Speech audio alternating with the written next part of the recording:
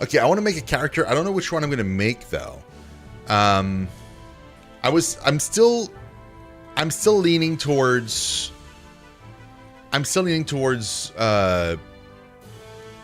freaking River Hobbit, but I don't know what I want to do. Like it's either going to be River Hobbit, in which case it would be Captain, or Burglar, right? Like one of the two. Leaning more towards Captain, but it could totally be Burglar. I've been meaning to try it, so I mean it could be the time. Or I would go Stout Axe, Guardian. So I don't know. I know Amarilla, you're sold Guardian right now. But like I mean in the in the interest of doing something different, maybe I shouldn't play Guardian. Just so you see something different on screen and not just like yourself a few levels back, you know?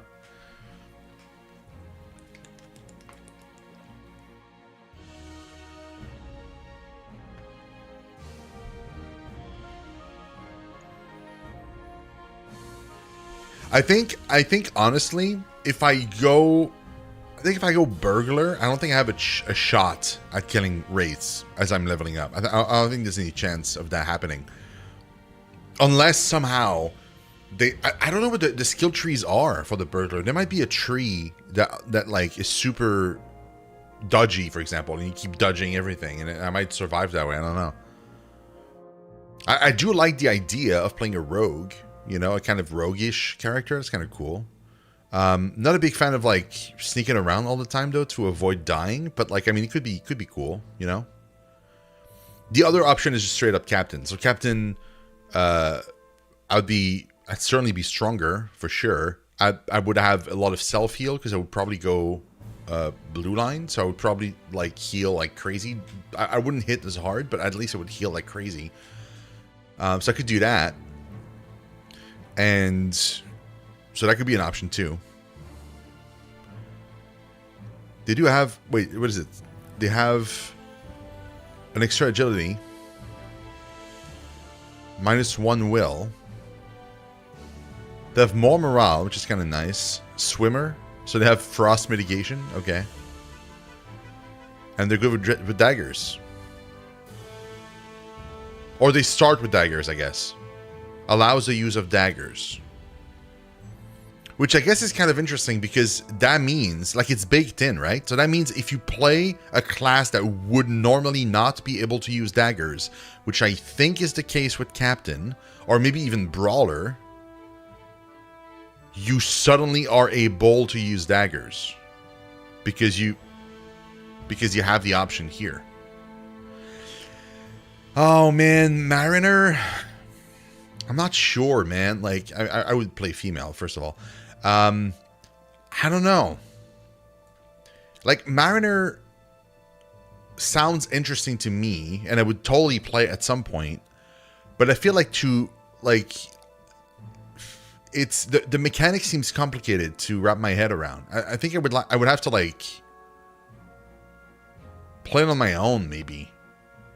Just so I don't spend like the entire time just reading tooltips and stuff and being confused as to how it plays and being frustrated if I don't get it. Because the thing with the Mariner that's kind of hard, it's because you have this bar on your screen, and defensive moves the bar to the left, and offensive moves the bar to the right. And if you go like too far right and you try to move all the way back to the defensive side too quickly, you'll get unbalanced and you will stun yourself. And I believe it's the same if you stay maxed in one direction for too long also. Like if you stay maxed out in like offense for too long and don't do any defensive moves, you stun yourself also. You become unbalanced. And so like, yeah, it has like a level of difficulty and stuff, but it's basically, and I heard it plays similarly-ish. Like, it feels like a burglar. Like, it's like, people are saying it's a mix between burglar and warden. So warden because it's complicated to do the things you want to do. So just playing the class is complicated. But the way that it plays is reminiscent of a burglar, minus the stealth, I think. I mean, for all I know, maybe it also stealths, but...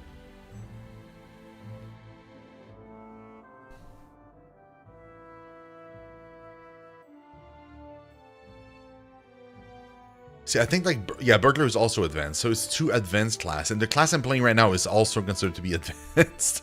Like, I'm playing a lore master right now. What is captain? Moderate. So not as intense, but still. I don't know, man. Do we do a coin flip or something?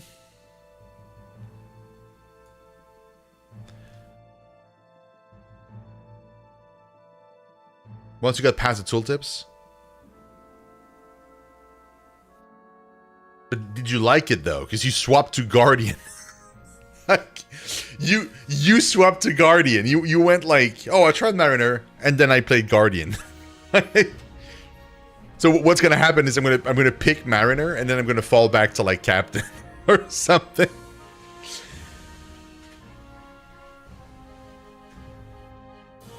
Yeah, no, I mean, fair.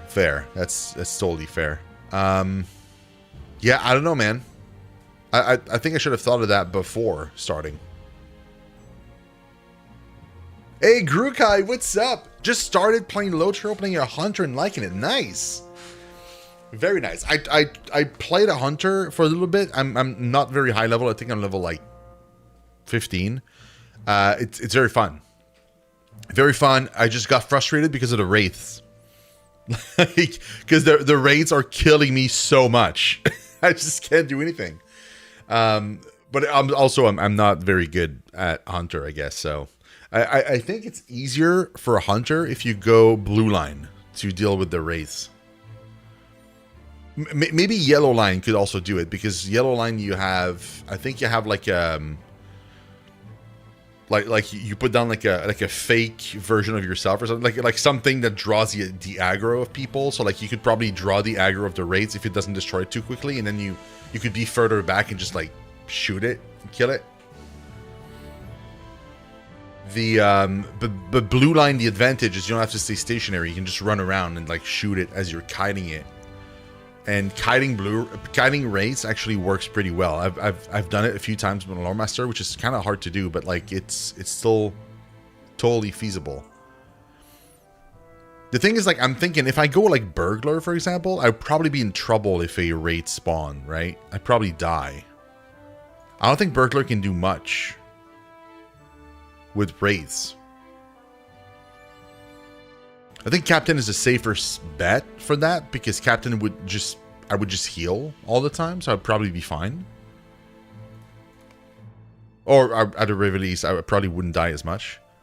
I think Burglar though could be cool is if I stack like crit and stuff and I just murder it super fast, or I somehow have enough dodge that I'm just able to, you know, dodge my way out of dying. That could also be a thing. I do feel like Burglar would probably make questing a little harder though, because I would have to constantly be stealthing. I don't know. What do you guys think? Should I flip a coin? Is that what I should do? Just flip a coin?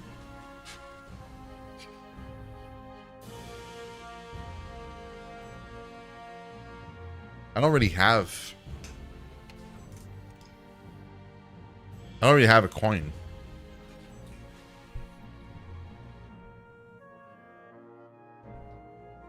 What if the coin flips me? Hold on. I'll you know, how far do you get, Grukai? Like, what level do you get? Okay, so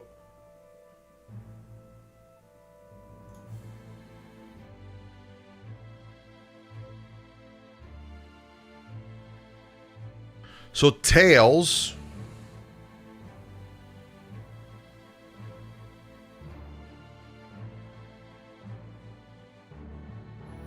Tails will be burglar, and then like heads will be captain.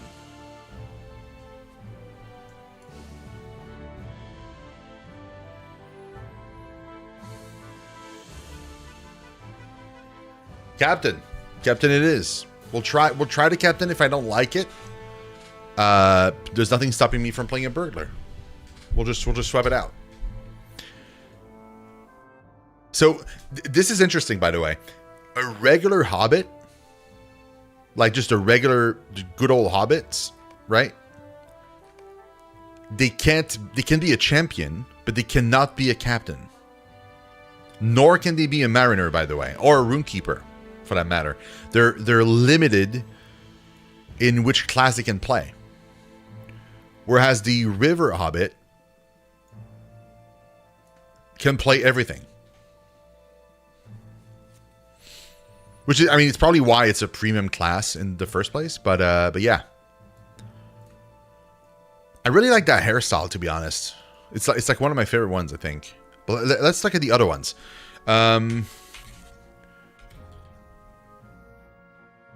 Or the opposite. Aha. That'll be my name. So, my height. I feel like... Should I be like a tall hobbit? Like, how tall is this? It's probably going to look funky if I do that. Like, I'm going to meet people, I'm going to look funky. I'll be too tall for other hobbits. And it'll be weird.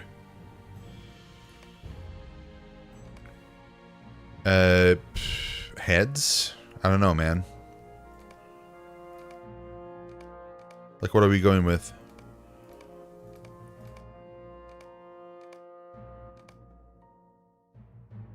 I don't mind 4, actually. Or 2. Could go with 2. What's the difference with the nose?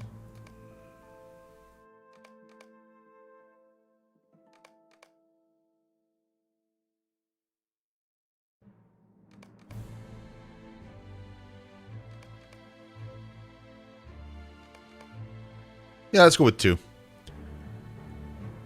I don't care about all the other sliders. I think it's too much. It's too much to worry about. Face.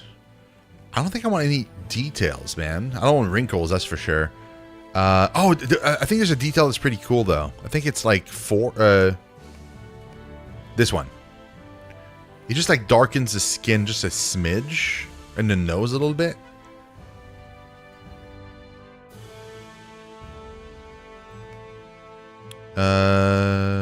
Eyes.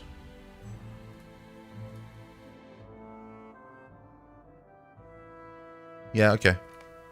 Well, it depends on my hair color, actually. Hold on. Oh, hairstyle. Okay, here we go. No. No. These are... Yeah, no. None of these.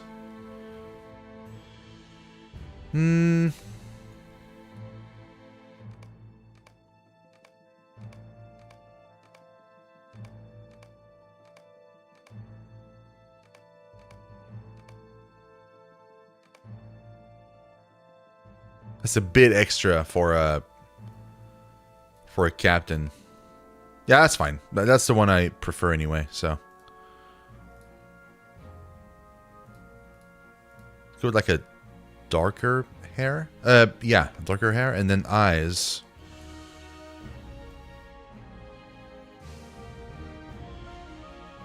Yeah, like that. That's fine. I'm basically making Van right now, except Van would be a spellcaster, not a captain. Mouth. I think.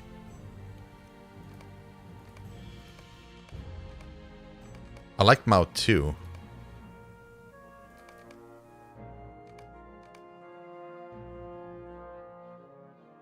That's probably fine.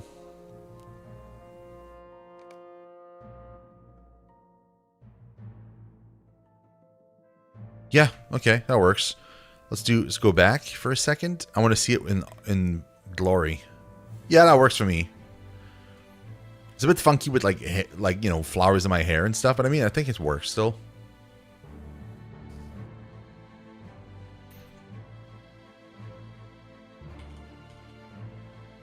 Okay. We're in. We're going in.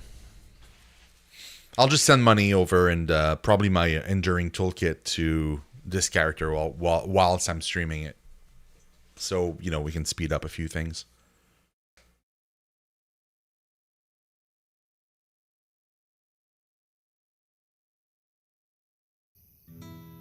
Oh boy, that's right, I forgot about this.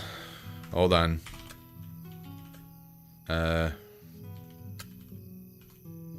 Okay, that's significantly better. Is that one? Oh, it's Fistful Buddy. I don't care about that. That's fine. I put that there. This here. And then... yeah, it's going to go right here because I don't really care about it. And...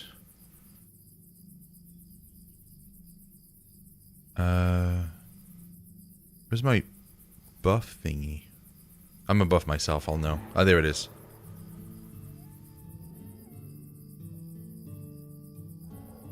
Like about here? Yeah, okay, that works.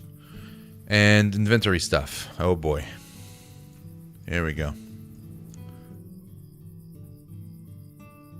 Come on. Okay. All right, look at that. Ain't that great? This is great. I like the look that they have. Like the base armor that they get, the River Hobbit, is so cool, man. Look at that. Look at how cool that is.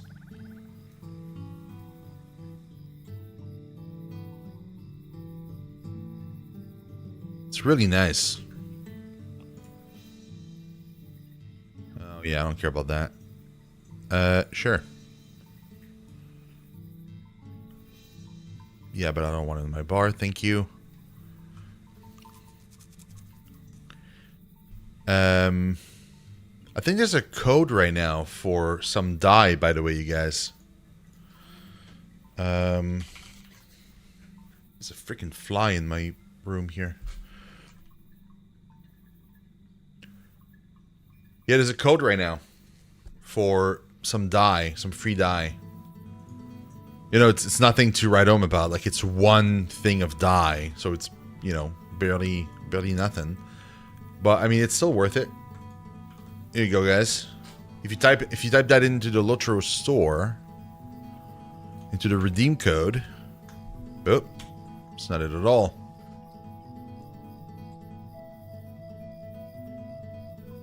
What is it? Precious, but with a bunch of S's. Oh, it's one per account. Dude, they're so stingy, man. It's like one thing of gold dye. I mean, it's not even like, I'm not even, you know, ripping them off or anything, but it's one per account, and I already redeemed it on my lore keeper. But yeah, if you type that into the Lotro store, you get like one vial of gold dye, basically, is what's going on. Title awarded. Yeah, I don't really care about that. That seems all right.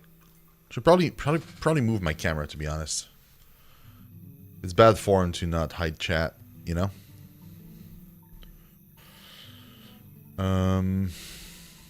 Where's the webcam? There it is. Boom. Simple, easy peasy.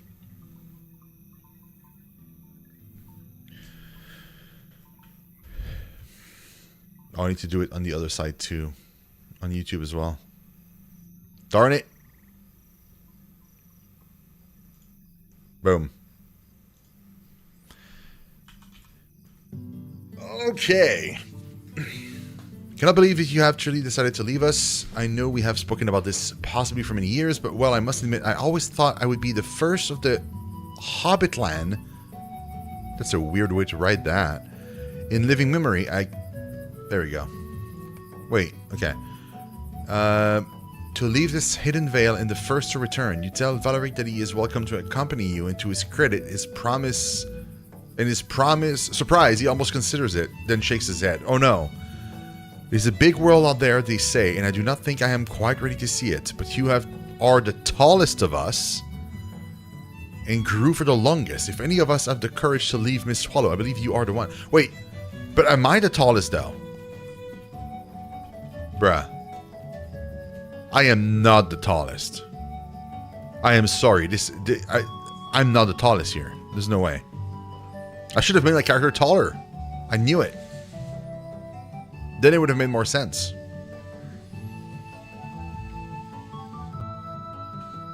So I love that, like, they're freaking out because I'm leaving, basically. Hello there.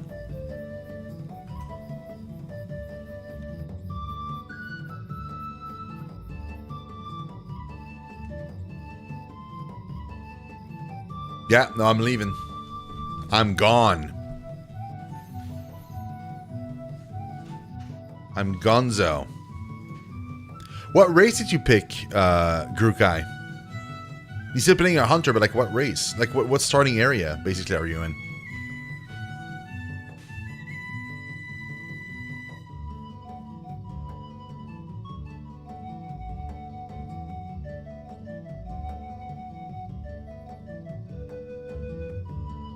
I love the banter between the two. That's nice. How can I help you? Yeah, I'm not seen Valeric as excited since Gisla accidentally doubled the recipe for a famous pie fillings, but to speak honestly, that was quite a day for all of us. You tell Grandmother Maddie that the time has finally arrived for you to leave. See the wider world. She nods silently and taps you on the nose. It was bound to happen sooner or later, dear Primwin. You have always been different in your own way, more outgoing than the rest of us, and more curious about what lies beyond the mist-shrouded dells. And taller too. The blood of the ancient Hobbitland is very strong in you. I have always said it, haven't I? Oh, he has stopped listening to me, that old goat.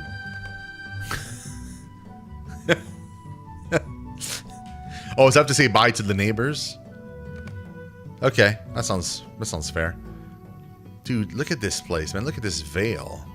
Plus, it's like nighttime with the lanterns. It's so pretty.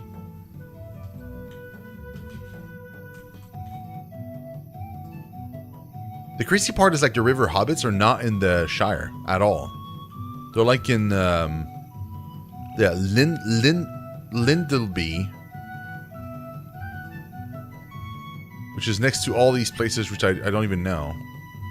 Herod Mithrin. Wait, where am I? Is that what this is? Oh, it is! The Wells of Language. Oh my god. I mean, that's not even part of this expansion. That's crazy. I can probably not come back here, though. If I remember correctly, I think I saw someone play this intro, and like they teleported away. You probably cannot come back here for a very long time once you leave. Yeah, so this is the day I knew it. Yeah, I'm leaving, bro.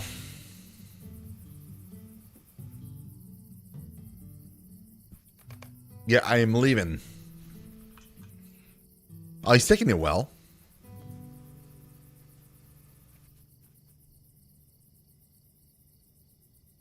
You're soon to set out on some adventure or another, but I figured it wasn't really our business. You be careful out there beyond Miss Swallow. I will. Thank you.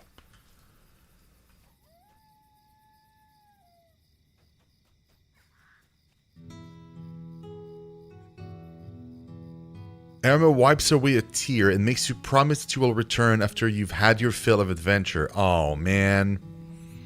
The mountains are awfully tall to be climbed by one of the Hobbitland, she says. I know Valeric says our people went that way once, but he says a lot of things. Maybe you'll be the first of us to see what lies on the other side of them. If that's true, you be sure to come back and tell us about it. That's funny because that's exactly where we're going. We're going to the other side of the mountains. Yep, I have to keep going that way. There's apparently more. More people. You're leaving Lindleby in search of adventure. Goodbye, then. I will see you when you return. You should say goodbye to Croaker, too. He's the best frog friend anyone has ever had.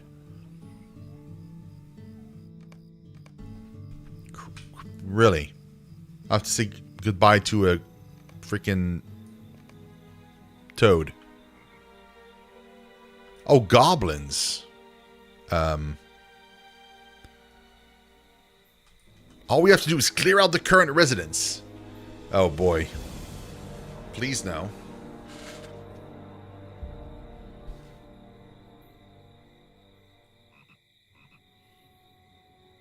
That fly is going to drive me crazy the entire time.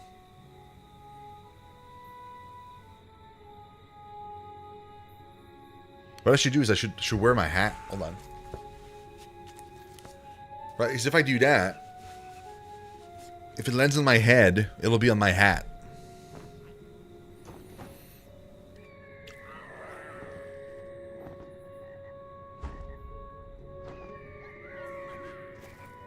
Yo! What seems to be the problem, small ones? They can talk? How do you know the eagles could talk? It was goblins, but you took care of it. Dude, that is crazy. Talk to Finland. Oh, he's got a marker. I just don't see it. Okay. I saw the goblins from a high above, but I saw something else as well. I saw you bidding farewell to your folk, and I knew your mind. I have known what you intended for several weeks now, and have kept watch up on your steps. I hope you do not mind. Dude, I had an eagle friend. I will continue to safeguard your folk as I have for all the years I've known you, but you will need to be properly equipped if you are to survive. You do not have the mighty talons of my kind after all. But yeah, sure. These goblins were thieves, and their leader possessed a bag of weapons. Perhaps you should avail yourself of this equipment. The goblin has no claim upon it, and its former owner cannot make use of it any longer, but in your hands, it may yet do some good. Sure. Gear satchel. Rusty claymore. Boom. Do not forget to equip your new equipment. I did. It is a dangerous world out there, and are you certain this is the life you've chosen? Yes, I am. Yep. I will not ask for you to stay. I see that your mind is made. Grandmother Mattie smiles at you and fondly tugs up on your ear. Now listen to me, dear one, because this is important. I will not repeat myself. You are to keep your eyes on the road ahead of you, and you will not worry about us. We have Fanglin and the other eagles to keep watch over us, and Littleby will be fine while you are gone. Kind of wish the eagles were surveying the Shire instead. Wouldn't, you know, that'd make a lot more sense, wouldn't it? Remember this, we are only letting you go so you can bring help to the folk, and you find out in that wide and dangerous world, you are to make yourself useful. There are people out there who will need your help, and you should help them. I think that is the calling that draws you away from us, and it is only so you can answer it that I will permit you to go. Wave to us all and be off on your grand adventure, okay? Wave. Bye-bye. Oh, I killed him. I killed Valaric, apparently.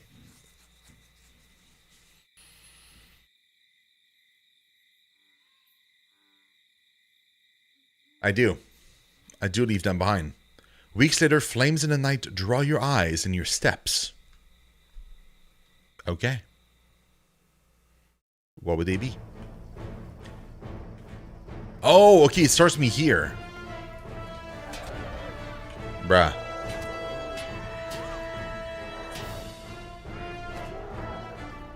Oh, I lost my equipment.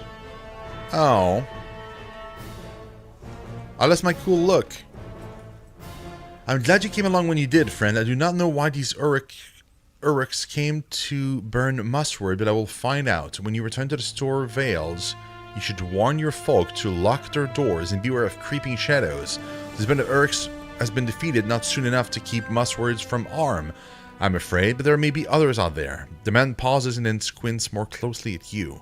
But wait, you're not one of the stores, are you?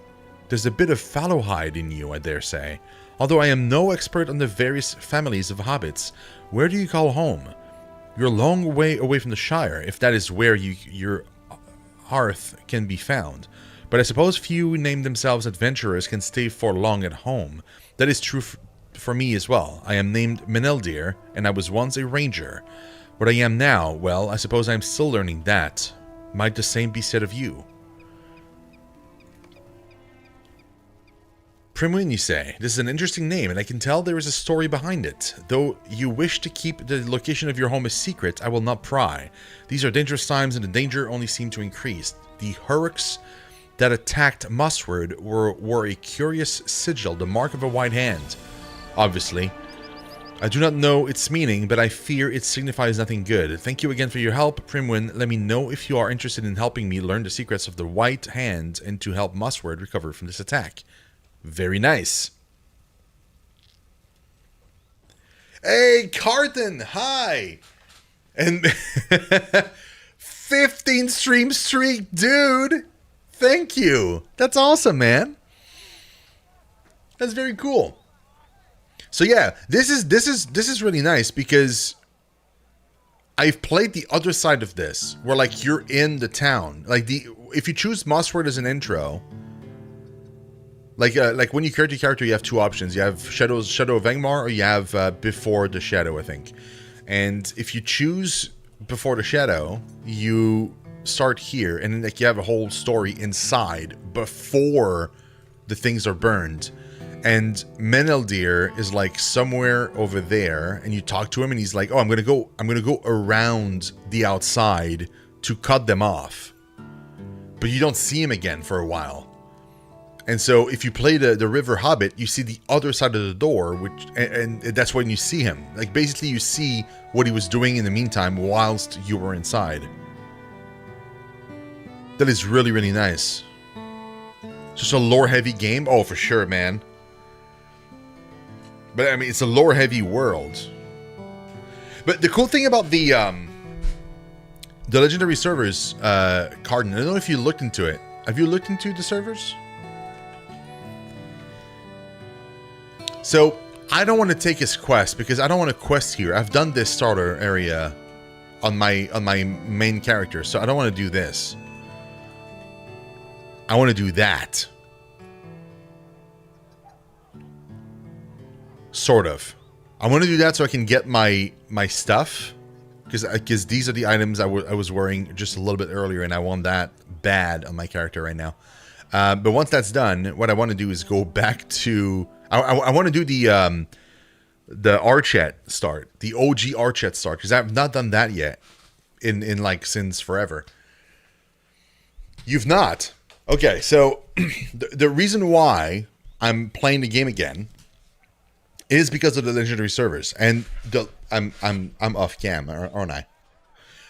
And the cool thing about the legendary servers is they're locked to Shadow of Angmar, so you can't go to Moria and beyond. You're stuck to it's like classic, or like classic WoW, for example, like vanilla WoW. More like classic, actually, because they still have all the races and all the classes. And so you have like all the classes and all the races from the full game, but you're stuck to only the vanilla like areas. And they will eventually, like in a few months, they'll release Moria, and then like 4 months later or 5 months later, they'll release the next expansion, and they'll keep going that way. All of the rest. Yeah, so quality of life, limited progression. Yeah, that's basically what it is. Yeah. And also, the servers are 64 bits instead of 32 bits. So all the OG servers are 32 bits, and they're very laggy, I've been told. These servers are a lot better. Like, night and day, the difference. And that is part of the reason why everybody's playing on these servers now, because they're like, the quality on them is bigger. Like right now, that I can tell, there are 532 people online at this very moment, 34. And it's going to keep climbing. Like usually a night, I get up to like easy, like close to 800 every night. And in the weekend, it goes like to 1,000. There are people questing and running everywhere and leveling up. It's like the server is full. There's there's people to run all the things, right? And because it has all the quality of life stuff, it has a landscape difficulty. I don't know what's the last time you played, but like you know what landscape difficulty is, right? Or you left before that was a thing.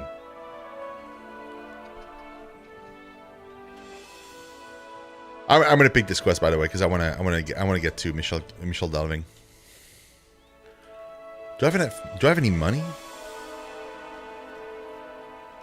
I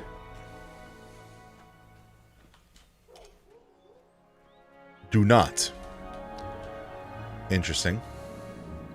You played before, so what that is basically it's an NPC that you can find in multiple different places in the world, and it's tied to its own reputation system.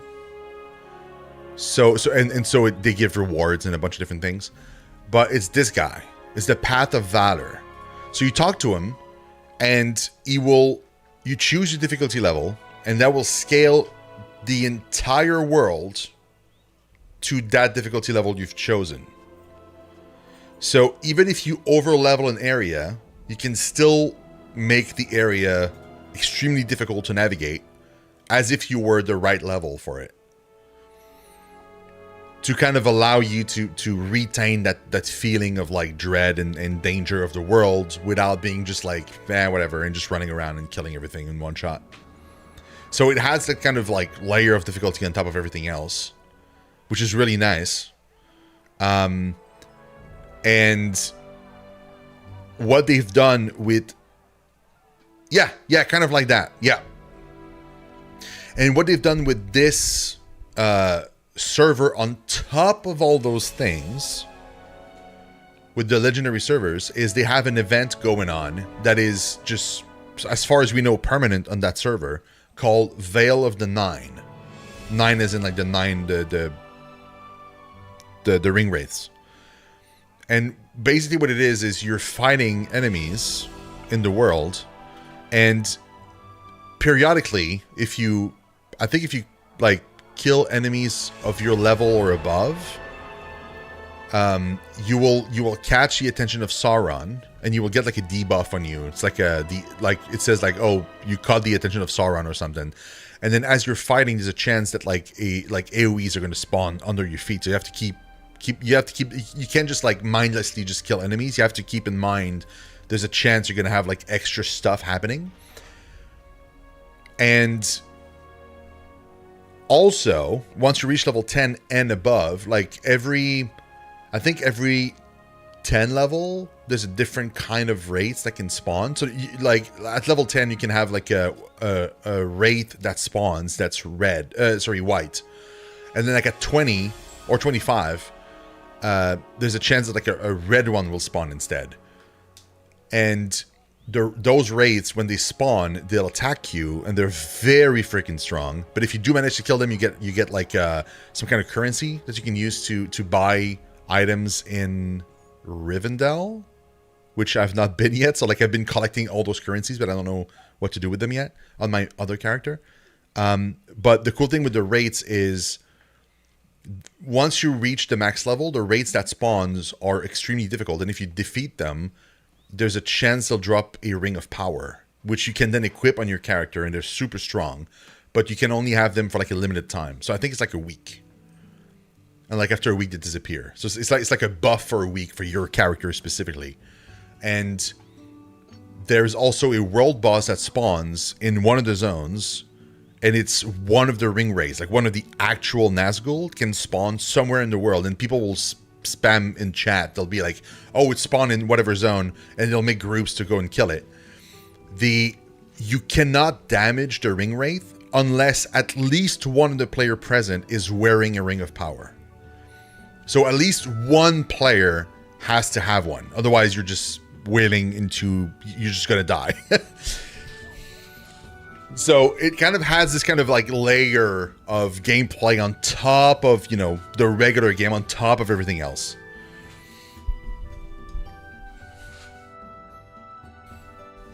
So like, I think last time one of them spawned, I don't even know where it was. I think it was like Maybe Evandim?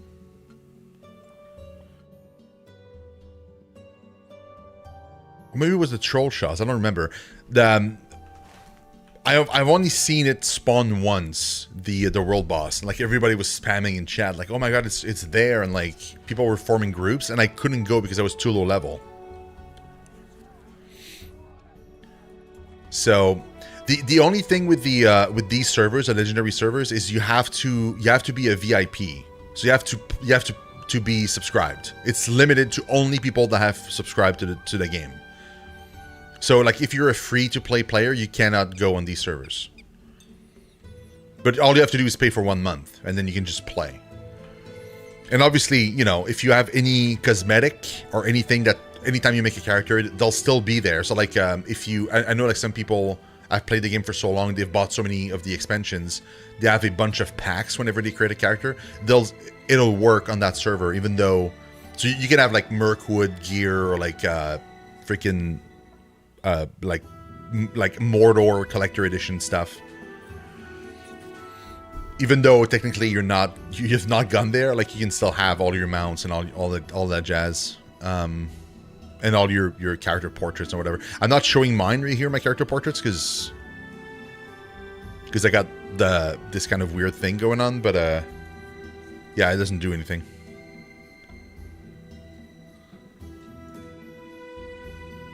Because I have this add-on going.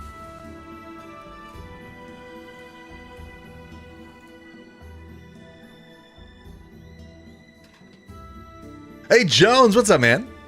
Okay, so what I want to do is I want to get some money. So I'm gonna log on to my other character and then send myself some money, so I can actually do this. Because right now I can't do much. Kind of miss it. It's time to jump in, man. There's new servers going on. New, mostly lag-free servers. Oh, did I crash the game? Oh, no, okay, I clicked it. Okay. I wasn't sure.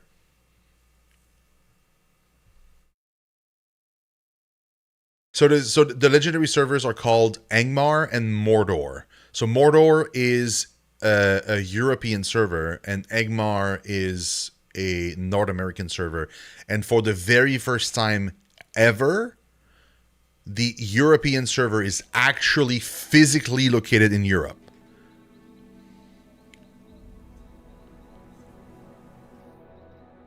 So it's not like it, you know, so on top of the server being a 64-bit server, which is a lot less laggy, on top of that, you also have the added benefit that, like, you're going to get even less lag if you're playing in Europe, because the server is located there instead of just being connected. Okay, I gotta send myself some money. Why would I go there? What do you mean? In Lotro? Why not? Oh, you mean the servers? The legendary servers. It's funny because I was just explaining that to Carton, but like it's a... How did Carton say it? So they keep all the quality of life stuff from the base game, but it's a limited progression server, so it is stuck with a maximum level of 50 on the base zones when the game launched. And in a few months, they'll release Moria, and then a few months after that, like 4 months or 5 months after that, they're going to release the next expansion, and so on. Making fun of the server names? Yeah. Well, why not? Why not go there, man? Doesn't it sound like a good place to be? I don't get it. Why are you hesitating?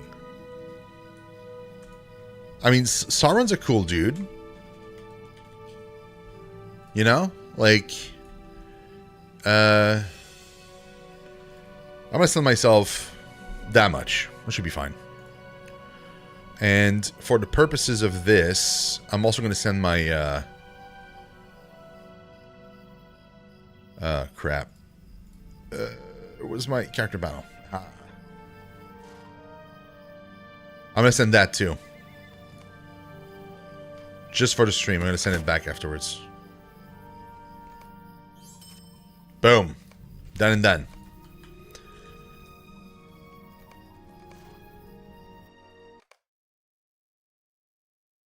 One does not simply go there. The funny bit is actually in Lotro now, if you play on the live servers, like on the regular servers, one absolutely can walk to Mordor. You can walk into Mordor, actually.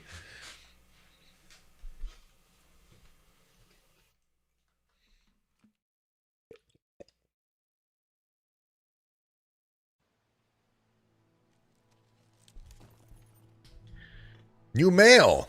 Well, surprise. Yeah, it's fine. Attach, detach, delete. Thank you. Decomplete it. Thank you very much. Yeah, I don't want to do the... there's like an event going on where like you can dress as a chicken or whatever. Like I'm not interested. Ever bet it's a Rohan stuff. Did Rohan have the world difficulty? The landscape difficulty, they call it? I love his cloak, man. Like, what is that outfit? Isengard? Dispeller? That is a freaking cool cloak, man. Don't think so? So that's one of the best thing in the game, in my opinion, is you talk to this NPC, and there's one of those in like multiple different places in the game, and you can set the difficulty level of the world. So when you're venturing around, if you go into a zone where you vastly out-level it, but you still want to have that fun thrill of like picking your battles and like planning your pulls and whatever, like making the world feel dangerous, you can. All you have to do is just select the difficulty, and the cool thing too is if you have to choose before level 11 to get a special deed that will appear in your deed log, and that deed will stay there if you manage to reach level 50 without dropping below that level. You'll get a bunch of stuff. You get a title, I think, and a few rewards. But it's tied to which difficulty you pick, right? So what I usually do is whenever I'm playing right now, like on this server, I usually go with like Fearless to start off. It says here, yeah. So if I do Fearless, like if I pick Fearless, I can still increase it above Fearless, no problem, if I want to. But I can never drop it down below Fearless if I want to keep the chance to get that title. If I drop it even once underneath, then that deed will disappear from my book. So it's kind of like a reward for you to be like crazy if you want to. And they have some titles tied to these. I think it's like, I think for the lore master, I think it's like student of the scroll, and then it's like adept of the scroll, and then it's master of scrolls, I think the last one. So master of scrolls is like if you go like crazy. I think like the martial classes, I think like champion and captain and so on, I think it's arms. I think it's master of arms if you play on like heroic. But yeah, fearless. Because low level above Fearless is very dangerous, I feel like. It's probably not ideal. Okay. Right, let's go to Mikhail Delving. I want to get my my look, and then we'll move to Archet.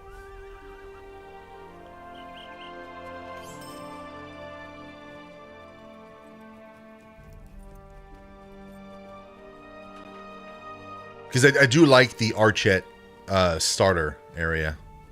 And I've done this one. This is a new starter area they've added in the game. And it's cool because the regular starter areas, right? They all, the elves and dwarves have their own kind of prologue path until you talk to, I think, Aragorn, right? In Bree. and then the humans and the hobbits, same thing, right? And then it's like the book quest for a while. If you start with the new starter area, you have an entirely different prologue and an entirely different books quest for a while before it merges with the rest of the story later on. So like instead of being with like Aragorn and stuff and kind of working your way, and I think you see like the hobbits, I think at some point too, right, in the regular story. In this one, you see Boromir, and you see like other characters basically as they make their way to Rivendell.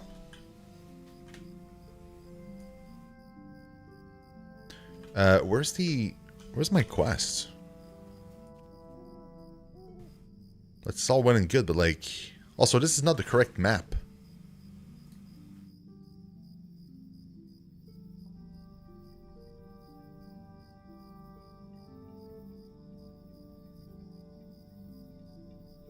Huh, weird. Okay. I have like a totally different map on my other character, which I don't quite understand why.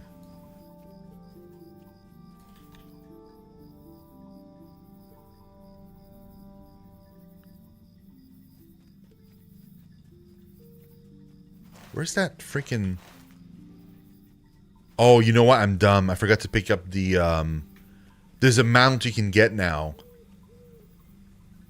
And I forgot to pick it up. In Mossword. I think there's one you can get also in Archet. I'm not sure, but like, I know for a fact there's one in Mossword. Is that the one? It is! Yes, I want to get all that stuff. Thank you. But no, I don't want to take any more quests.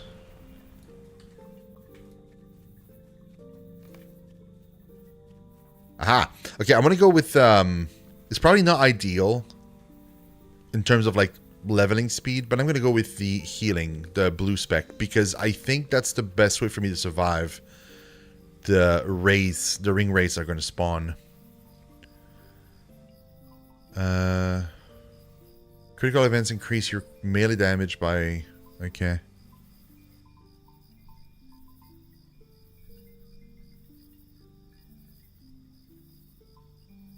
Probably should do this, I guess. Like skilled hands, maybe?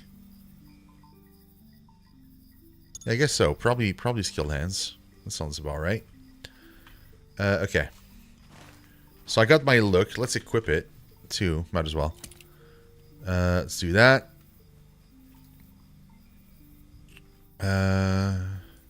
Wait, isn't there like a subscriber thing somewhere? I guess not here. I know where it is in the... I think I'm going to go to the starter zone of the elves. I know where the subscriber dude is. In Senundum? Like, I know where he is.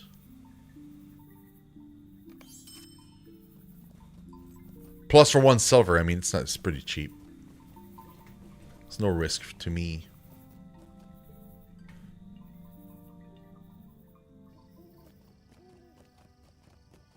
It's like right there. Subscriber dude. Yep, give me that. Thank you. He's like right there. Boom. VIP rewards. Oh, I can't.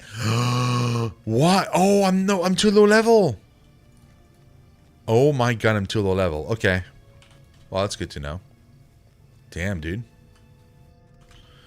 Okay. Cosmetic. I wonder if... So they've added a few things which I didn't know they had before to the game. So they have filters. They have loot filters now.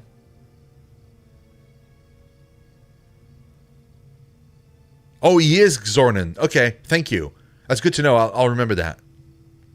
So they added loot filters, which were not a thing back when I played originally, and I don't see it here. But there's a wardrobe as well. Like a wardrobe thing now, where you can put in, like, it's like a storage, but for your cosmetic, and you can take them out afterwards to put on different characters. However, if you delete it from the wardrobe and you don't have the original anymore, then you lose the look, obviously. So, keep that in mind. So that's like a look without the robe. It's like a more like martial look, I guess. But I do like the idea of the robe, though. Like, I feel like the robe looks kind of badass, like with a sword, doesn't it? Like, it kind of looks cool. Am I crazy?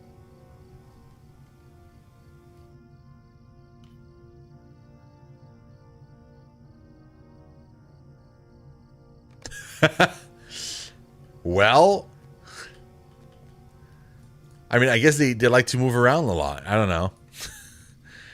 Okay, I want to go back to War Sword because I want to get the mount, which I forgot was the thing.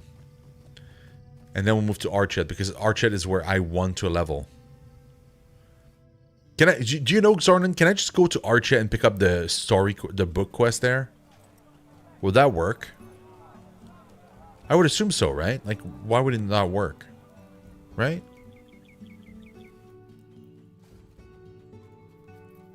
Would it?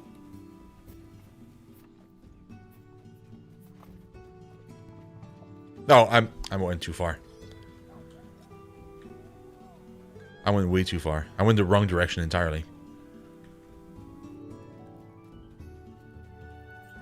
I mean, I chose Shadow of Angmar, which dropped me here because I'm a river hobbit, but like as a high elf, for example, I was able to go back from where it dropped me, which was Celandum, to Mossward and pick up the story quest from there. So I assumed it worked the other way around too. That you could just...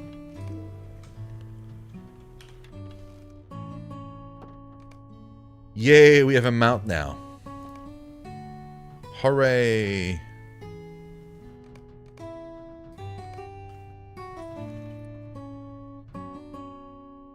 The tutorial was the River Hobbits, so it was like 5 seconds of tutorial and I was done.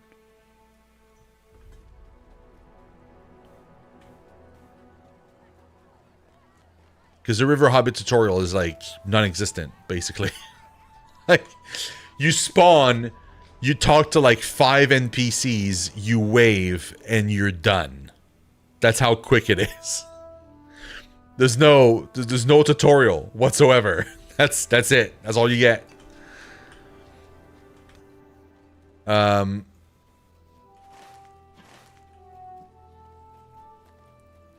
Okay, let's go to... We'll try. We'll go to Arch and we'll try. Where's my... Wait, hold on. Where's my mount? My free horse. So it would be... Oh, man, it would be West Bree, wouldn't it? Because there's no freaking horse in Archet. So I'm gonna have to ride over there too. Damn, dude, that's gonna be a far. That's traveling very far if it doesn't work. I mean, worst case, I can just use my milestone skill, I guess, to get back to somewhere. I don't know where it's gonna put me. I think it would put me back in Mossward probably, but I was gonna say that's definitely a Bjorning just from the back, and then I turned her front, and I was like, yep, that's a Bjorning. It's time to horse around. Strike that instantly heals the fellowship. That's very good. I don't need that. Yeah, that's my reaction skill. And then here. Put that there. And that's the healing thing. Let's put it... I don't know, here. Why not? Okay, Archet, here we go.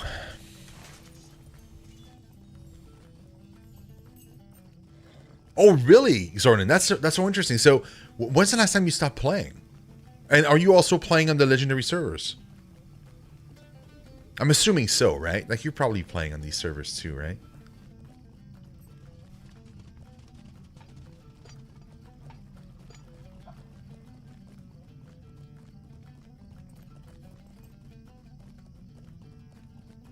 I have a tiny horse.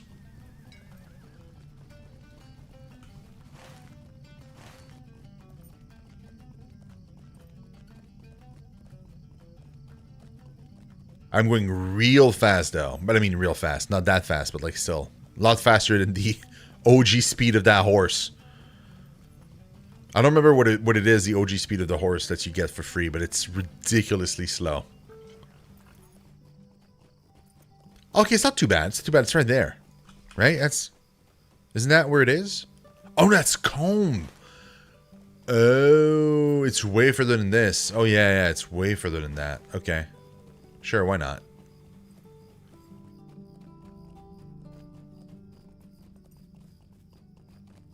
Oh, dude, you're lucky, man. I wish Van would play this. She tried, but she's not interested. She loves Lord of the Rings too, but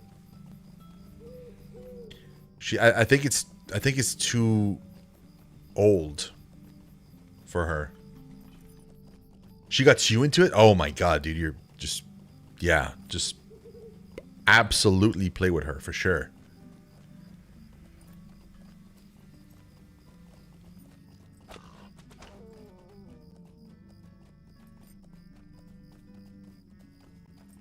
Oh, dude. These are red to me. Because I increased the difficulty of the landscape difficulty. Oh my god, dude. Okay. Let's give them a wide berth. Oh god.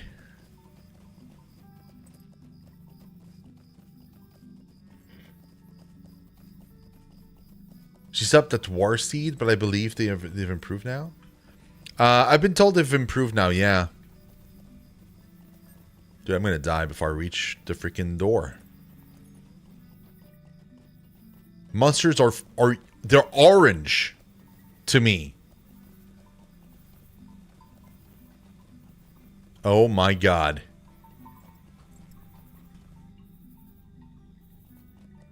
Oh, I see. But wait, how long have you played? Okay, that's the difficulty level, dude. Do I have a story quest here? Is that the story quest? No. No, it's not. That's not going to be it either, is it? No.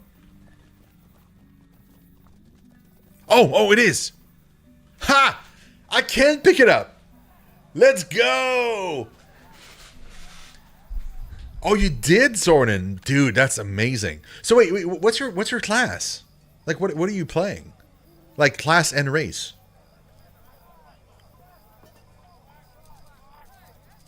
I'm curious.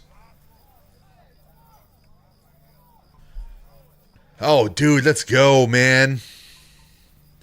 As we prepared for the Blackwold assault, stood at the defense of Archet. Many of the good folks of this town perished both within the gates and beyond. The battle was great, but in the end, we defeated the brigands.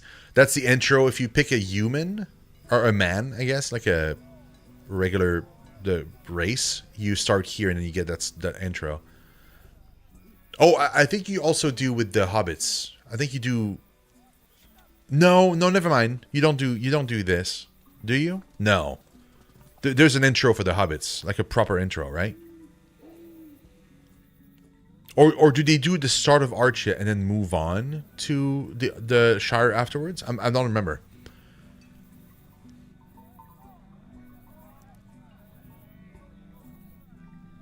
"12 years to get to Enwaith on Elf Hunter. Now I created a Hobbit Lore Master." Dude, Lore Masters are so good right now. My main is a level 28 Lore Master right now. High Health Lore Master, and it's amazing. Though, they're getting nerfed. Probably this week or next week. And when I say this week, I mean like either the next week or the next week after that. But like they're getting nerfed.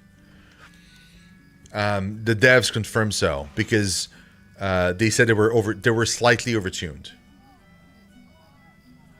So I don't know what the extent of the nerf is going to be, but they're getting nerfed. Yeah, I felt the same way, man. I was like, no, I'm having so much fun. Don't nerf me. But yeah, no, it's fine. It's fine. That's okay. I mean, it's broken a little bit, right? Like I'm walking around with, you know, orange level enemies, and I'm one-shotting them with lightning.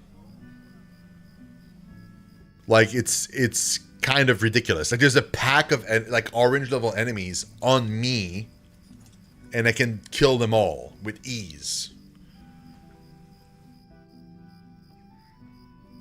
Like, clearly, we might be a bit too strong. So, the only question is how bad is it going to be? Like, because if it's too bad and it's, like, really, really difficult to play, I might not enjoy it as much. I don't know.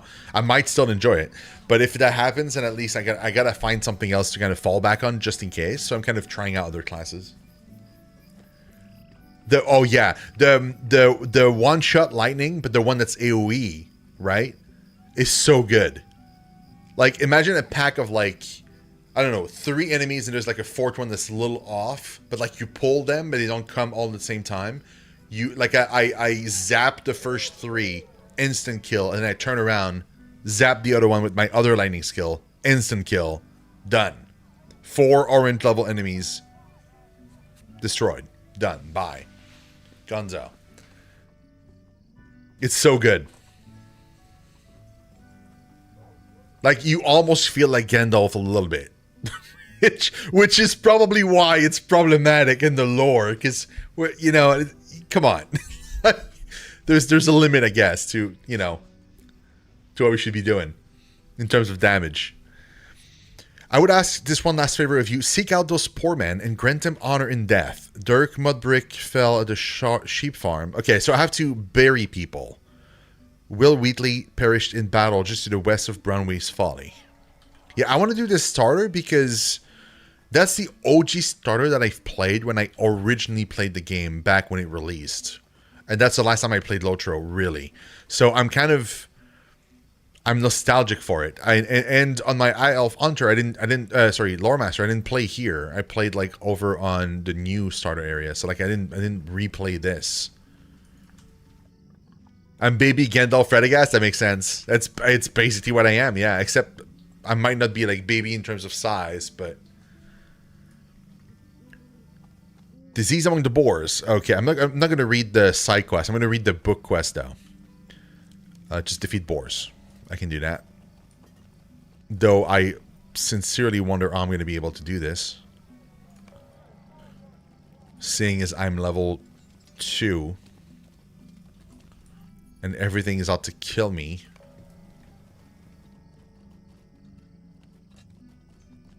Where's... Huh?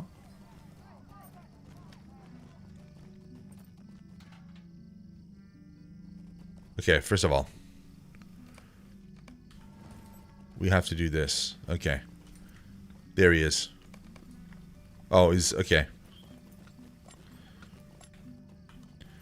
So I have a bunch of quests, but like, I'm so low level, man. Oh my god. Thank god I have a heal. I don't even have my friend yet. Where am I going? Okay, so I have to, like, kill boars. Dude, I'm scared. Can I even do this? Like, I'm gonna do potato damage as well. I can't even open the gift pack, man. That is scary. Oh, I did no damage to it. Oh, that's just fantastic, isn't it?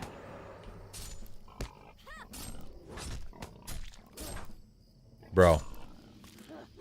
I don't think it's feasible.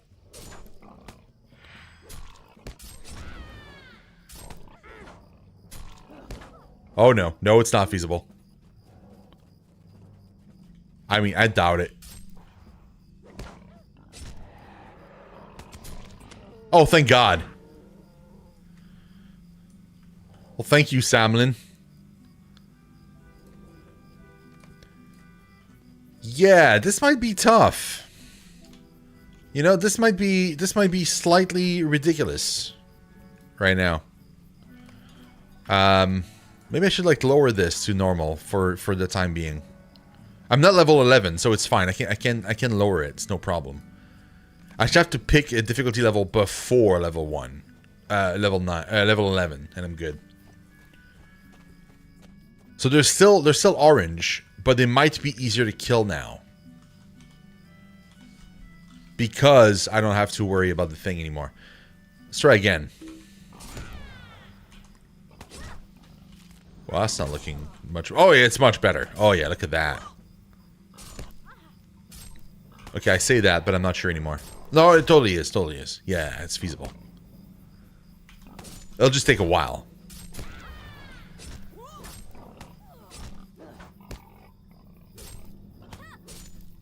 That'll take a long while.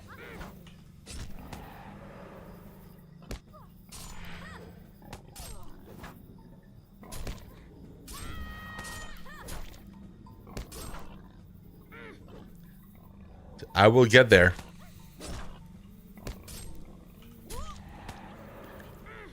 Keep in mind, guys, that is one boar.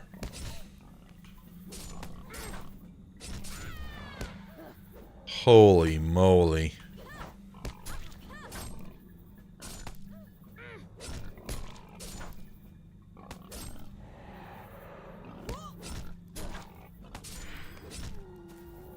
Jesus Christ. I gotta level up, but also I gotta get a better sword, man. Good God, that was painful. Do you sell a better sword? Probably not, right? Like, I mean, if they do, it won't be... Like, it'll be a stupid level, so it won't help me.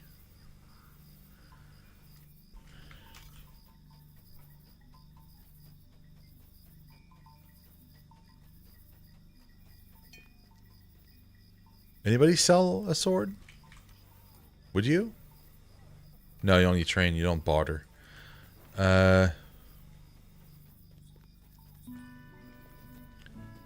Wait, it has? I haven't taken a look at the wiki in a very long time. I mean, yeah, if it's good, awesome. Okay, do you have a better sword? Like a two-ender? Throwing daggers. That's a thing in this game? I didn't even know that was a thing. That's crazy. Rusty Great Sword. Yes.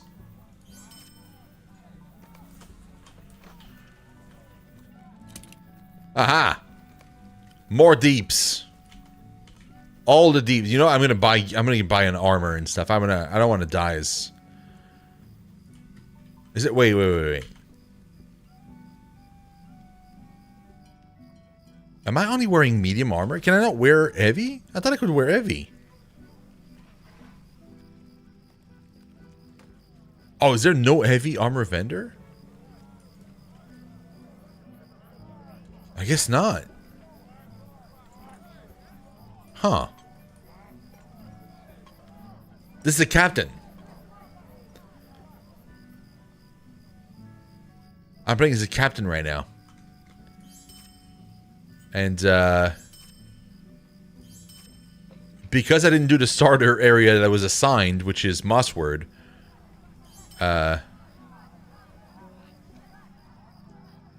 it's interesting. Let's just say that. It is difficult. Am I wearing the stuff? I'm wearing the stuff here. What is this? That is not what I intended to do at all.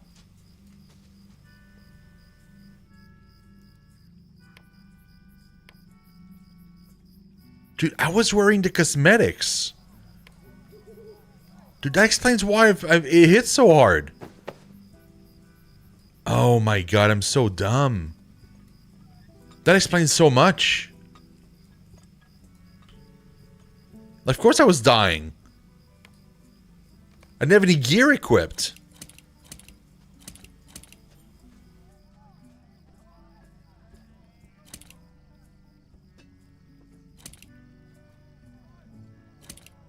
Yeah, okay. Wow, I look sensational. Oh. There we go. Yeah, lesson learned for real. That was, dude, wow. I was like, dude, what's happening? What is that hat?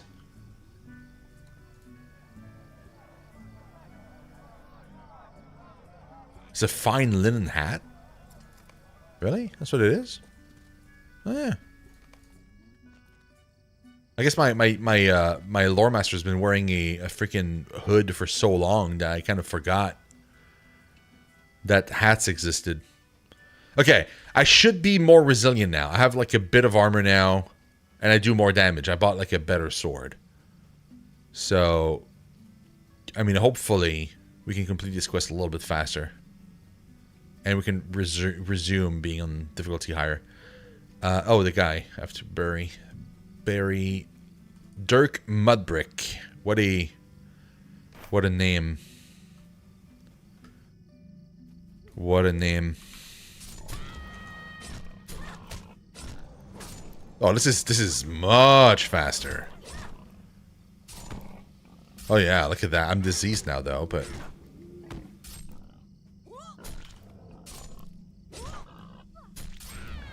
I would love to get my friend though. What level do I get my friend?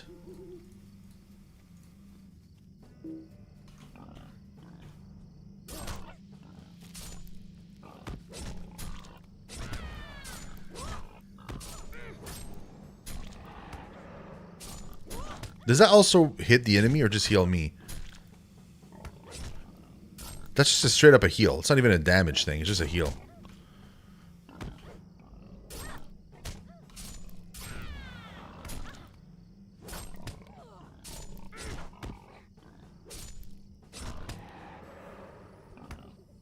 That's a damage thing. It's the opposite I should have done. There we go. That's an actual damage thing.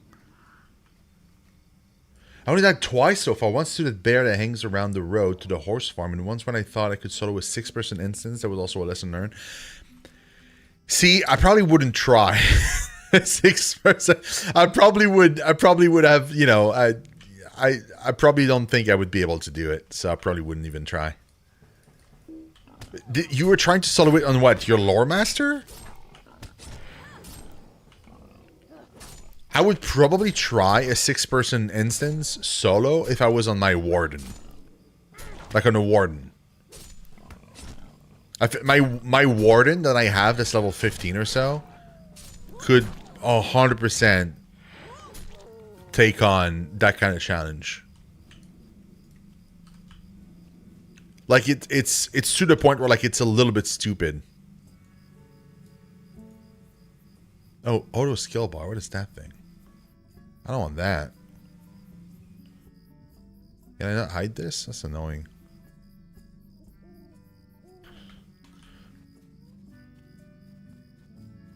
Because the warden is just stupid.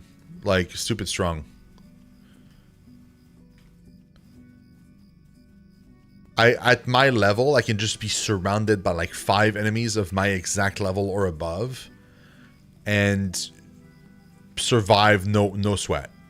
They're all waiting on me and I just take it all in. It's a real, like, Warden is so freaking good and it's so much fun to play, but the only issue I have with it is I get carpal tunnel playing it.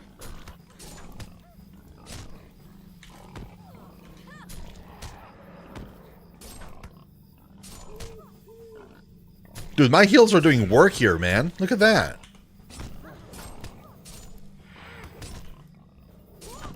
I'm thinking two mobs. Look at that. Let's go, man.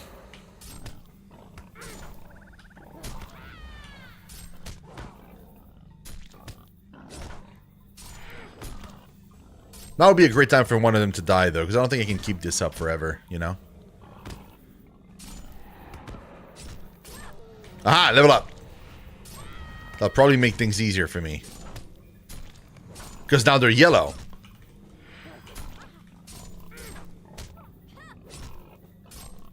Yeah, let's go, man.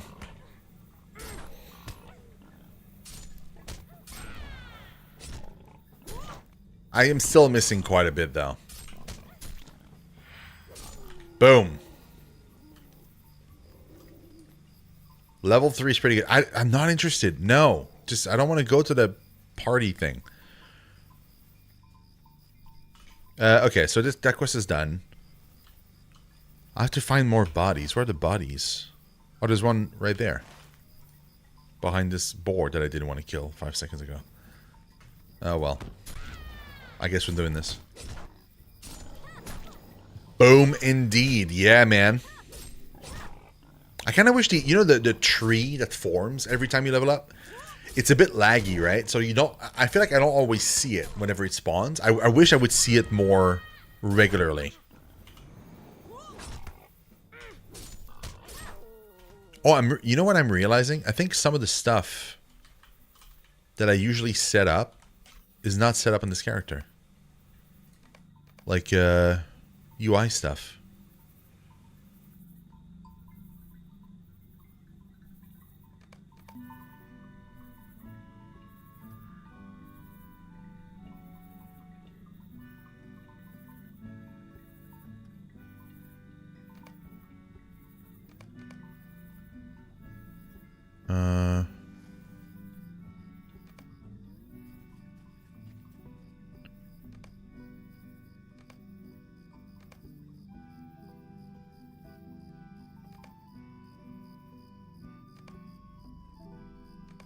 Yeah, it kept the other settings. Okay, cool.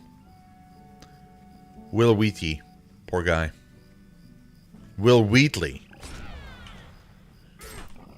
These are still orange.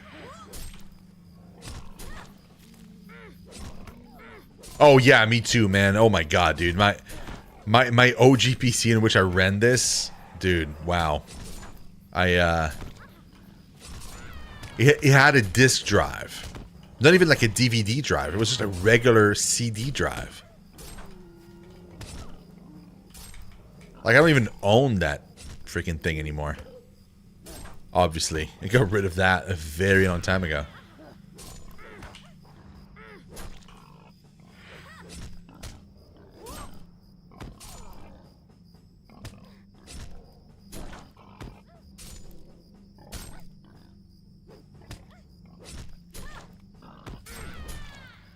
Come on.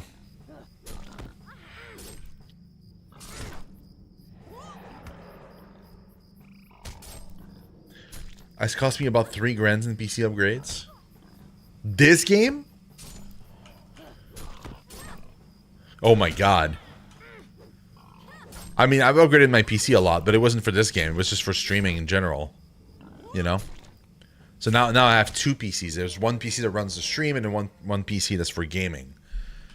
And so that way, there's no lag anymore. Because I used to lag just because I was streaming at the same time. It was too much. Okay, that's another body done. Where's the other one? Okay, the farm. I don't want to fight the bear. Although I probably should. We'll fight you instead.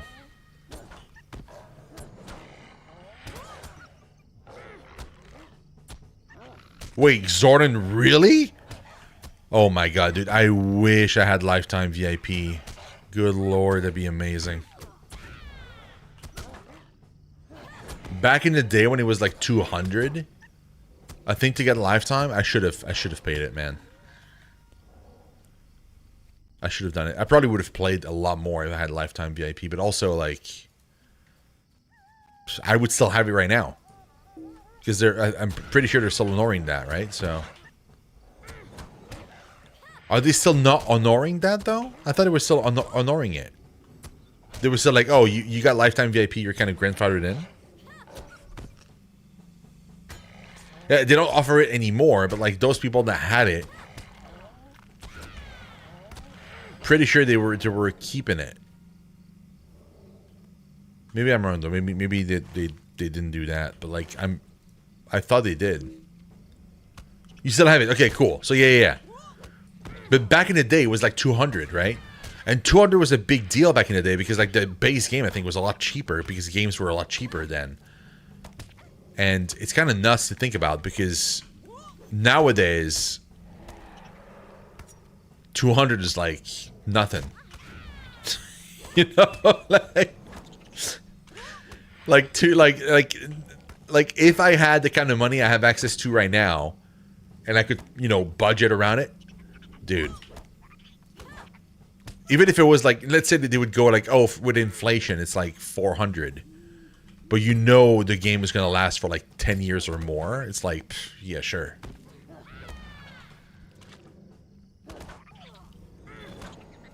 Like, Lothro's been going for so long, man. Oh, man, it's spawned in my face, really? Let me go. Oh, my God. They fall from the trees? Oh, that is poopy.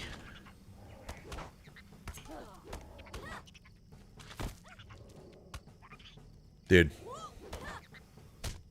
Dude.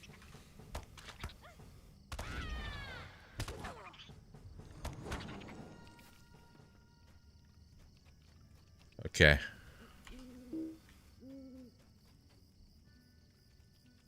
Don't aggro. Oh, it's gonna aggro me. No, that's Spider Slayer. It's not a quest. Okay. I have to pick the seed bag. Sure. I'm missing a body? Where is it?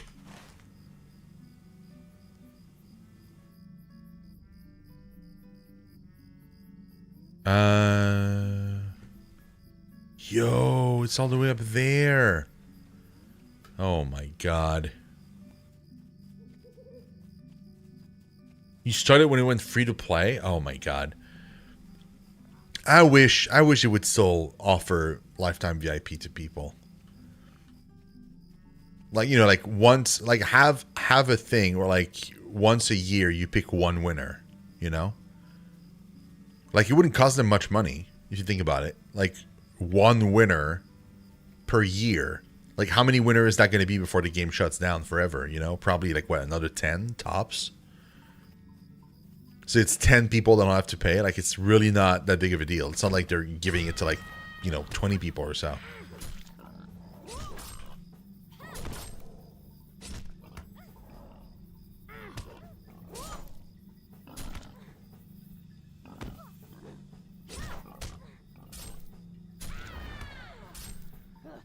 It'd be a cool thing, like, hey, you know, like we do like a contest or whatever, and we give a chance to someone to win a lifetime VIP thing.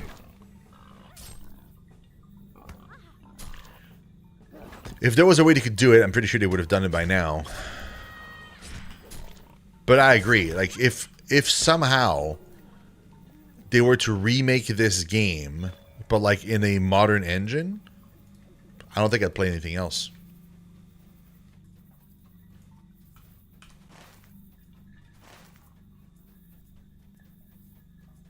I think that'd be crazy, man. That'd be nuts.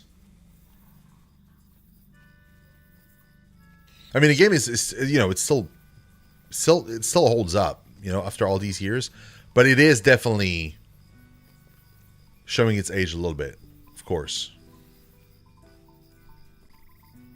Is the game laggy for you, or like not looking great? I'm looking at the playback on my other PC, and it's like, seems like it's laggy for some reason. But for me, it's not laggy.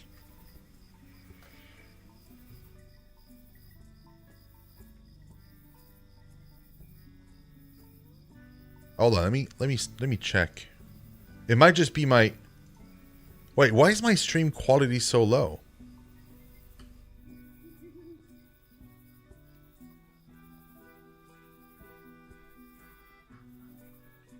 Can I wait? Can you increase the stream quality to like 1080p or something on your screen? Is it just my thing that shows that like? Because on YouTube, I'm looking at my own like. Oh Jesus Christ!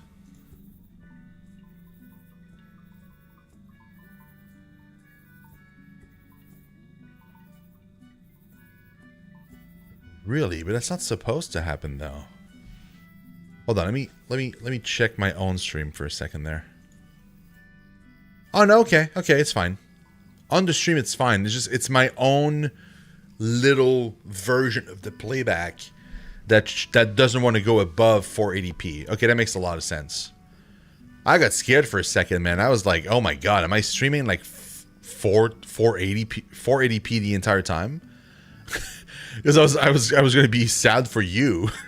you have to watch this at 480p. That'd be so sad.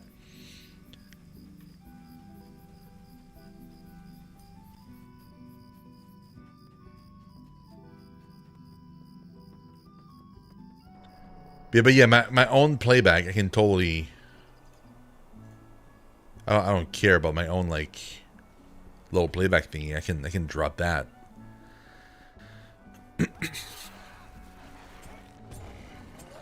Oh, it's an ally. Okay. Damn, dude. Where's the body? Oh, there it is. Nate Whisperwood. I'm helping. Sorta. Ish. And level up. Let's go. No, I don't want to go. Is it going to ask me every 5 seconds if I want to go to the party? I don't want to go to the party.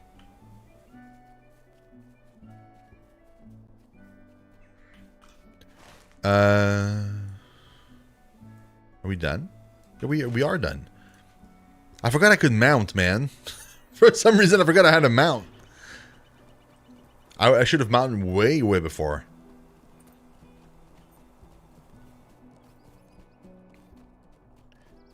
We're level 4 now. Still no sign of my friend.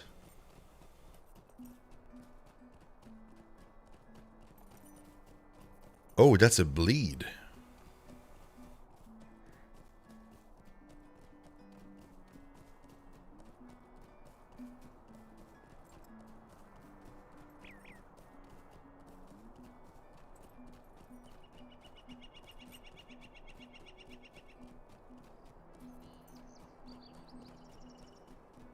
Huh. I have a giant thing in my hand. Should probably have that like that. Hey, Xordan, thank you so much for the follow, man. I appreciate that. What party nobody invited me? No, exactly, right? You didn't get an invite. Thanks, man. A great axe? Oh, but I like swords. I guess I can go with the great axe for now. Because, I mean, it is a lot more DPS. Like, double the DPS I have right now. It's just not what I wanted to wear, but... why not, you know? At this point. Why not?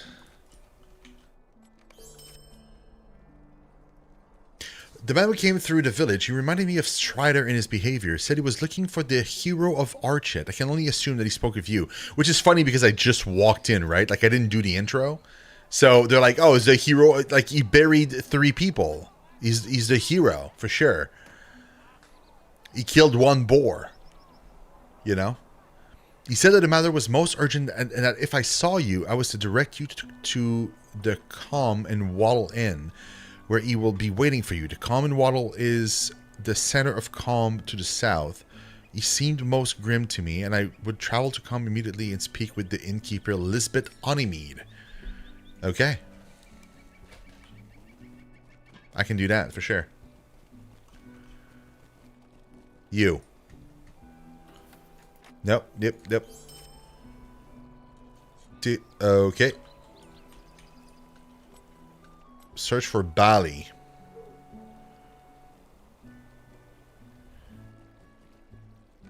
So Bali is in the shed? In the place where all the spiders are? Yeah, Bali can stay there, man. I'm not going. I don't want to.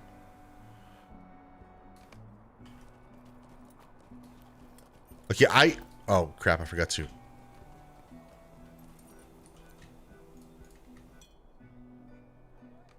No, I'll finish later. You know what? There's no need right now. I'm not level 20. 11.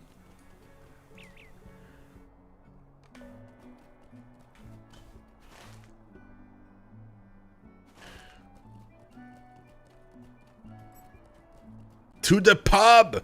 Well, I mean, not quite yet. I still have a quest to do in freaking Spiderland. Spiderville.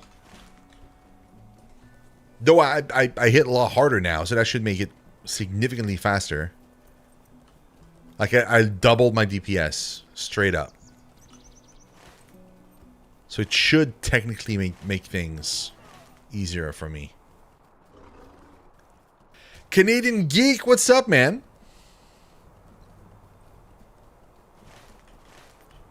I'm being chased right now.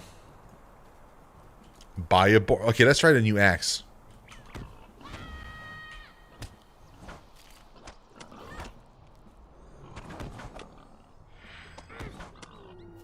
It is way, way stronger. Oh my god, dude.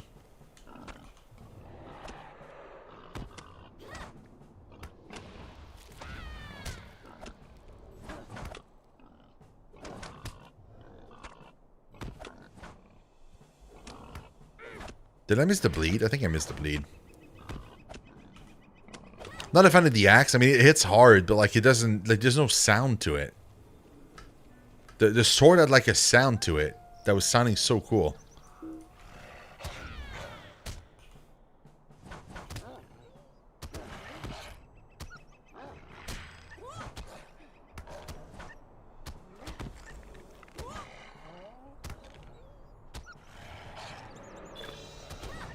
Level 5, baby.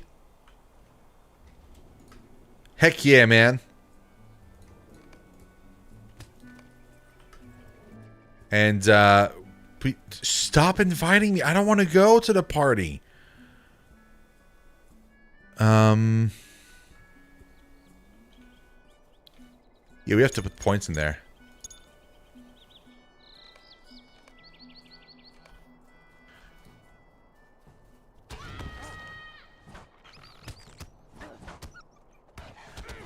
I just increased my DPS some more.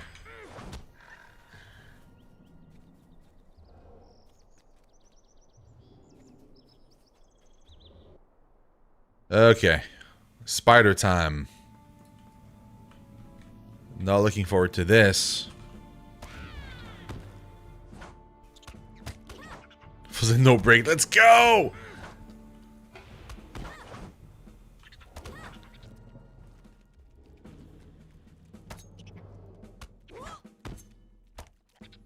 Yeah, I'm not scared of you, spoders.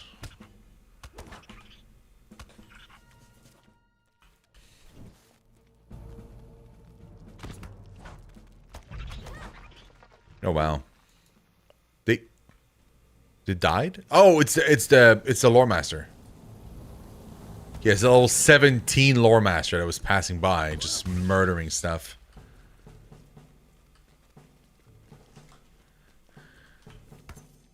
Ow, ow, ow. Okay, is the lore master gonna help or no? No, of course not. He stopped helping. As I was growing 20 mobs. Fantastic. That's fine though. Dude, I'm doing work right now, man. This is a much better situation than we were earlier, for sure.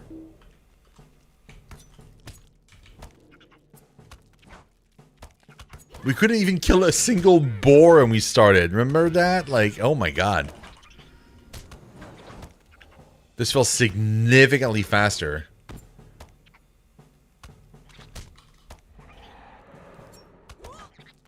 Would totally be faster if I had my friend though, but soon. Next level I think is, or you know, very soon. I should have a friend though. Is it, where am I going? There's a lot of hatchlings. Hello, buddy. Here's Johnny. Oh, wow. Okay.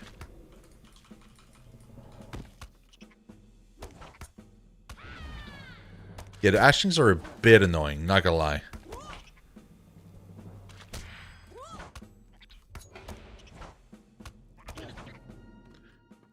Please die. Oh, it's not attacking me. It just moved. It moved there, but I'm in a house. Lornith? Bruh.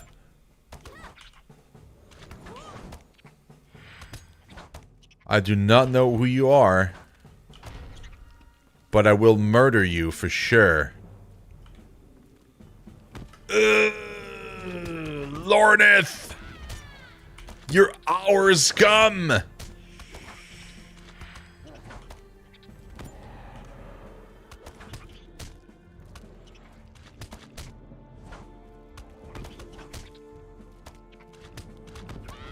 Oh, or maybe not. Maybe your hour has not come. Maybe I'm gonna die, actually. I might have overextended on that one. If I can only kill it. There we go. Boom. I got his head. GP, what's up, man? Oh my, this isn't new. No, this is not new. Yo, GP. This server is so cool, man. The Brood Queen is far more fearsome than any spider you've come across. Oh, dude, let's go. Let's go. Okay, so I can wear heavy armor. I hadn't found any, but I can totally wear it. Although I wasn't in that cave for that reason. I just happened to find that monster. Like I was actually doing another quest here. You have to get out and fight some more spoders. Dude, GB, you've got to play, man. I'm playing almost every day now. It's so much fun. What they did with this server is they made it, it's like classic WoW, but like classic lotro. So it's just a base game and just like level 50 max. People are raiding. There's so many people playing right now. Like right now, there are 634 people logged in at this very moment, and you see players running around all the time. It's like it's almost like the game just launched, basically, on that one server. You're probably thinking like, oh, 600 is not that many people, but like it's for this game, for a game that's this old, it's a lot of people. And they've added like a bunch of events to it, like ring raids can spawn and attack you now, and like there's a bunch of different things that can go on.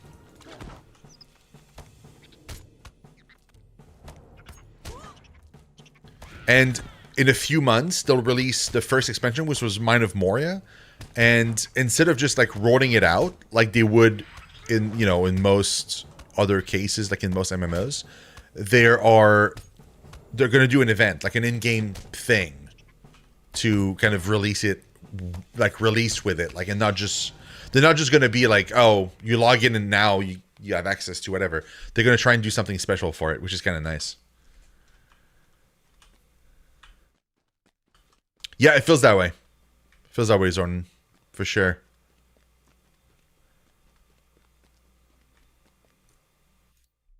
Oh.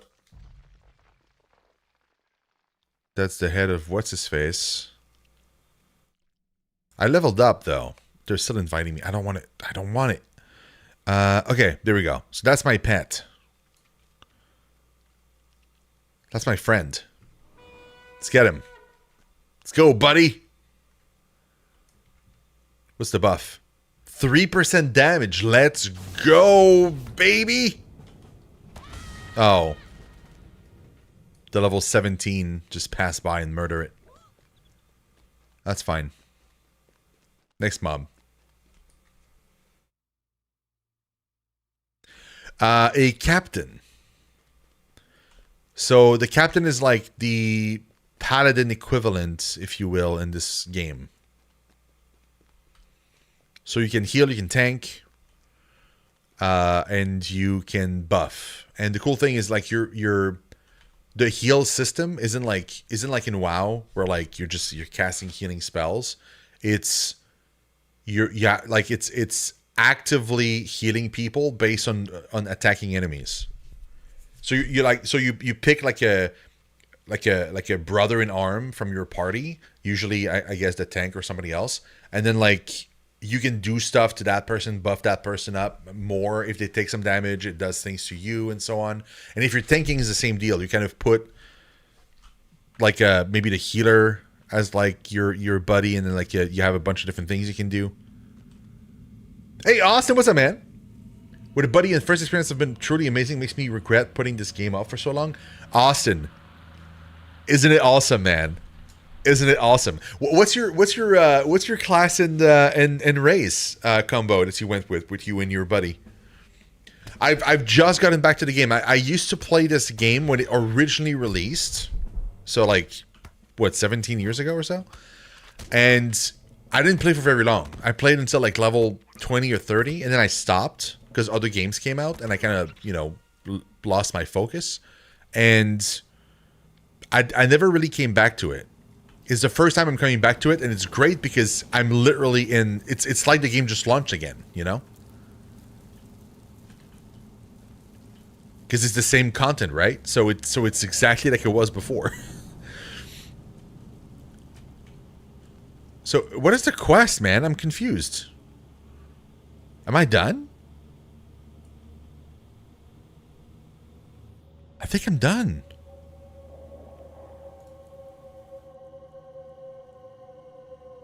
No, I'm not done. Search for Bali. I'm still searching for Bali.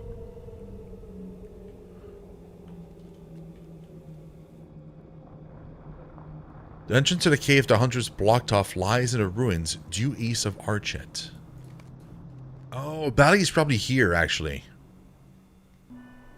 Yeah, he's right there. Okay. Aha.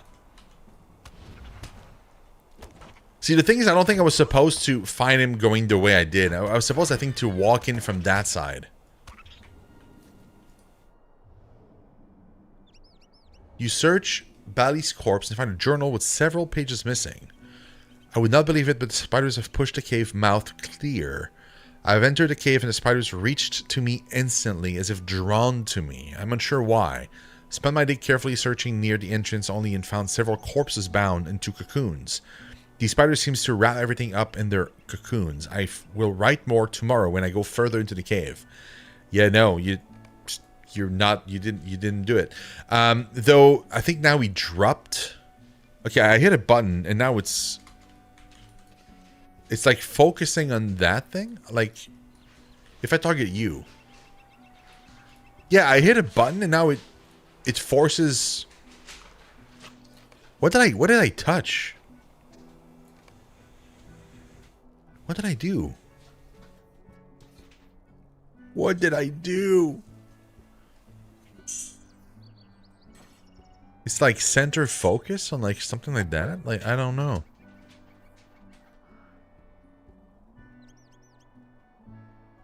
These are panels, chat, miscellaneous.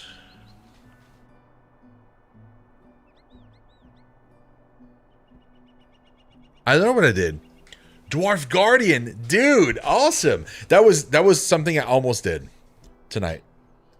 Because I already have a main character on Angmar. It's a lore master level 28, elf, but I almost made a dwarf guardian, and then I went for a river hobbit instead, and then with river hobbit I was hesitating between captain and burglar, and I went with captain.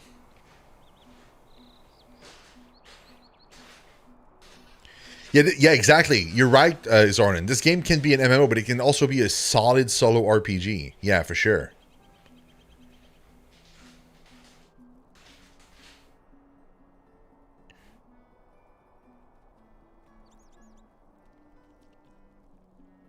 Yeah, the cool thing, GP, too, that's really, really awesome, is this version of the game that I'm playing right now on this specific server doesn't have that feature in, as far as I can tell.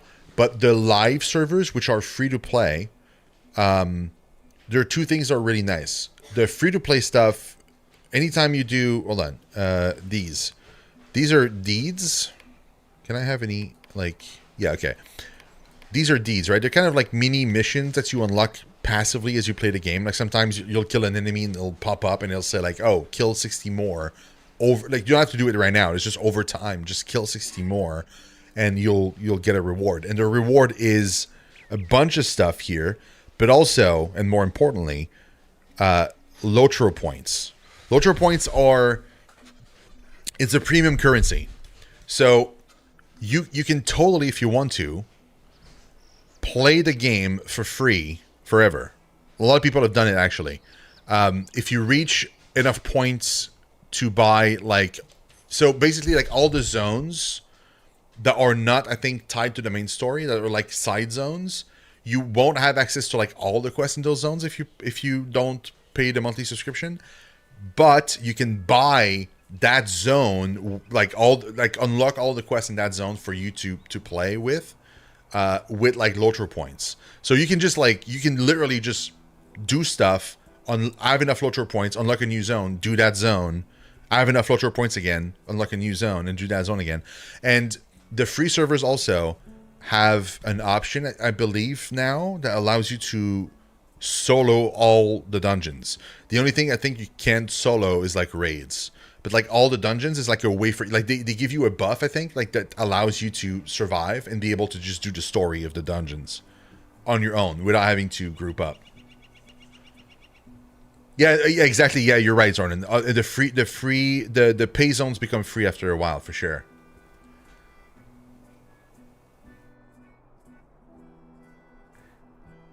Minute to breed, level 22 in about 20 hours of playtime, doing every quest we come across. That is so cool, Austin. I feel like going at this as like a duo must be so much fun too. I kind of wish I had like a duo person.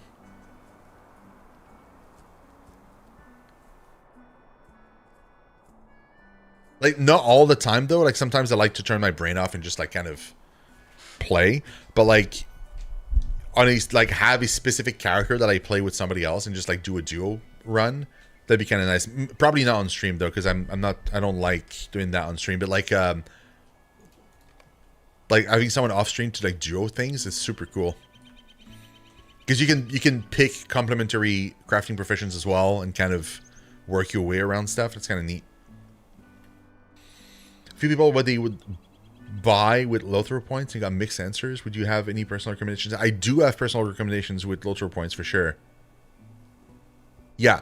So my personal advice to you for lotro points purchases, and I'm by no means an expert, by the way, is you want to get the you want to get this. Hold on, it's this. You want to get that. The Enduring Universal Toolkit. So it's either you get the Universal Toolkit or the Enduring Universal Toolkit. So basically the Universal one is yellow. And the one I got is purple. So purple has better stats. But what it does is it makes it so that you can do all the professions without having to change the equipment all the time. So that alone, in my personal opinion, makes it worth it.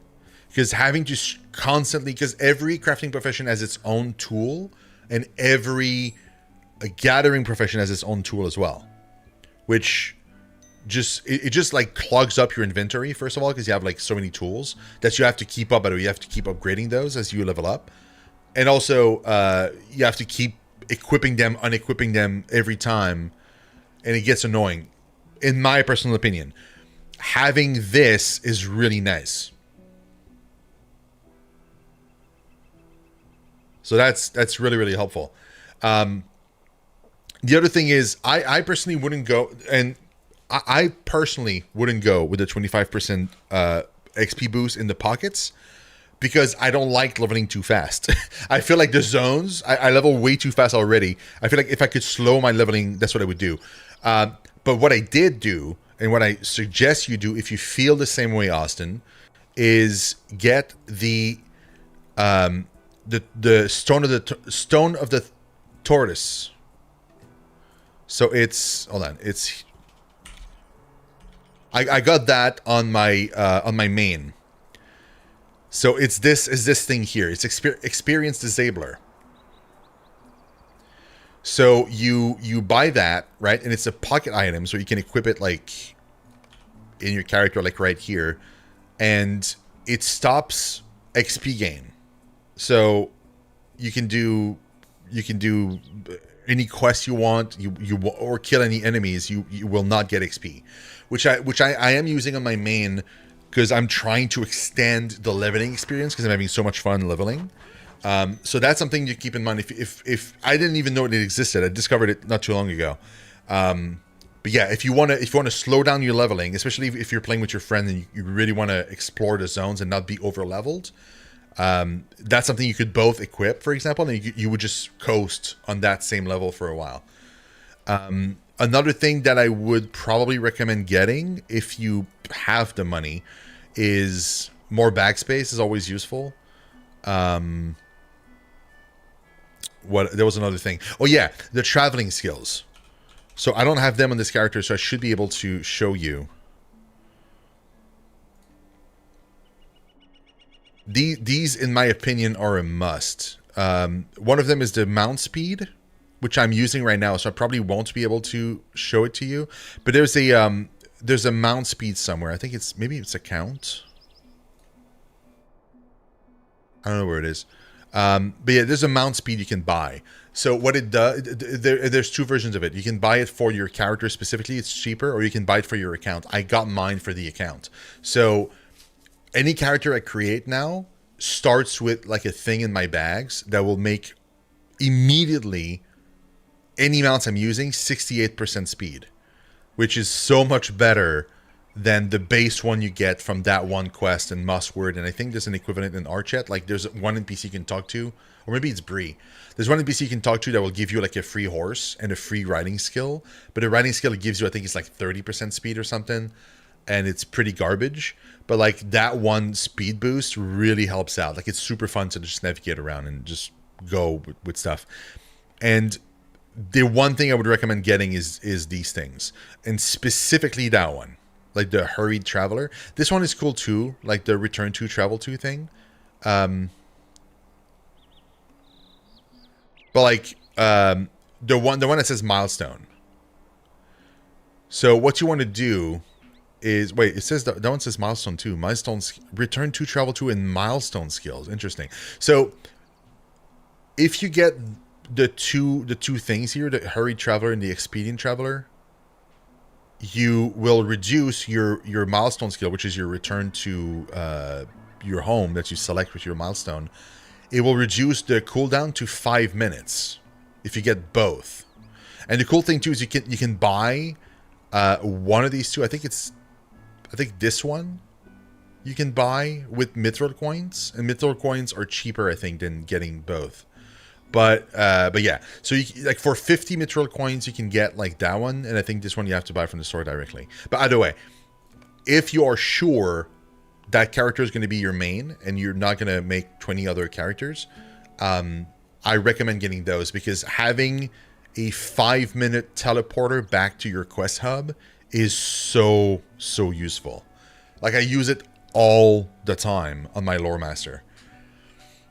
So I can just like pick up a few quests, go do them stupid far away, teleport right back, turn them in, and then move and jump on my horse that is 68% speed and just go to the next quest hub and just rinse repeat, which saves me so much time. It's so cool. A 5 minute goes by so quickly too, so you just don't even realize. Yeah, I agree, Zornan. Yeah, exactly. It just makes the game. You can basically tailor the experience to what you prefer. I'm still locked on these. Yeah, look at this. What did I hit? It's not that. What did I do? I must have hit something, right? Oh, it's X. But why? Why would X do that? What is X bound to? I'm glad I found it though, but follow target lock-on mode. No thank you. What was that? It was weird. Are the journal pages on... Or are they? Somewhere within the cave. Oh god, I have to go back in there. Great, fantastic, marvelous, wonderful.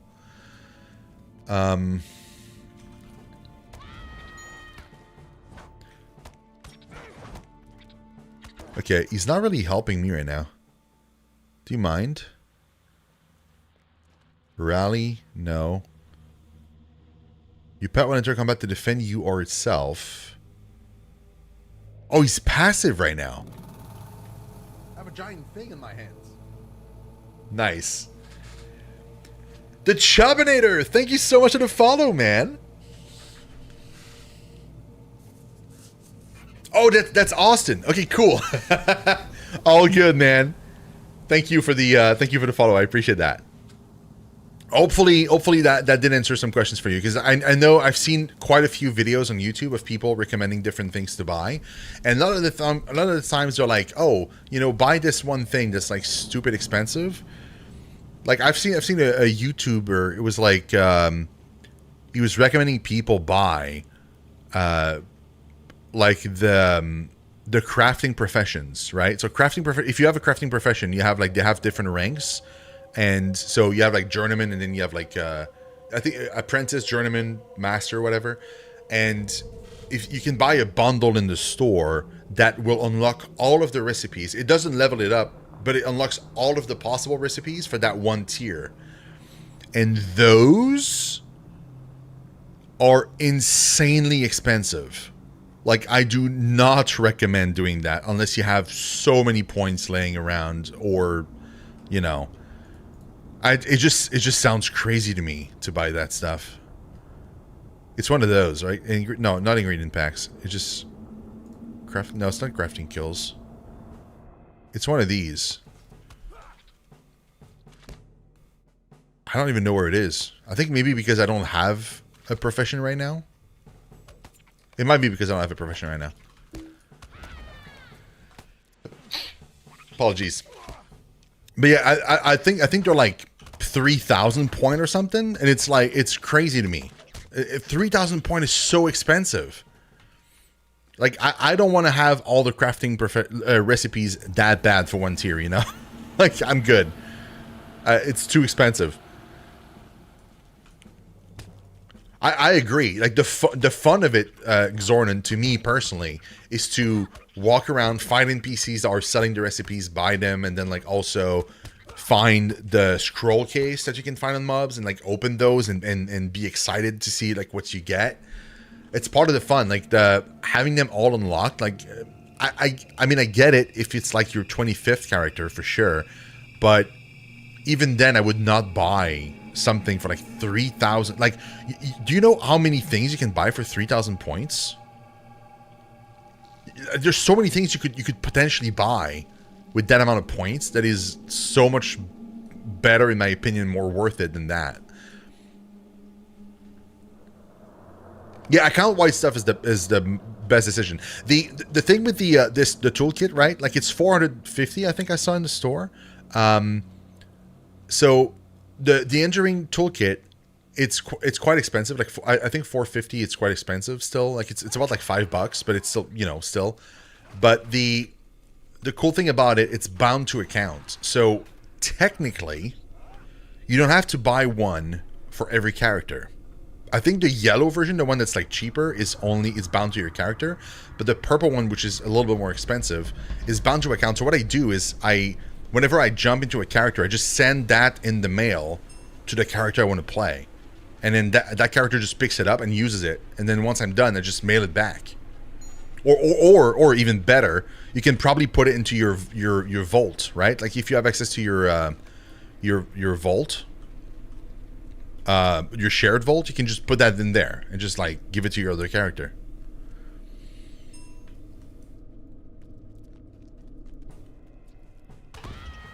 So essentially, you just buy it once, and you just get it for all of your characters. Technically, it's just that you have to remember to, you know, send it over. So you don't have to buy it again and again and again, which is really nice. And if you play a hunter, then you probably want to get the 2 skills that I mentioned, because like there's 3 travel skills, and a combination of 2 of those will give you the 5-minute milestone skill, and the combination of the other 2 together will reduce the hunter and warden skills down to like travel skills that they get because they get extra. They will reduce those to 5 minutes as well.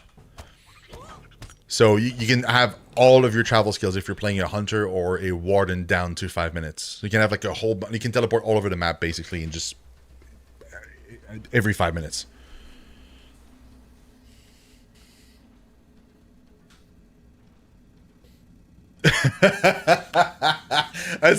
Dude, that's very true. That's how it sounds like for sure. Yeah, absolutely. I'm not finding any freaking pages though, man. I'm confused. This is supposed to be like, are they? Wait. Are they going to be in the house? They're going to be in the house, aren't they? Oh no, they're in the cocoons. I just got 3. Okay, never mind. I thought they were going to be on the ground. They're in cocoons. Oh. Well, cocoons it is. Is there any more cocoons here? Probably not, right? Yeah, these guys just came out of that, so they probably cleared it of monsters. There are cocoons, but I can't click on them. Maybe because somebody else clicked on them before. Is there any cocoons here? Or anything else? There's a door. Don't know where that leads. Where does that go?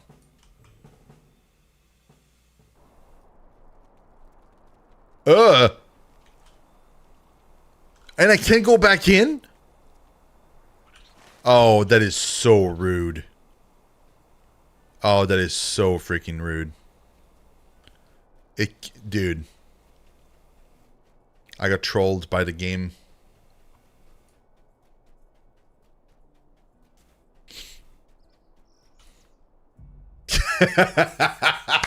Exactly. I got teleported to Shrek's swamp immediately. Might be. I should have known better. Just do not go out the doors. It's a tarp. The doors are a tarp.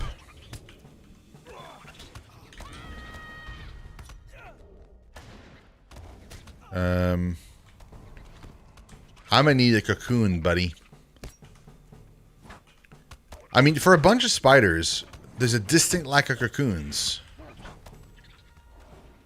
Like, where'd you put the cocoons, man? Where are them cocoons? Oh, there's one over there.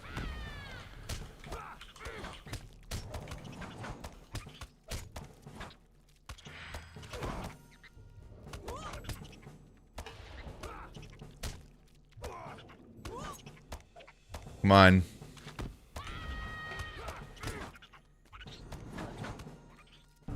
Oh, of course there's more. All I want to do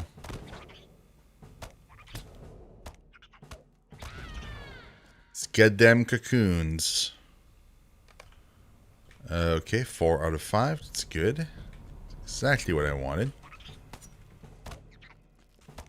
Is this a new path that I've not been down? Oh yeah, look at that! How big is this place? It's an entirely new area. I've never been here.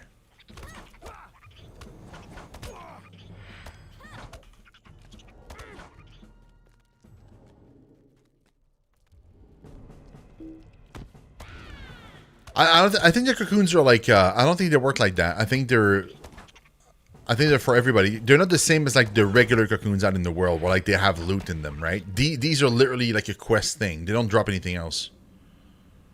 So I think those, I think it's just like once you've looted one, it won't respawn. Like there's exactly 5 cocoons in the map probably. Dude, I want to keep exploring this cave. Like I'm so confused. Like how far does it go? Is there a chest at the end? Like that's the thing that I really freaking love with Lotro. Is like you go into a dungeon or a ruin or something, It's not even like a. It's not like a. When I say a dungeon, I don't mean like an instance. I mean like an actual, just like a crypt or whatever. Like just walking in the world, and it's so big. It's huge. You can. There's so many layers to it. So many levels, and there's like treasures hidden all over the place. And sometimes it's not even a quest there. It's just like it's just there. Like it's so much fun. Like, the exploration in this game is unparalleled, in my opinion. There's nothing quite like it. I think one that gets close to it is, I think New World. New World's exploration was close to this. It just didn't have the added fun of being in Middle-earth. And also, I wasn't a huge fan of the combat all the time, but, like, the world exploration in New World was close.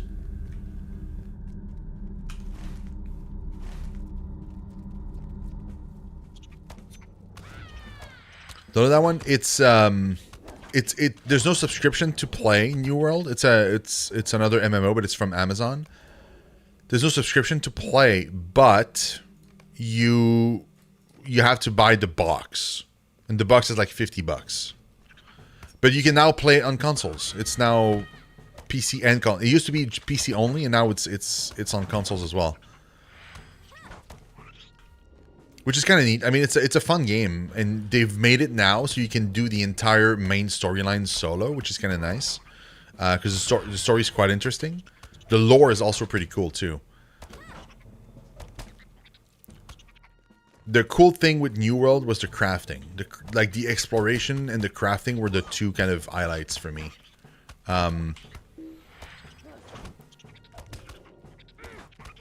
I wasn't a huge fan of the combat system. It gets repetitive after a while because you only get so very few abilities.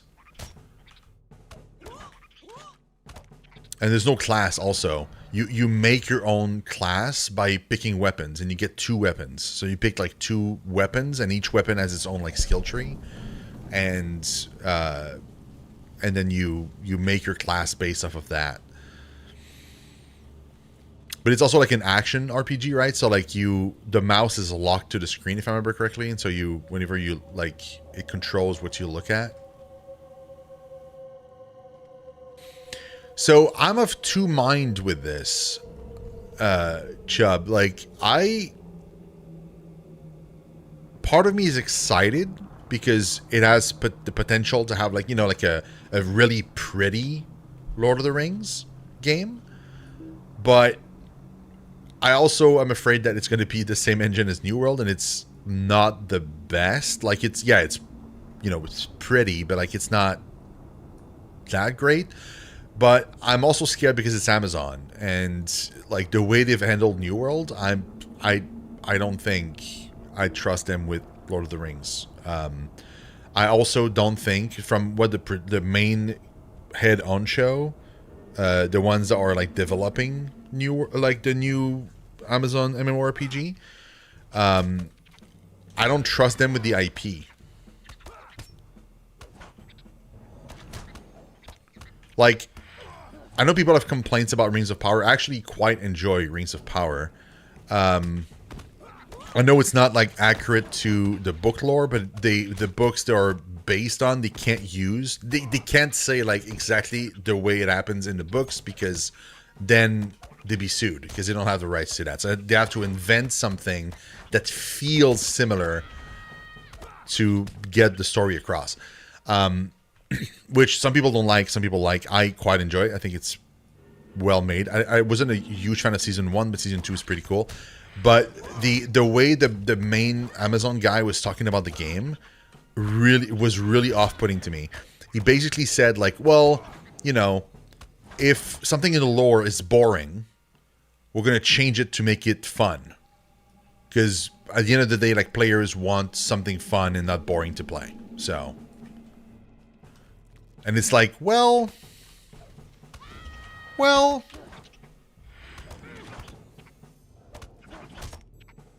like, really? I don't like that. I mean, I get the sentiment. I get what he's trying to say, but I don't like that. Like, Lotro managed to do it. They managed to have like classes that don't feel out of place in that world, really. And every quest is very close to the books and the lore and stuff. Like all the dialogue even feels that it's straight up from the books, and they're very respectful with the lore. At the very least, they've been up to this point. I'm really scared that the Amazon MMO is just going to be like whatever the heck they want to do, basically, and just disregard entirely the lore and feel of Lord of the Rings.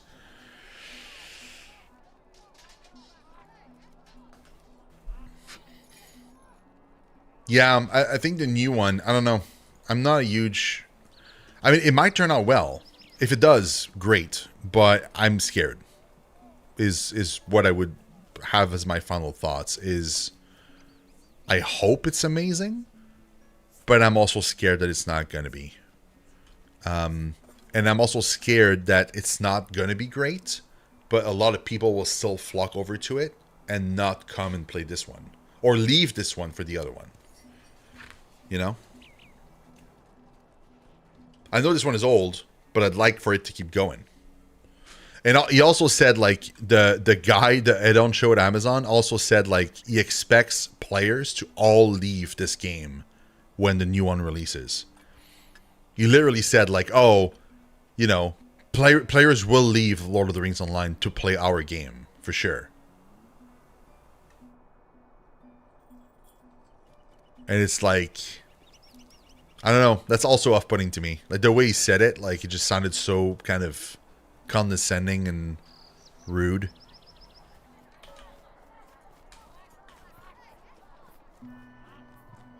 Like, start by making the game first, and then we'll see if we leave or not, you know? Dude, that's a cool looking dude. It's a Bjorning. Bjornings are cool, man.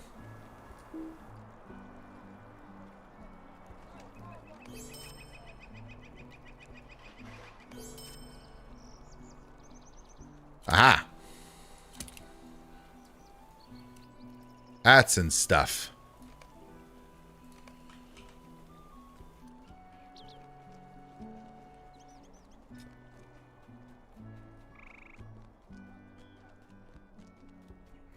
Talk to Elizabeth Unemy, talk to Roderick Carver, collect Builder, Eru's toolbox. Where's Dad, though? Okay, you know what? Let's put it at Fearless, just for funsies.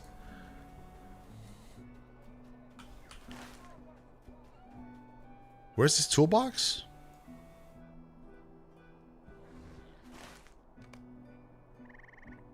In a cart that was overturned south of Archet, near the gate. Oh, right there. Okay.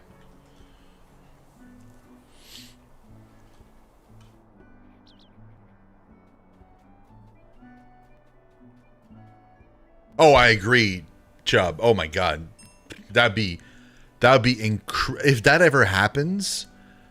I don't think I would play anything else ever. That'd be it. You would lose me forever to that game if that were the case. Like this level of writing and world exploration and everything else, but like give it like a proper today's engine and a slightly better. Dude, I would even go so far as to say, like, if you give me like a combat system that feels like FF14 even, which is still tab targeting, I would still be happy. Like some people say that tab targeting is too old and it should be action. I don't even need it. I take this combat system just slightly better and I'd be good.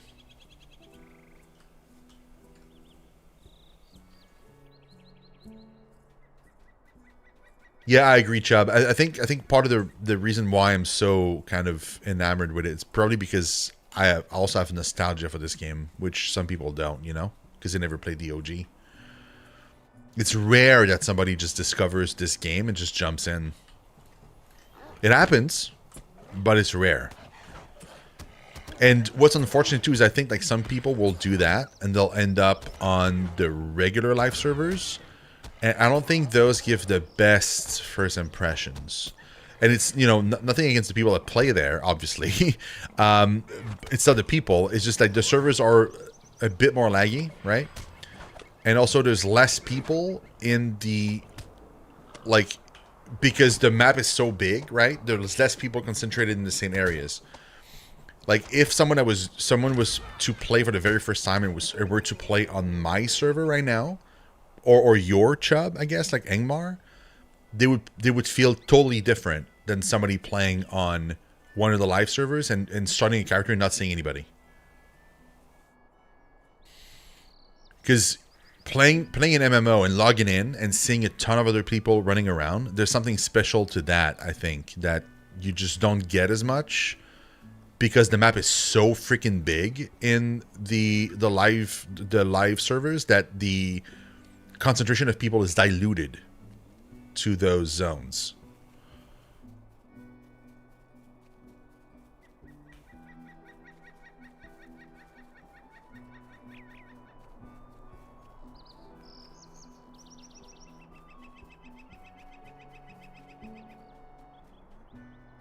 That's what they're doing, though, Zornin, a little bit, right? Like they're like just the event on this server. They were so smart. They timed the release of the server right before the season 2 hit, and they had like the Veil of the Nine event like going on this server that I'm on right now, to tie it in with the Rings of Power, and that helped bringing new people in. Now, it could have been better. Right? They could have... I went too far. Oh, there it is. It could have been better. It could have been like even, you know, have some ways to tie more into it even more. But yeah. Like, the only reason I would consider playing the Amazon MMO for sure, even if they were not like super respectful to the lore, would be if for like somehow it was based off of the Rings of Power. Like if the MMO they're making is based off of the Ring of Power, for example, which I don't think it is, but if it is, then it'd be more interesting because you could still have this game like Lotro for that bit of the story, right? And have the Amazon stuff for the past bit of the story that you're not getting in Lotro. Yeah, it's third age, but like imagine if it was second age. But I know it's going to be third age, obviously. They want to be able to have like Aragorn and all that stuff. Happy early Columbus Day. Wait, who made that to me? Who's Af Nui? Is that one of you guys? That is so cool. Oh my god, that is amazing. Yo, these are strong, man. Early Columbus Day. I know who that was, but thank you. It's amazing. Oh my god. Dude, I'm going to be so strong. I'm going to be the strongest Hobbit there ever been. Oh my god, dude. All crafted gear. Like crit. Purple stuff. Bruh. No, that's a gift horse. I don't want that.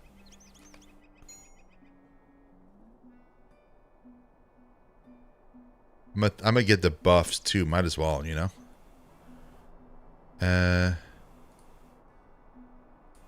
Get some food going. Why not?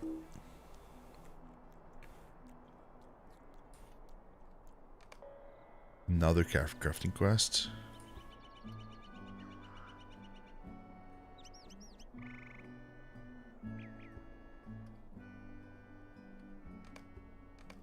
Yo, thank you. Do you have a try or anything?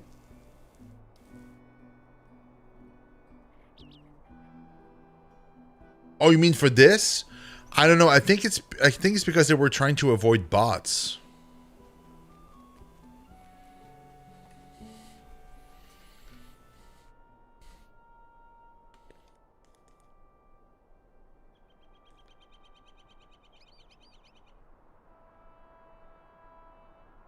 I don't think they had a trial for this server specifically. I think they were just trying to avoid bots, to be honest.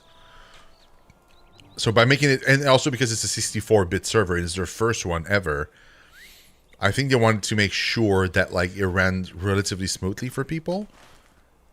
That's probably why it's limited to VIP. But they're working on getting the 64 bits rolled out to the other servers, but they're not going to get the special event, the Veil of the Nine. That's, as far as we know, going to remain on the servers that we're on right now. Which is kind of odd, to be honest. You're right. It would have been nice if it was like everywhere. But it's, at the same time, it is a very disruptive event. Like, it's, like, not everybody likes it. Even the people that play on this server know what they're getting into. Not everybody likes it. Lots of people are not a big fan because it really, it's annoying to have the raid spawn all the time. It's like sometimes you're far into like a crypt or whatever, and you're doing a quest, and you're very, very deep, and then a raid spawns and it kills you, and then you have to respawn all the way outside, pretty far sometimes.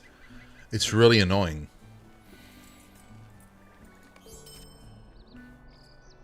Talk to Taylor Green. Don't know who Taylor Green is. Is that person here? Taylor Green. Income. Okay. Perfect. I'm hoping there's a subscriber dude in Calm, because there was no subscriber person in, like, VIP token person in Archet. That was not a thing.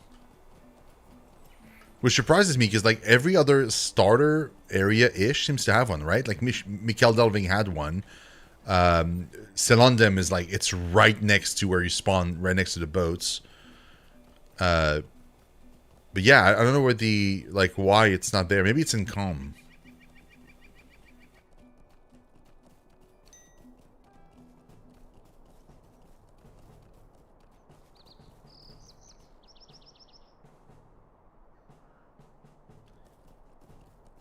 Remarket? Wait, really? A tournament side gatekeeping areas of or barely surviving an encounter only for one to spawn and finish me off. Mix it with difficulty modifier, and it's definitely an experience from my first time playing Lotro. Yeah, exactly. So I think if they were to put that on every server, some people would get mad, because some people really want to have the option to have their difficulty modifier up to whatever they like to play with without having to worry about the wraiths, right? So maybe that's why they didn't put the event on every server. Like, they didn't want to, like, piss off anybody else. So instead, it's like, if you'd like to try this extra challenge, go to this server. Maybe, I don't know.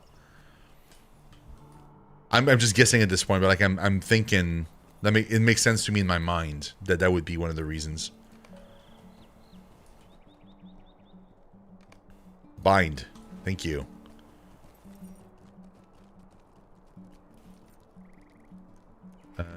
No, oh, you know what? Actually, I do want to sell. No, I didn't want to buy. I'm gonna keep that just because I don't have much of anything. But I do want to sell, like, I mean, most of these things, obviously. I want to keep that because I think it's for quests. I'm not sure. Or maybe for crafting. I don't know.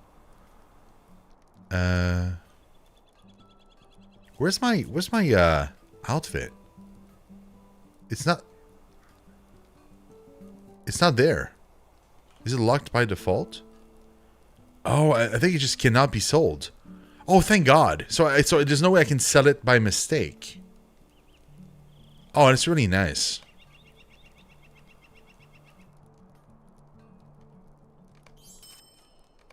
It tells you if it's for a task. Yeah, usually, but like that one, you're on its head. Hold on, let me check online.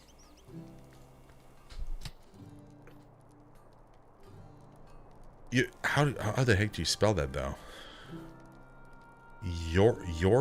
Your Nates? Oh, God.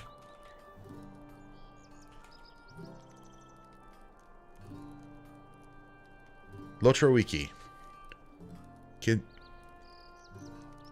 This item has no known use and can be safely vendored. Oh, okay. So once you get it, you can then just vendor it once the quest is done. Okay, cool. Kind of odd, but sure. It would have been cool. Imagine if it had become like a crafting material, man. I guess the background would have been green instead of red as it was. But still, like, imagine how cool that would have been.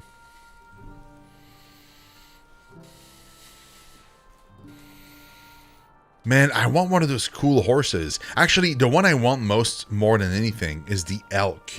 I seen a guy roll around on an elk the other day, and I was like, oh my god, I want that.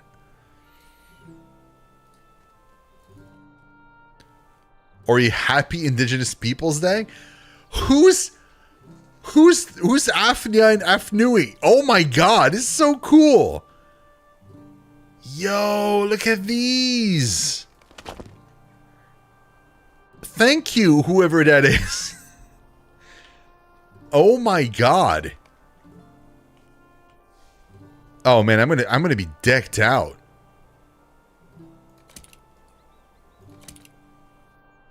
Dude.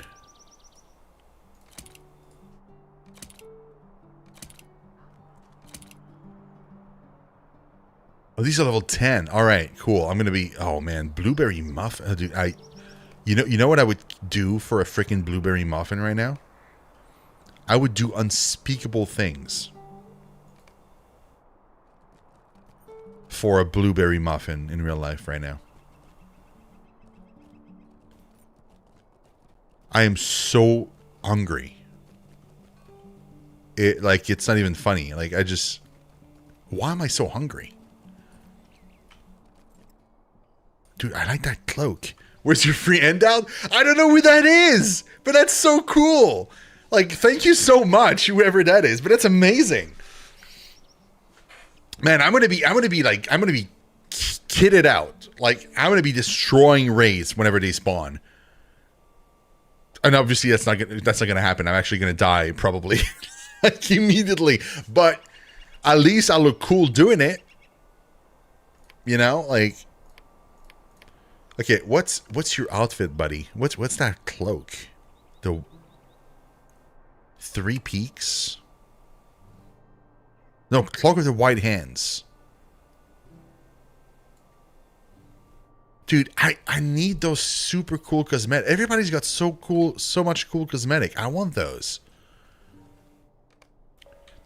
Like, one of the things that I really wish I had infinite money for is this.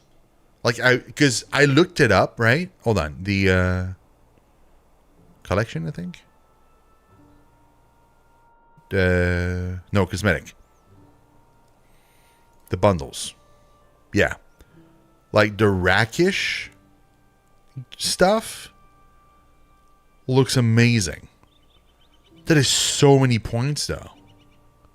Like, that it's way too expensive. But I guess I could go for that one, which is like makes a lot more sense. I think, what's the difference between the two? Hold on. You get the Charmer cosmetic outfit. That's fine. The staff for my lore master, that'd be great. Also, as a rune stone. So if you play as a rune keeper, you get something. The weapon aura, which I don't know what it looks like. Tome of the Charming Feline. Dashing feline. So these are pets, I think, like non-combat pets that follow you around. And then you have a bunch of titles.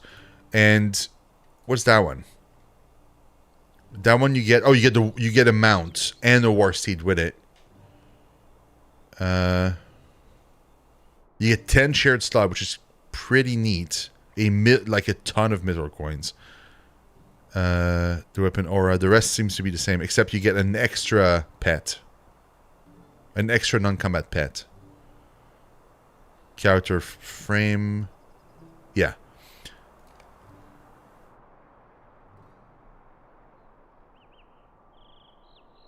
Yeah. Oh, so So Chubb, I'm thinking about that, right? So here's what I'm hoping they're going to do. They probably won't, but like if somehow Standing Stone Games is hearing me right now, which I would put my hands in the fire right now saying they're not. But if somehow they can hear me, what I'd like them to do for this server, for every expansion releasing, put up a sort of like collector's bundle and the ultimate fan bundle for those, even though Moria's already out. And made them cheaper, obviously, because it doesn't include the game, because the game is already free. Like you don't get Moria expansion because you get it by just playing on the server. But like, make them like cheaper, but sell kind of bundles with like character frames and titles and mounts and like freaking weapon glows and stuff. But like Moria themed, and like do the same with like basically re-roll out the expansions, the bundles that you had when those expansions were released, put them for sale again, because some of them are not for sale anymore, obviously, because it's been so long. So put them for sale again, make them cheaper, remove the part where it says you unlock the map because you already have it, and just give us the option to get it. That's what I would love. Lariana, thank you so much for the follow. Really, really appreciate that. Thank you. I would love that. That'd be amazing. I would totally go for that. I would absolutely get it. The 1250 Mythril coins. Okay, so that's actually a good question. So Mythril coins are fairly expensive. So I believe they are. So what is it? So it's 4 times that. 5 times. So the Mythril coins alone are worth more than the cost of the bundle. Because the Mythril coins, like to get that amount of Mythril coins, you would have to spend 10,000 lotro points. And the bundle itself is less than 10,000. So it's worth it. It's just that Mythril coins, whilst they're useful, they're mostly for convenience stuff. They're not like for cool cosmetics and that kind of stuff. Like it's more like pay for convenience things usually. But yeah, no, it's very generous actually, because yeah, it's a lot of it's worth a lot. So for sure, yeah, it's very, very generous. But yeah, I don't know if you guys have looked at what the rakish stuff looks like, but man, it is pretty. It's very pretty. I am typing in the wrong thing. So the rakish bundle lotro. I'm gonna show you guys. Because yeah, it's very, very pretty.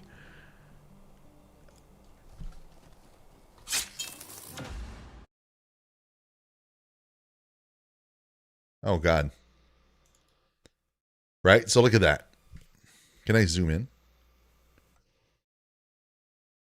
So you get this, which is the non-combat pet. So it's a cat, like in a little armor thingy. And then you get this portrait frame, which looks freaking fantastic. You get this outfit, which looks amazing. That freaking staff with the glow, which I've seen people with, by the way. I've seen people like running around with that on the server. So like their lore master with that staff, dude, that's freaking badass. And if you pay for the one that's like stupid expensive, that's like $50 or 9,000 coins, you get the mount also, which is also really cool. So like it's pretty freaking amazing. Like honestly, like they showed the stuff for the new expansion, like what you were getting, and you are getting a lot of stuff for the new expansion, but I still think that like this is cooler even than the stuff they showed for the new expansion. I mean, in my personal opinion, like the stuff, because the stuff they show for the expansion, I mean, it's fine. You do get like multiple mounts and other stuff, like, but I'm not a fan of the character portraits that they have. and the aesthetic of the cosmetic that you get for the expansion, the new expansion, not as much of a fan either. But this though, like I feel like this is pretty cool looking.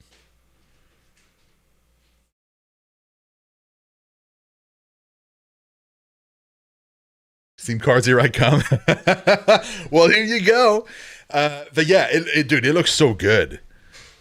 Like, and if you play like, so if you get the super expensive bundle, you also get you.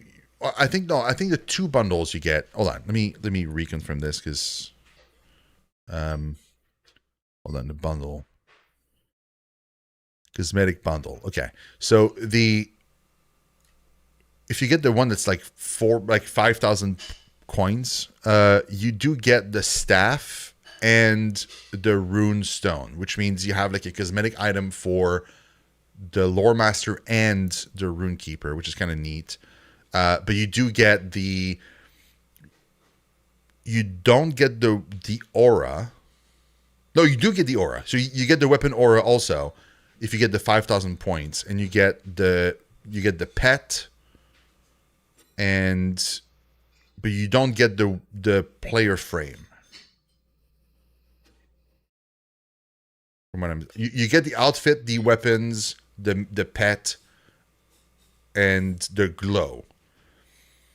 If you pay for the 10,000 one, then you get the mount and the player frame as well, on top of 2 more pets, which are other cats. I'm assuming it's probably like a variant in colors. But there's no other weapons though. Oh, you also get 10 shared storage slot, which is pretty neat. But yeah, it's like more storage anyway. Like more storage is always good, but yeah.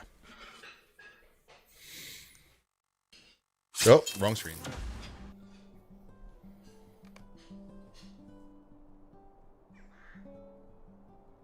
Not into cosmetics really, but it's 3 a.m. and I'm 6 beers in, and I have 12 years of VIP bonus burning a hole in my wallet. Oh my god, dude.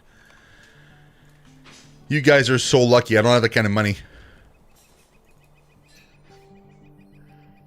SSG sees it all and hears all. Also, Merry Christmas. Merry Christmas? Wait a second. Hold up. What do you mean? Flame Touch of the Deep and Flame Touch Albert. Who's this? Dude, thank you. Who is this? Oh my god. What's happening? Oh man, hold on. I gotta look at these cosmetics. What are these? Oh, I can't wait. What? Binding to me. Oh, yeah, sure. Yo, really? Why can't I put it there? Ah, there it is. Okay. Oh, I have to bind it first. Okay, I see. Yo, these are cool, man. Look at me. Oh my god, dude. Wow. Let's go, man. I look badass. Oh my god, I look so badass. This is awesome.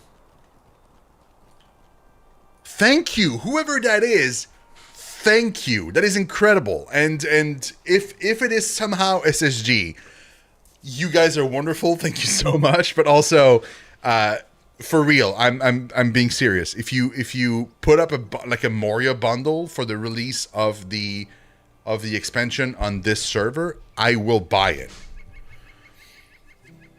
That like a cosmetic bundle, like ultimate fan style, and then like collector fan style or whatever, with like, you know, player frames and mounts and whatever. That'd be so freaking cool if you did that.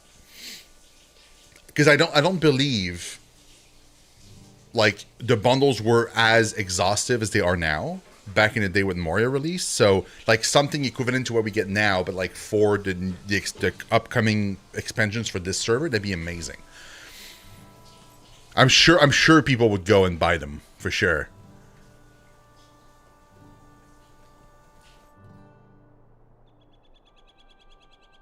People that bought lifetime. See, lifetime VIP is another thing I'm really sad about. Like, I wish, dude. The crazy part is like I bought the original lotro release, man. I have like a physical copy of it somewhere.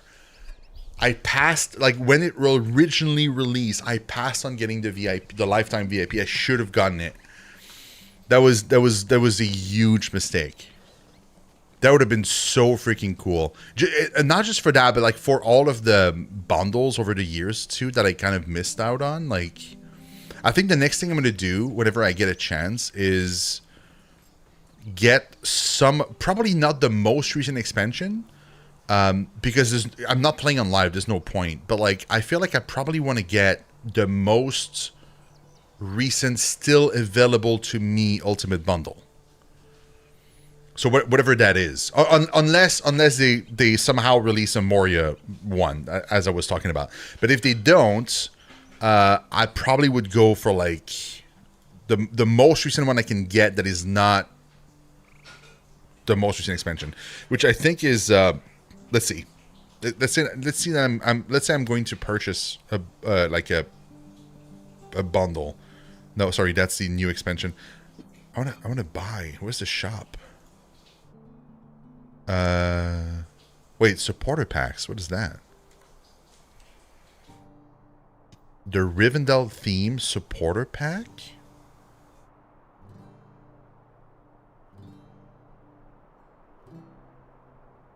What is that?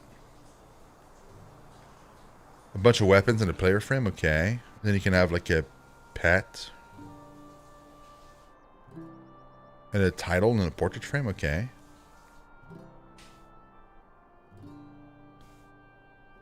And the luxuriant. Oh, you get a mount. Oh, cool. That's cool, man. It's not too expensive either. That's really nice. I didn't know they released like supporter packs too. That's pretty neat. I thought they only released like expansions. But yeah, shop. Okay, previous expansions. Okay, that's what I want to see. So I wouldn't get the upcoming expansion because I'm not at that point yet in the game. So like it would only be for the cosmetic, and chances are it's going to be on sale. It's going to be sold for a very long time because it's the most recent one. So what I would probably do if I had the money right now, is go for like the one that is probably going to be the first to be delisted eventually, which would be. I'm scrolling. So it's not Mordor, unfortunately. They don't sell it. But it would be, I think it's Minas Morgul. Yeah, it would be Minas Morgul. So I would go for like the Minas Morgul Ultimate Fan Bundle, probably. Because that's probably the next one that's going to be delisted. Is probably going to be that one. And then I would work my way up that way. It's probably what I would do. Closest thing is if they don't do a re-release of expansion fan bundles, the Moria bundle in the Lotro store right now. Yeah, that's the closest one. The only thing that's a bummer with that one, a little bit, I feel like, is a lot of stuff seems to be, it's for one character though, as I seem to understand. And it's not, you don't get as many things, right? Like as if you were getting, where is it? Is it here? Cosmetic bundle, maybe? The Reclaim Moria, yeah. So you get the mount, a pet, an emote inspired by Gandalf, a Hauling Gate decal for a wall in your house. Okay, that's cool. A Moria-themed doormat and a fireworks launcher that lights up to the sky with... okay. 50 of each red, orange, yellow, green, blue, purple, and white dwarf candle for you to mark your path in Moria. So yeah, there's a lot of house stuff in that, which is great. I just don't have a house, and I'm not huge on the houses usually in MMOs. Because I'm the worst at decorating, so I tend to not do great with houses. I think Van would have a great time with decorating, but like me personally, But I mean, for the mount and the pet and the emote, it's definitely interesting, and it's cheap enough that it makes sense to get too. Urgent summons. Oh, that's way too slow. Okay. Oh my, look here, a real live hero. It's not often we get such respectable folk through here. How my tongue runs on. Toradan told me to send you upstairs to his room as soon as you arrived. The stairs are across the room there, and Toradan's is the door at the end of the hall. He said you shouldn't delay none. I can't help but notice that Toradan is not Aragorn, unless he has like another alias.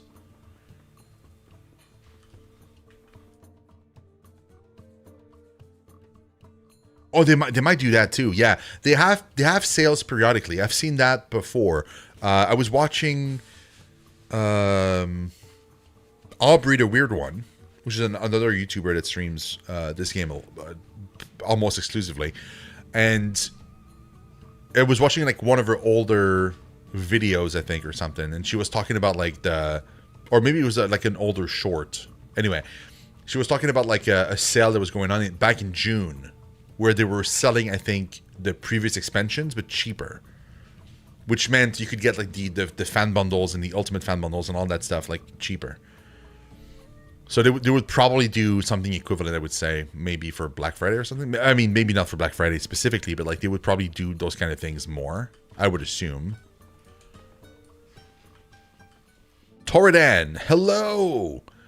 The hero of our chat, I suppose. I am pleased to finally meet you. I am sorry for the cryptic summons, but I dare not betray my whereabouts to just anyone. There is much we need to discuss. Will you hear me? Sure. Thank you for your aid. My kindred and I were driven from the bounds of the Shire by the Nazgûl of Mordor. They pursued us eastward and slew many of us. It was my goal to join Amdir, but I have heard rumor of his fate in Harchet. They say he was stabbed with a Morgul knife and led off by some evil men, the ones who lent the Blackwolves aid. There are few left now with power over such wounds, and those that I know of dwell some distance from here. We must find Amdir, and quickly if we are to save him. He is likely being held by the Blackwolves somewhere in the Chetwood. We must find a way to enter their lair and free him. But first we must find them, speak with Constable Underhill. Cool. He may be of help. You can usually find him outside near the Comb and Wattle. Once you've learned of the Black Wolf's lair and believe you can gain entry, return to me. Hurry before it's too late. I will.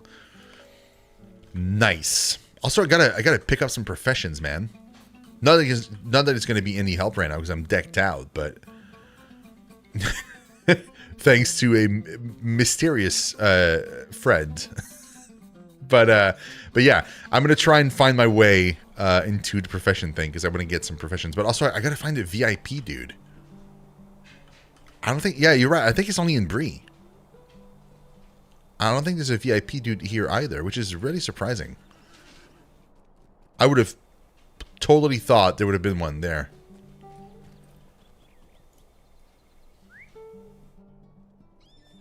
Hey, Encrypt. No, your mom's a legendary server.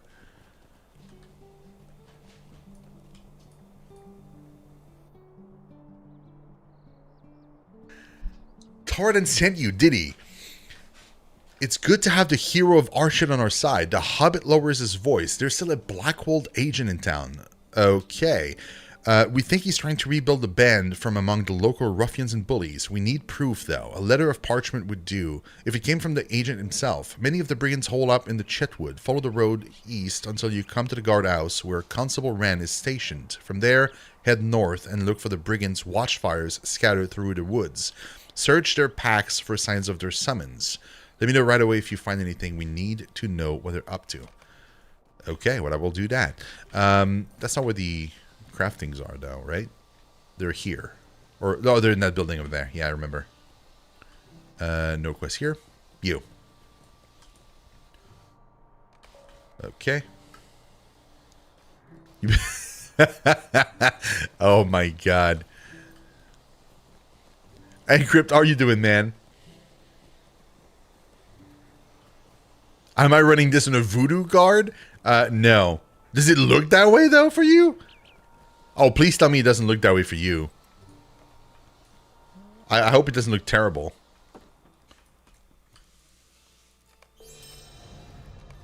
Noise. No, I don't want to go to the Hobbit thing. Thank you.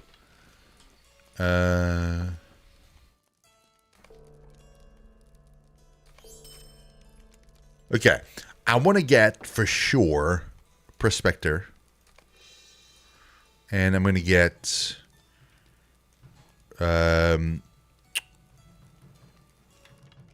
Metalsmith, I think. Because Metalsmith can make armor, right?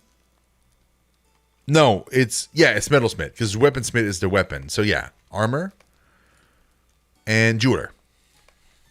Yeah, those are the ones I'm going to get.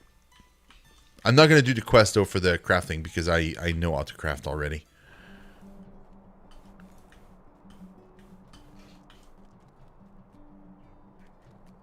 Trying to gauge how far you're taking this retro stream. Can you imagine, though? Like reinstall the game on a very, very old PC that's running like Windows XP or something. Like the guy is like going full in on the retro. This is not going to Bree, though, is it? I'm going the wrong way to Bree. I needs to be in Bree. I want that elk mount so bad, though. Blackwold's valuables. Perfect. I'm in there. And lockboxes. Perfect. Great.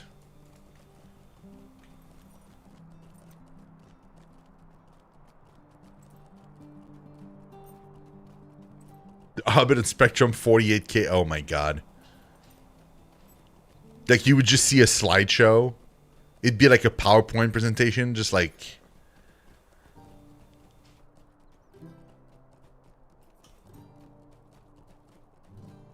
Official, yeah. They released... They call them legendary servers.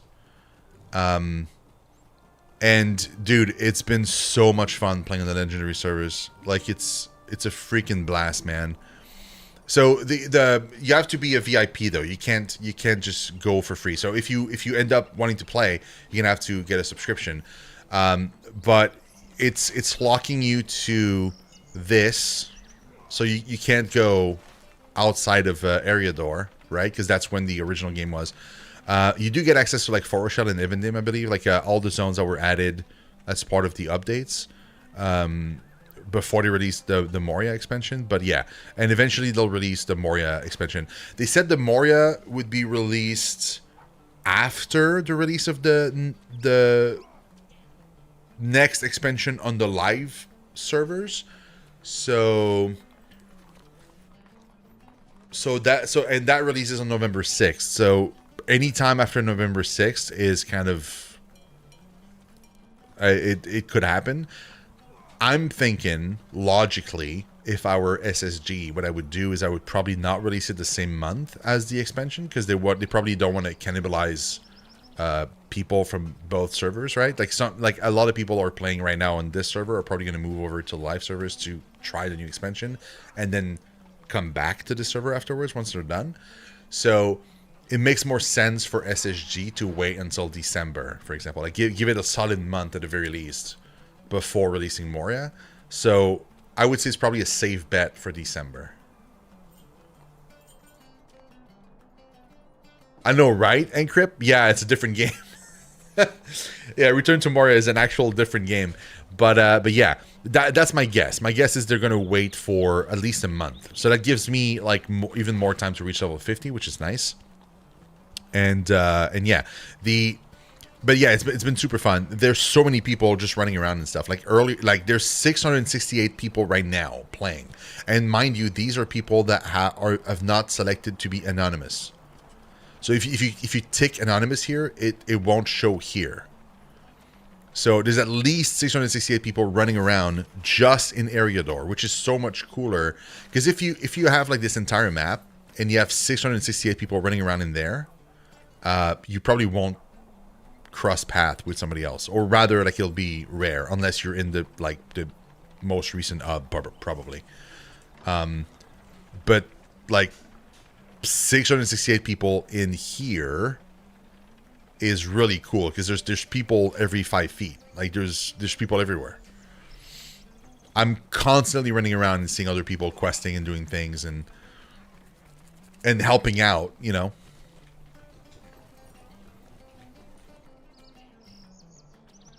And that's really fun. And there's also the fact that this server it's a 64-bit server, so it's less laggy than the original servers. And there's the event going on this server specifically, which is the Veil of the Nine, which is the thing we were talking about earlier, which is the ring rates that spawn. Like it's not like ring rates; it's more like a lesser rates. They look like ring rates, but they're different colors, and they can spawn after you kill an enemy just randomly. And if they do, they hit really hard. But if you manage to kill them, you get some currency that you can then exchange for stuff. And I believe that the highest level rates that spawn, like once you're level 50 or so, they can drop a ring of power, which you can then equip on your character. And then if you have a ring of power, you can there's an actual Nazgul, like a real one, that spawns somewhere on the map, and it's kind of like a world boss, and everybody flocks to that zone to kill it. And you cannot damage it unless at least one player has a ring of power.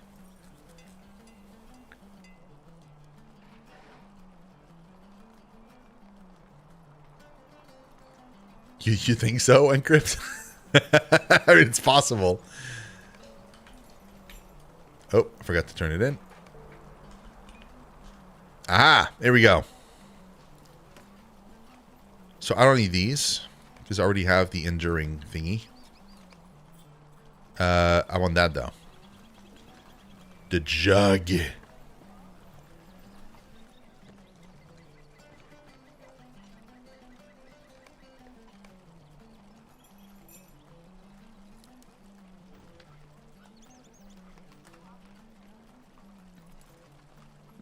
Oh, it's for a house in Gondor? Can I even get there? I don't think so. Not on this server, right? Like, unless it teleports me there, I guess.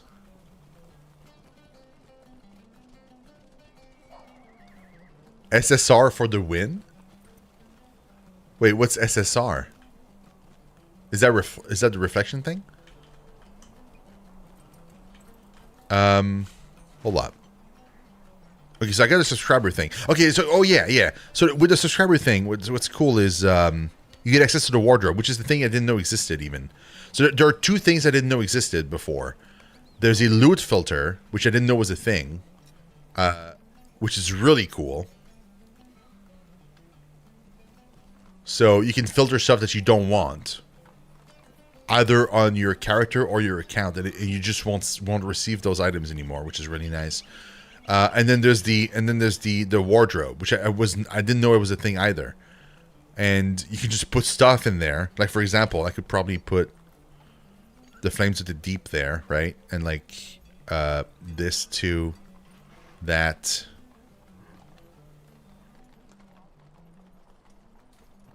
Like all the cosmetic that I have. Right? And so, obviously, I don't want to delete them, so I'm not going to delete them. I'm going to keep them in my vault. But, like, the cool thing is my other characters should be able to use these for their own cosmetic.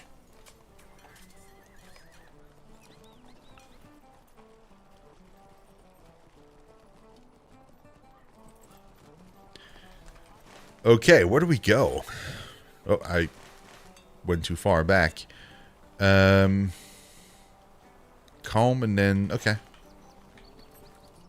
Let's go for it.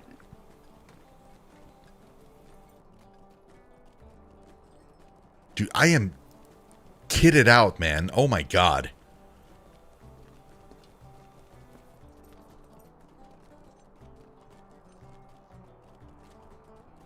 We're level 8. I have 3 more points. Oh god.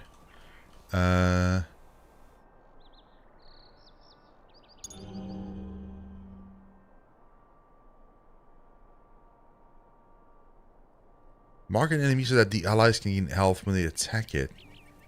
So heal my buddy. Or buddies. Words of courage healing. What's word of courage? Do I even have that?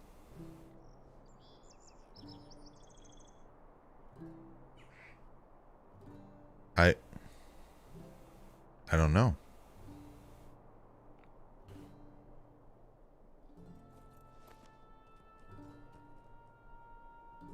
That's a speed buff, but it's a temporary speed buff, which is not as exciting, unfortunately. Rotting Cry.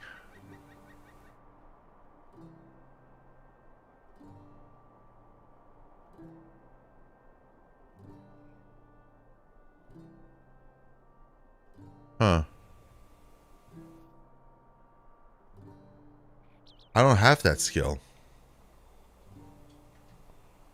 So this is increasing a skill I don't have. Yet. That I have Rousing Cry, though. I have that one. No, I don't have it. Never mind. I thought I did. I don't. Okay, Rallying Cry. Okay, so it's this.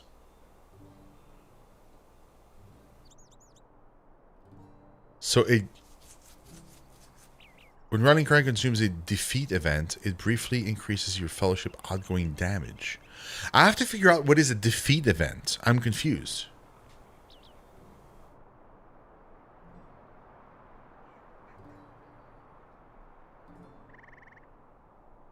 Oh, screen space reflection. That's what SSR means. Okay, that makes sense. Yeah. You love the water in this game? I love it too, man. Yeah, you can. Yeah, that's a cool thing. You can actually dip into other parts for sure. Yeah, so you know, people are saying like, oh, I'm a blue guardian, I'm a red guardian, I'm a yellow, whatever. But then some people will say like, oh, I'm orange, or I'm playing green, and that means they're playing like a mix of blue and yellow for green, or like red and yellow for orange. Or it's a purple. Purple is blue and red. So sometimes you'll see like somebody will say like, "Oh, I'm a purple guardian," but it's because they're playing blue and red together. So unfortunately, because we don't have enough points right now, because we can't reach on this server anyway. We can't reach like enough points. If you dip into another tree, you will never make it down to the bottom. I don't think it's going to be really, really hard to do. So you'll have to like say goodbye to the capstones. On my server. On your server, you'd be fine though, because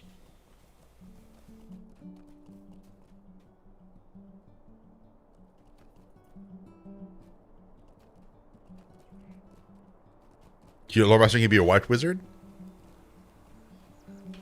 Well then, nice. There's so many quests. I forgot how many quests there were in this place, man. Oh my god, there's so many quests. I'm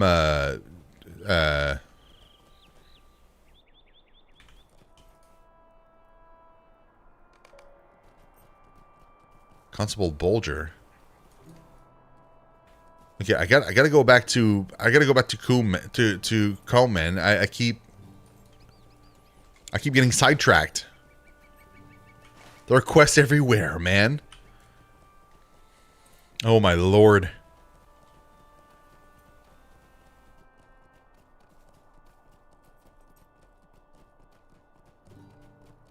Okay.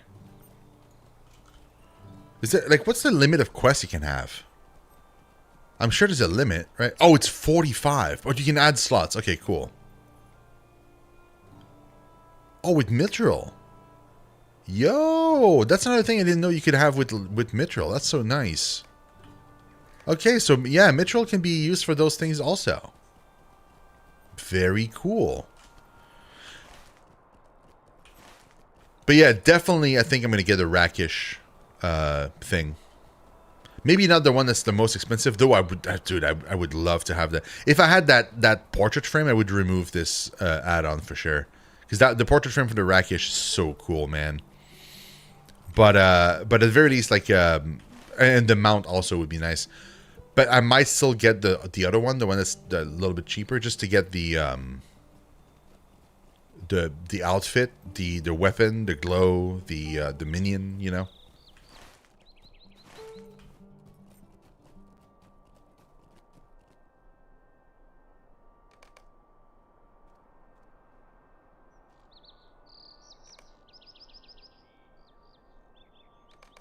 I got scared for a second. I thought I turned in like the book quest. And I was like, oh no. I also love that you can gather without getting off the horse. Like, that's so useful, man. It's really such a bummer when you have, like in games, whenever you have to like drop out of, I mean, it's more, you know, it's more realistic, but it's, you have to keep getting back on your mount every 5 feet. Like, it's... Yeah, that too. Yeah, that too. Although I wouldn't do it, personally. Mostly because I like getting there for the first time and exploring, you know? Maybe I would, like, on an alt, maybe? I don't know. But, like, the first few times you do it, I would love to just take in the scenery. Message to Taylor Green. Den of Wolves. Defeat wolves. Sure, I can do that.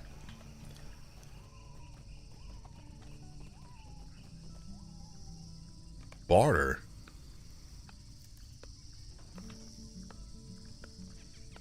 Lucky Stone. Can be affixed to a modifiable crafted item. Don't know what that is. Cosmetic dwarf design? Oh, it changes the look of your crafting item to give it a dwarf look? Or elven look, or a hobbit look? Primitive look, ornate, mithril. Yo, these are cool. Whetstones for forester. Ritz. Don't know what these are.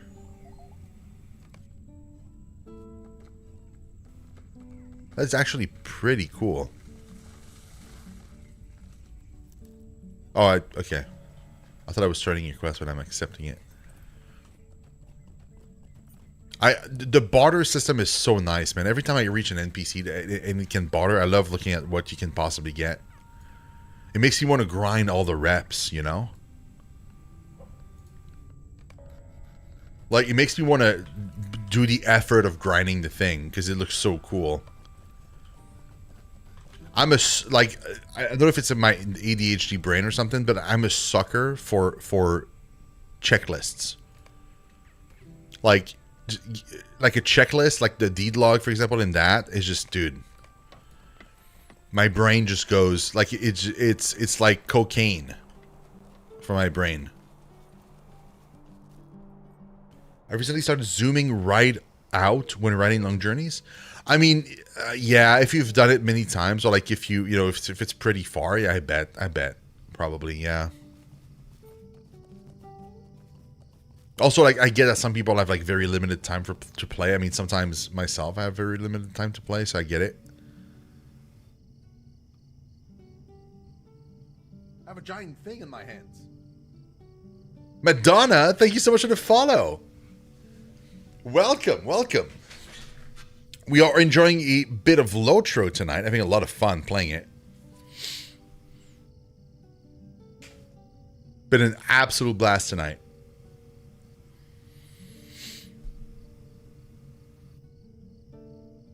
Kind of is these simple graphics, these new games like Throne of Liberties of so much stuff, it's overwhelming. Yeah, I can see that for sure. Oh, that's what you mean, Zornan. Oh, dude, yeah, absolutely. Yeah, like I have to remind myself sometimes to just, like, for funsies, just remove the UI. What is it? F12, I think? Or yeah. Look at that. Look at how cool that is. Right? Like, let's...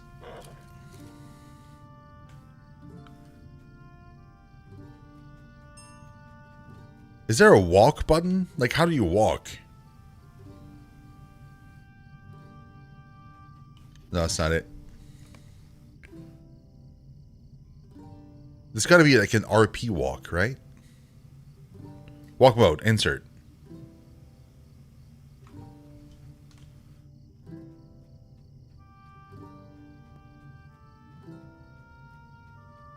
Yeah, look at that, man. That wolf is gonna get me, but yeah, of course he will.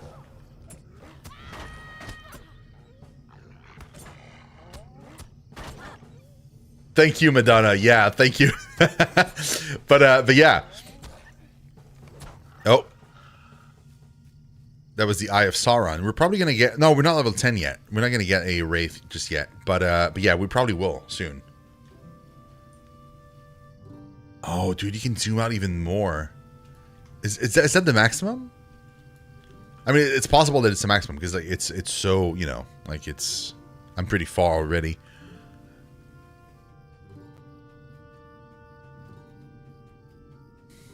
I can't wait for the game to have 4K support, man.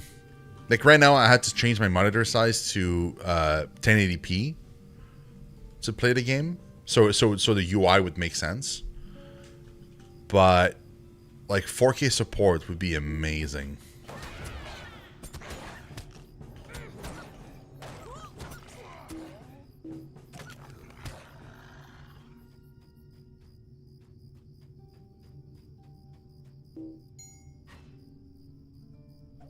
That's how you travel? 4K is fine by you. You just bought a 32-inch monitor. Mine is, yeah, I don't think mine is that big, but yeah, dude, 4K would be so cool. Leave me alone, Siren.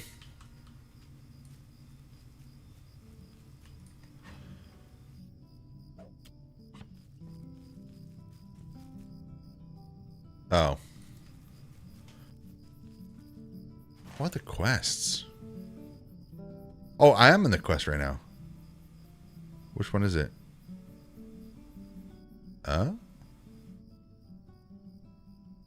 Is it not listed? It might not be listed.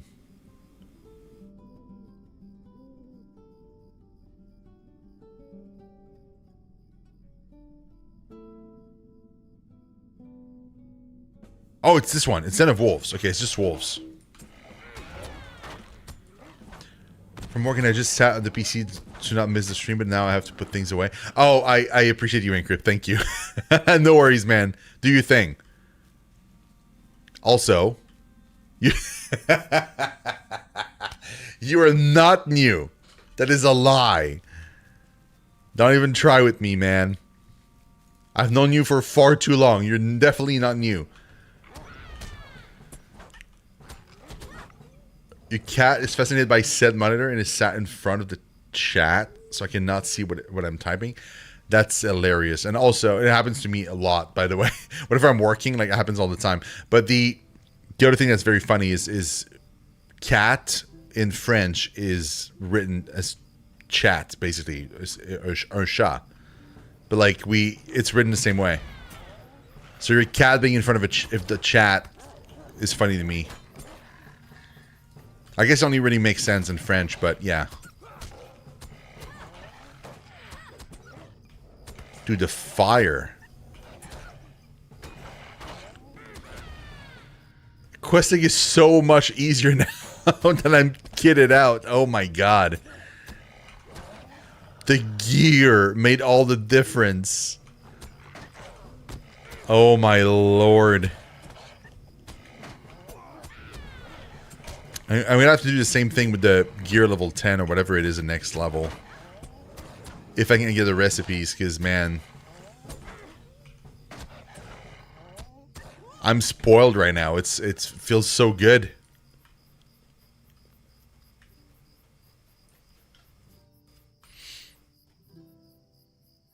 Oh, thank you, Madonna. Thank you. Dude, I'm so excited. I'm still excited. Like, this is so cool. That's such a cool way to be welcomed in the game too. Like, oh man. I'm still definitely excited. Was that you, Madonna, that sent this stuff, or like you're just happy for me that I got this stuff? Because whoever it is that sent it, thank you so much. It made my night, really. I was so kind.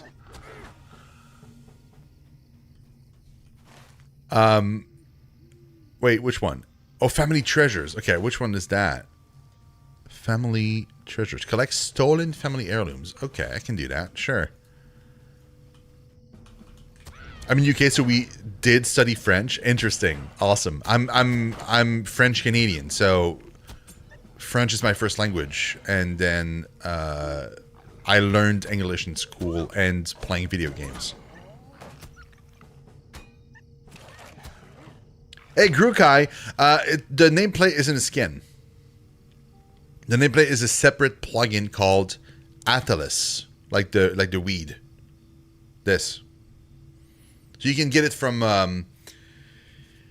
lotro interface, but fair warning, it has not been updated to work, at least for me, with Warden.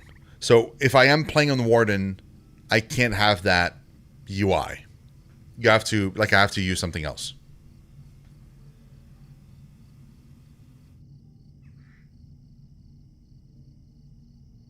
You may or may not be the culprit. Oh, I appreciate you, Madonna. Thank you. If it was indeed you, thank you so much. That is so freaking kind.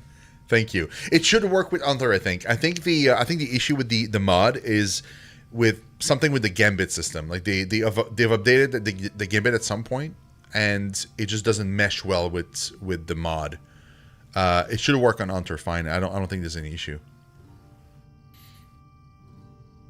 So you should be able to get it. And you can customize it all you want. Like you can even change the colors for your HP and stuff. So that's always cool. And yeah, and whenever you're fighting an enemy, it's cool is the HP bar is up there. It's not like next to you or like up here. It's like in the middle. The only thing that I have a hard time seeing sometimes is if I debuff an enemy. I feel sometimes it's hard to tell like what debuff is on the enemy right now.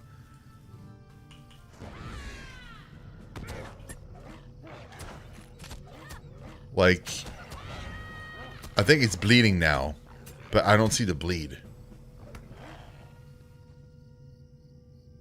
See, that's literally the only downside to this one. But the creator of this one has a different one that I do have, called, it's another name that started with A. I just forget it. Let me kill that one wolf, because I actually might change it to that one actually. Hold on.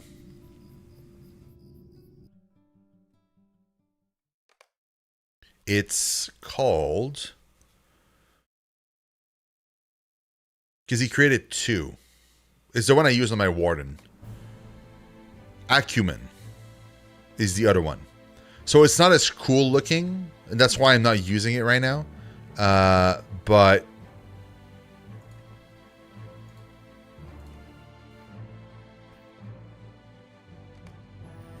like if I enter, you'll see.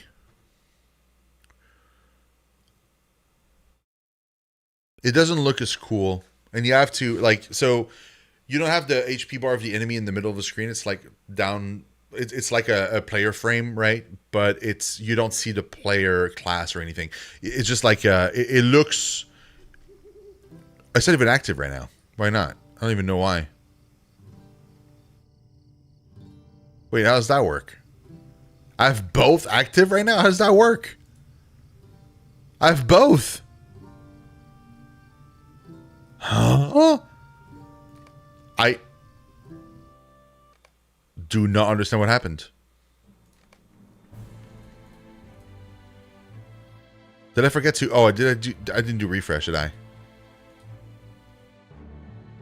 Yeah, that's probably what happened. I didn't do refresh.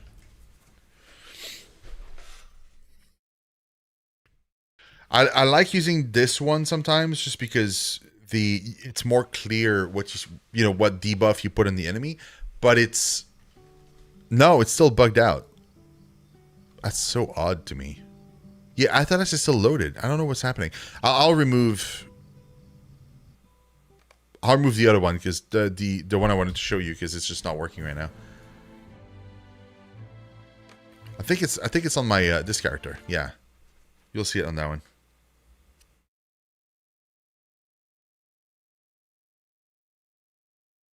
I was expecting it to take this long to show you. I thought it was going to be a quick showing and then moving on, but it's taking a lot longer than I thought. Apologies.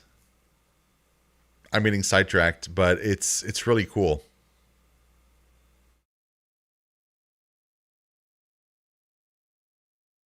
Because I don't have like a cool player frame right now, like I'm kind of, it doesn't, like I'm feeling more like changing. It's not even on. Oh my god, what's happening? Okay, never mind. You know what? It's fine. Just look at a screenshot or something. You can look it up. It's called Acumen. And I'm gonna stop fighting with the UI because it doesn't like me very much right now for some reason. Oh, I think I forgot to activate it. That's why. Okay. But no.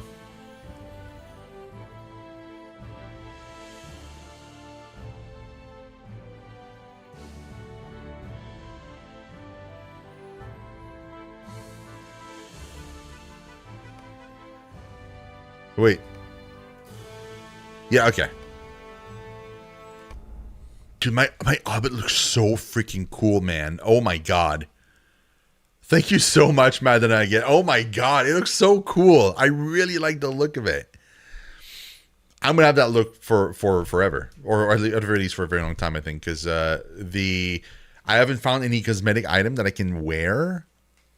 Really, even on my lore master at level 28, I haven't found anything. It looks, dude. Oh man, I look badass. Oh, the other thing I forgot to do. That's a good point. I forgot to put in the skin that I use. Which... Wait, where are the skins? Oh, here. I use this one. Yeah, that's the one I use.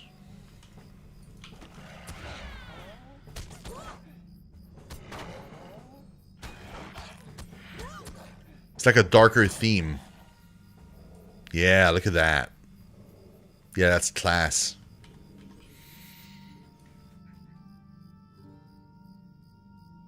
Oh, and I usually... You guys don't see it anyway, but like for my own personal use, I usually put my chat window to window opacity maximum, because otherwise I lose some of the chat sometimes.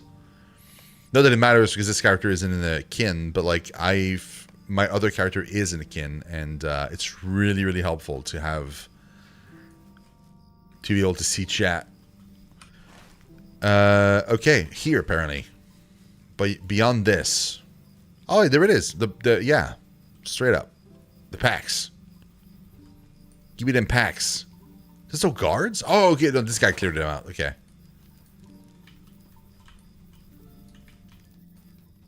We found the letter. Constable Bulger, as you are no doubt well aware, these are difficult times for all of us who live in and around the Chetwood. I must ask, sir, whether you believe these Blackwood villains will stop their attacks of their own accord. For it seems to me, and I am by no means an expert in the subject, though I must confess a certain professional interest compels me to inquire in this regard, that you have done very little to safeguard the property of the people of Staddle. I have observed, on no fewer than 2 occasions, dark shapes lurking about my pipeweed field, and investigation the next day revealed to me the loss of several of the ripest plants. There are brigands lurking in these parts, Constable Bulger, and if you are unable to retrieve my stolen pipeweed from their overlarge and undeserving hands, I shall consult with Mr. Redweed, Mr. Foxglove, and Mrs. Tanglerush, who I believe will surely give me the satisfaction of my returned pipeweed. This is a really well written letter. Oh my god. These Watchers of Breeze may be big folk, but they are a good sort, and I will turn to them next if you are unable to provide satisfaction. Damn, dude. The tyranny of inaction needs silence you no longer. Cast aside the thing that make you. Bring 3 white shirts, 2 pairs of trousers blue, and 200 copper burial money to Ellie Cutleaf in Coombe. Yo. They have a friend in town, it seems. That's how you send email. Can you imagine? Oh my god. That would be amazing, though. Okay, that's the letter we found. Okay. That'd be incredible. Oh, I'm going the wrong way. A sergeant? 2 sergeants. Oh, I have to summon a friend. Let's go, friend!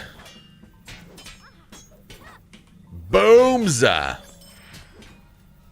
Oh, yeah, man. Okay, I gotta figure out what is a...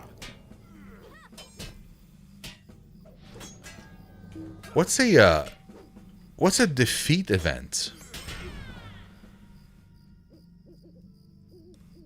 Enemy defeat response. Any skills that are based on a successful enemy defeat response may now be played. Oh, so if I kill an enemy...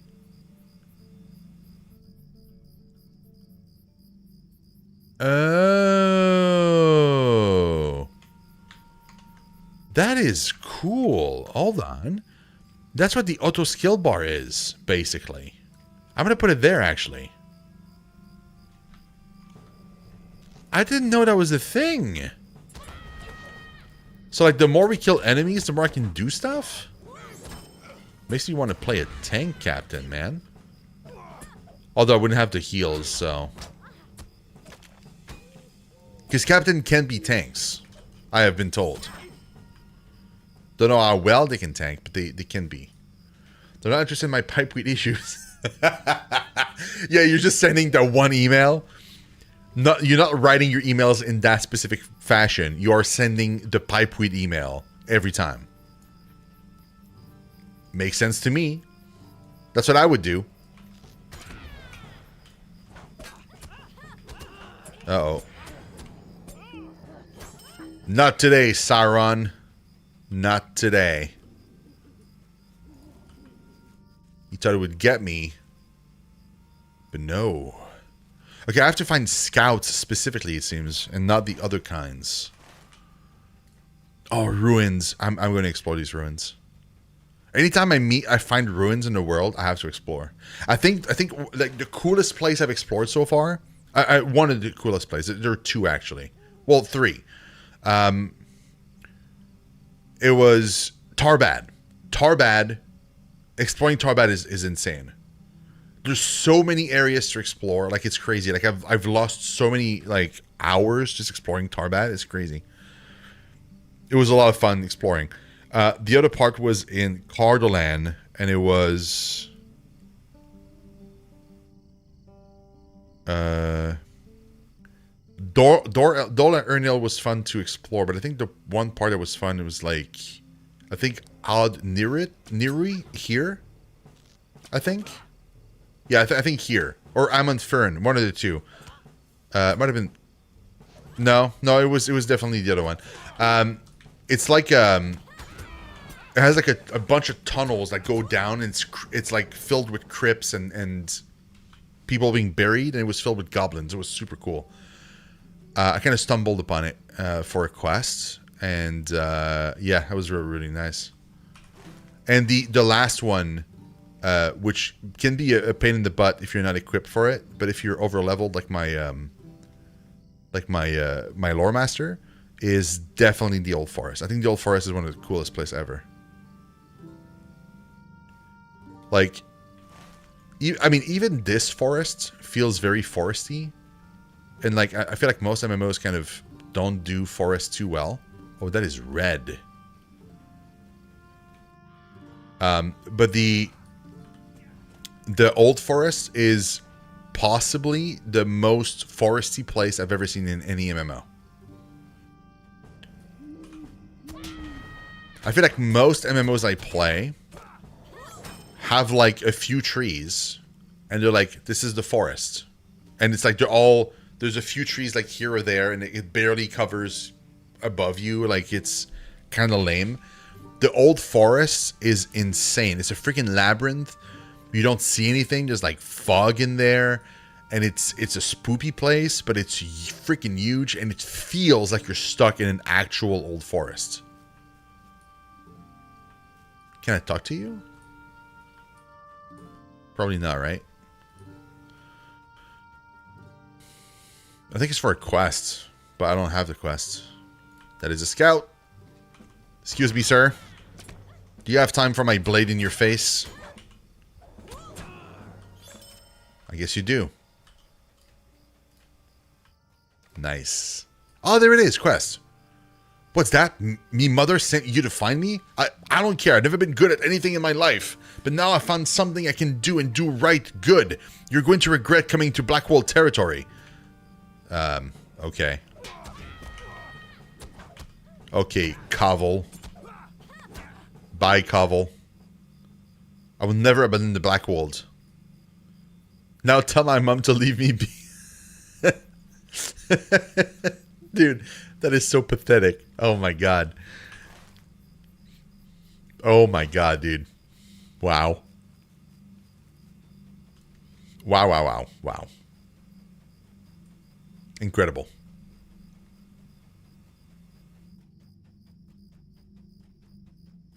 Is that? No, no. That's not where I need to be. It's further in. Okay. Another thing that I wish Lotro had would be a keybind to get your weapon out. Like, right now, there's no way for me to do that. I can't, like, get my weapon out and just have it out. It'd be cool to have that, like most MMOs do.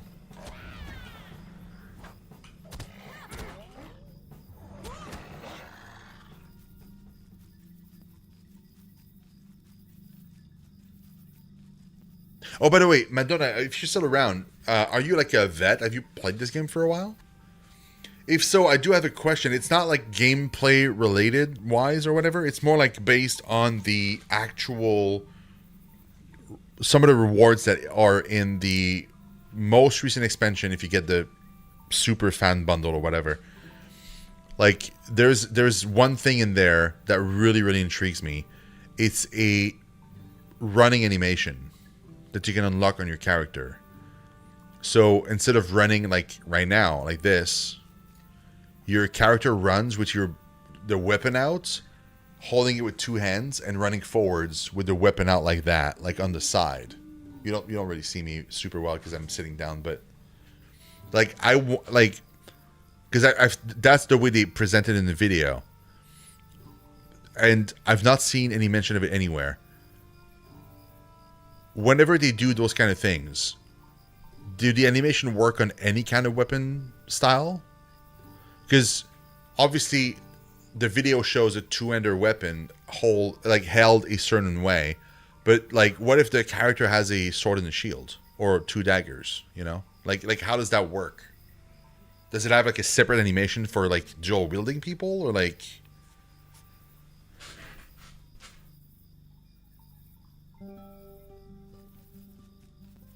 Because the most recent one has to do with having the weapon out, but it's only shown with a two-handed weapon. I've seen Skip. I don't even know what Skip is. I've never seen anybody. I've honestly never seen anybody have a different running animation on this server yet. I'm sure it exists, obviously, but I've not seen anybody with one. Like the one in the most recent expansion, they call it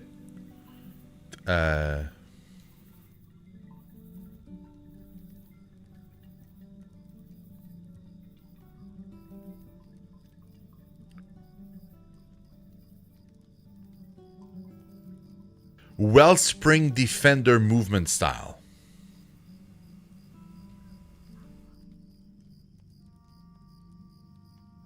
It looks like a girl frolicking through flowers. That's amazing. I love that. Yeah, it's called Wellspring Defender. So, I guess my question is like, if you have Wellspring Defender equipped, but you're not using a two-handed weapon, what happens? Does it not work? Or does it have a different animation because you're not using the same kind of weapon that the, you know, like, that's what I'm wondering, because I'd like to see it on other weapon types outside of, you know, a two-handed sword, for example. Because I'd be curious to see what happens if you have like a sword and a shield.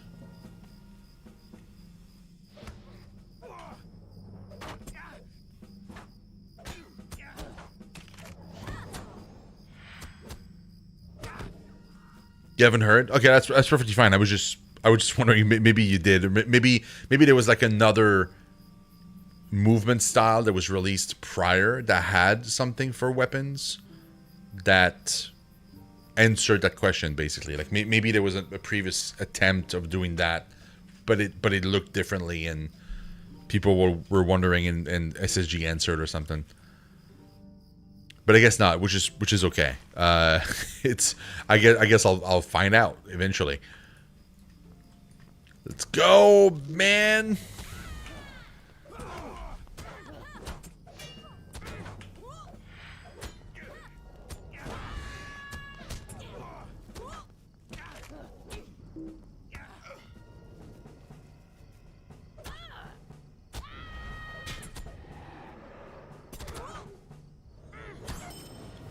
Boom, level up. I don't want to go.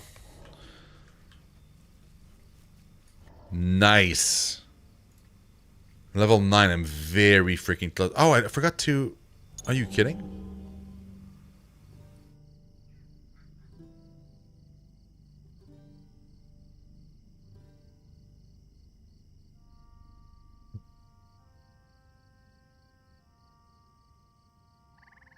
Your rating time consumes the defeat event and briefly increase your...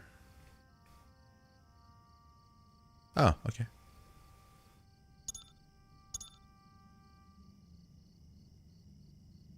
Yeah,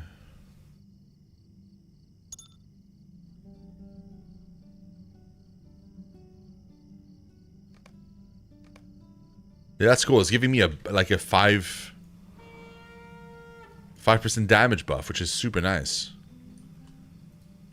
Cold sick leaf. Oh no, I'm stunned. No, ow.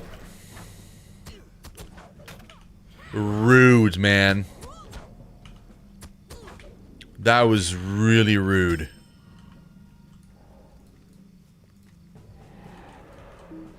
And now I have a 5% damage buff on top of everything else. Haha, dude, let's go, man. The deeps. Oh man, the gear you made me, Madonna. Oh my god, I'm so strong right now. This is incredible.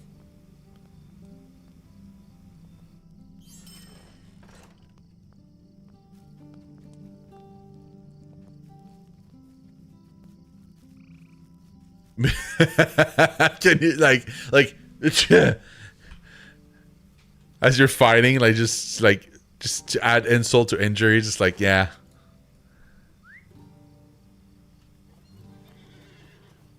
It makes a world of difference, to be honest. Like, it changes the entire game.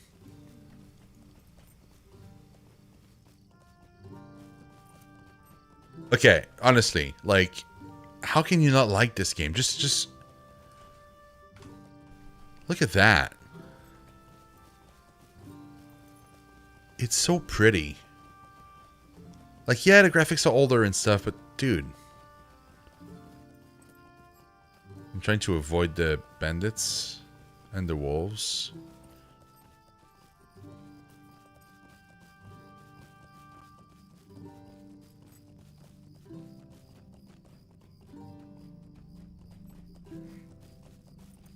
Yeah, exactly. Yeah, I was able to do a bunch of big pulls, which I don't think I would have been able to achieve previously.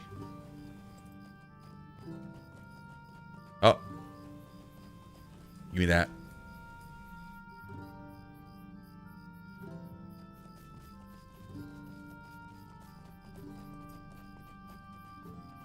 It's 4 a.m. and I should have gone to bed before you started the stream. Oh no, I apologize, man. Oh, dude, have a very good night. If you are leaving right now, Xordan, I completely understand. I'm honestly not too far from going myself. I usually don't. I usually go about this long, so especially on Fridays. Like sometimes I stream also on Thursdays. Usually, I did stream yesterday. It wasn't this game though, but like I did stream and ended up being finishing around that time too.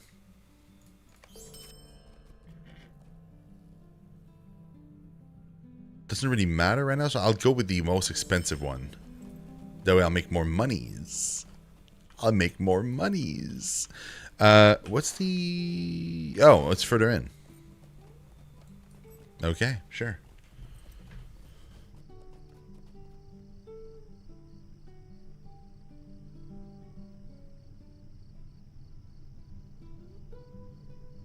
I thought I'd receive a notification from Van, but no. Or she might have, but like, it was a long time ago. It was an old one. It didn't make any sense to me. I read it, I was like, what? And then I was like, oh, okay, it's a question I asked like hours ago. I fought with Koval, yeah, but he escaped. I feel the time to the Blackwall Brigands is coming to an end. It seems I was right, and he will never give up his lawlessness. His mother will not be pleased to hear it. I bet she won't. Am I the one to tell her, though? I am the one to tell her, aren't I? Oh, man. I don't want to be the bearer of bad news. It's a weekend, but I'm enjoying this so much, I'm grabbing another beer. I mean, don't go too crazy, man. Like I said, I'm about to go, too. So, like, don't grab, like, too many things, because...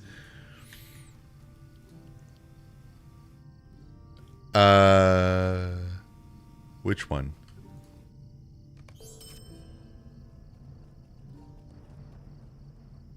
I feel like that's a lot of power, isn't it? Oh, no, it's 2.4. It's not like 2,459. Yeah, it's got to be 2.4. Yeah, okay, that makes a lot more sense. Because I was like, oh my god, that's crazy. It would, like, more than quadruple what I have right now?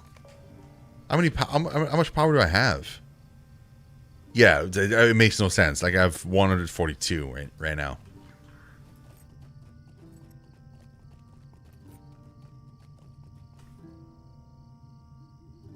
Oh, I have to pick. Okay, yeah, that one.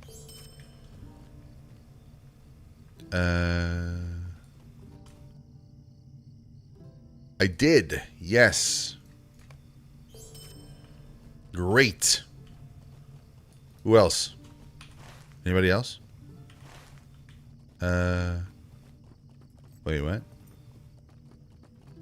Indian? Oh, no. Constable. Yeah. Sorry. Constable Underhill. Oh, that's the main quest. Hello, what's this? Ellie Cutleaf? Well, I should have guessed. She's smart and disreputable by all accounts. And she's just the sort who might lead us to the Blackwall agent. She won't lead you to this Amtir fellow, I don't think, but it's a start. We must gain access to the leader somehow. He'll have the answers we seek. Well, okay then. That one. Doesn't matter. Now, here's an idea. Ellie is looking for new blood, so why not help her out? You could mask yourself as a ruffian and offer to join the Blackwalls, gain her confidence, and we might find out where the Blackwall leaders are hiding. Of course, it would be dangerous. Do you think you're up to the task? Ellie's house is in the northwest corner of town, by the pond. There are some large cages nearby. She breeds dogs, I think. Go and speak with her, and remember, you're a brigand. Thank you. I will remember that. Apparently. Okay. I am a brigand. I mean, I look like one. See, I have like I feel like if I were like a human, it would make a lot of sense, right? But like I'm a hobbit. Do they usually recruit hobbits?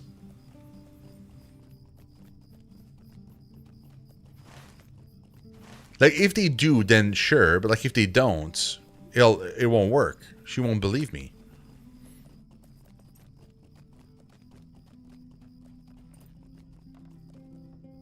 Dude, that is a prime real estate. Oh my god. She be rich.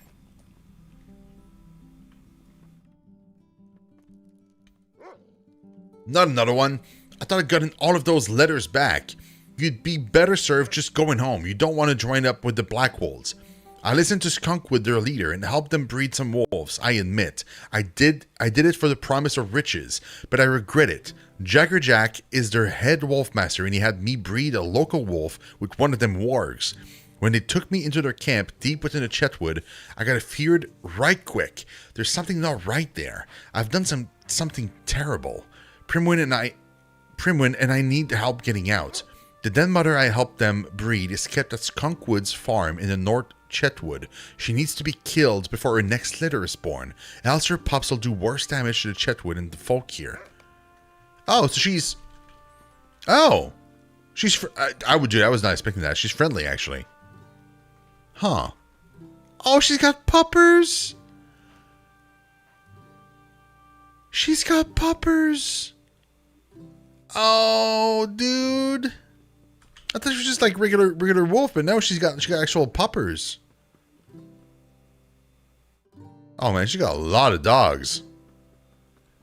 Off enjoy stream. I usually try to stream at least once a week. I unfortunately work full. I mean, fortunately for me, because you know money. But I work full time, so I have a hard time committing to more than once or twice a week. I usually try at least once a week. I'm gonna try going for 2 because I have many things I want to do. I'm going through Xenoblade Chronicles 2 right now, and so I still have to finish that. And I want to play more Lotro, and there might be some other streams peppered in there that I want to do. So, but those will be like one-offs. So I'll have to kind of find a way to manage those things. I usually stream on Thursdays and Fridays, and it would be around the time that you found me. So I started like 7 Eastern time and go until about 11 p.m. Sometimes on Thursdays I'll stop earlier than that. Like I think yesterday I stopped like 10:30 or 10. Yeah, 10:30. Just because I work in the morning. But like today, for example, tomorrow is the weekend, so I don't have to worry about it too much. Next week, I might actually be able to do to go later on Thursday as well because I took the Friday off. So I might be able to go a little bit more crazy streaming wise. But yeah, that's usually what I try to do. Again, I really want to stream more Lotro, but I also play Lotro like not on stream. On a different character. It's on my lore master, which is level 28 right now. Which I just started, by the way. Like I started like a week ago or 2 ago. So yeah, whenever I'm not doing anything, I'm trying to muster the courage to record and do video editing, which I'm terrible at, or I just chill and play Lotro to kind of relax.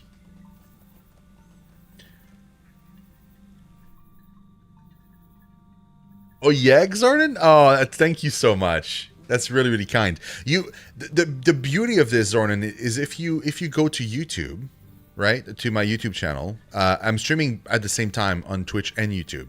So if you go to YouTube, you can catch the streams even if you miss them. Obviously, I won't be live for you, like I won't be able to talk to you and stuff. But at least if you want to, just watch, you'll be able to. And yeah, so all of my streams are saved on YouTube, if you will, because I stream on both. And like the Lotro streams will be in a separate playlist, so you'll be able to get those. And yeah, I'm probably gonna make videos. Yeah, I'm thinking of making videos. Right now I have a lot of videos like about like JRPGs mostly because that's what I used to stream almost exclusively. But I'm with Lotro and who knows what in the future. Like I might actually do more MMO stuff. MMOs are like the one type of game that I always come back to and I freaking love. I just can't get enough of, especially stuff like Lotro, for example. I for a while back, I used to play Star Wars: The Old Republic, and to this day, my favorite game of all time is still FF14. I've played FF14 since the original launch of 1.0, if you can believe that. It was a very long time ago. And I come back to it periodically just to do the story with my girlfriend, and then we take a break usually, and we play other stuff, and then we come back whenever there's new story content. Oh, thank you. I appreciate that, Zornan. Thanks. But yeah, you'll find me with the same name, thankfully. It's not too hard to remember. So yeah, if you enjoy the content, you absolutely subscribe on YouTube. You'll get more of it, obviously. Going back to SWTOR, that was a gift for your from your girlfriend. I do really like SWTOR. Eventually at some point I'll probably go back to it too, but for now I'm with the Rings of Power and like the new animated Lord of the Ring movie that's about to come out, and like we have 2 more action like live action movies coming up with like The Hunt for Golem, which is going to be in 2 movies. Like I'm super into Lord of the Rings right now. Like I'm probably going to be more hype with Star Wars at some point, like whenever there's more Star Wars stuff going on. But like right now, like I'm very much in a Lord of the Rings mood, and this game is like scratching all of that for me. It's fantastic. It's just oozing lore from every pore. Like every single NPC you meet, everything you read in the game, like is the way it's written. Like it feels like I'm reading the book almost.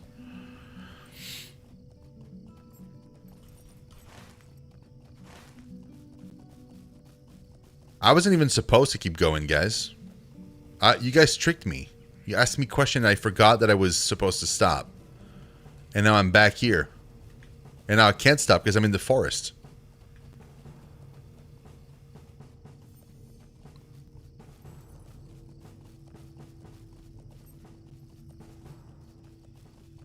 Yeah, with my ADHD, it's really hard to read. I find I used to love reading when I was a kid. I was more into it at the very least, or maybe because I was forced into it because school, right? Like school will have you read books for a class or whatever, so you have to do it. As I get older, I find it's harder and harder to do so. So I found a trick that works for ADHD. Maybe it's going to work for you too. It's a bit like annoying to set up, but it works. I buy the physical book, right? So I have the physical, or you know, you can have it digital, I guess, but like just have something in front of your eyes, right, to read. But at the same time, I am listening to the audiobook.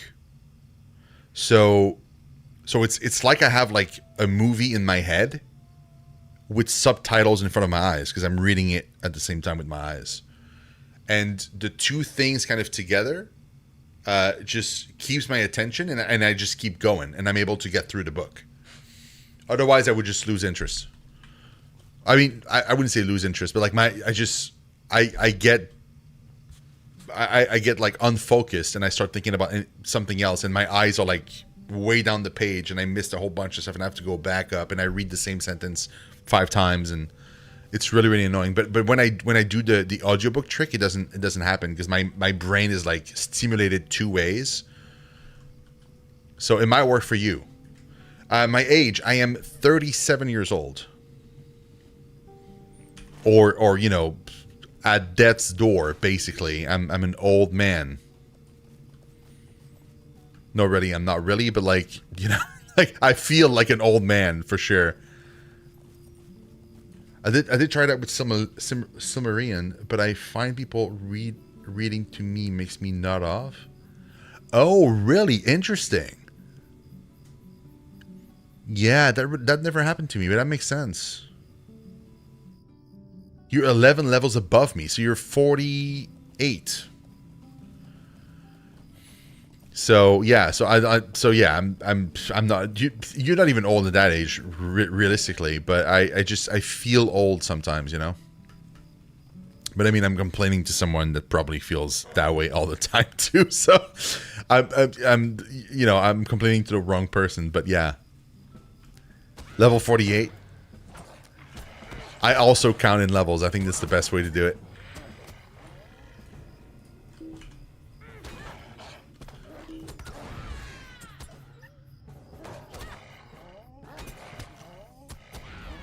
I need more buttons to press. I'm running out of buttons. Where's the... Wait, am I at the right place? I am. Does just defeat dogs until she shows up? Or like she's just not spawned?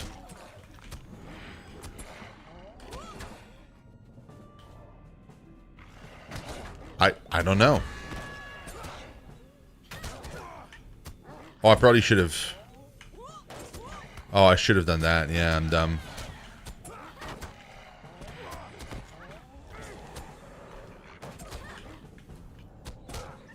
Get a damage buff up, you know?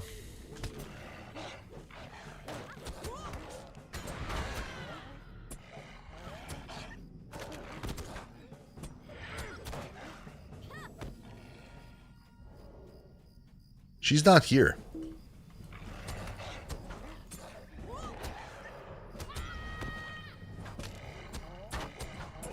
I have so many buffs right now. Oh my god. Oh, there we go. Ding. Okay, this is spoopy. Because that means that from now on, they can spawn the wraiths. The ring wraiths can spawn now. Yeah, now it's really scary. Oh! I think it spawned, actually. Yeah, the actual, like, world boss did spawn.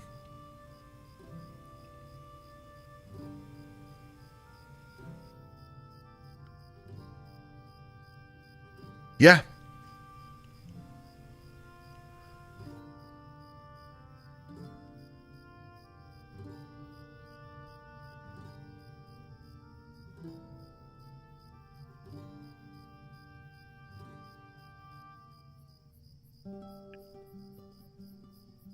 I mean, it probably won't be long, to be honest. As soon as I hit level 10, it usually spawns.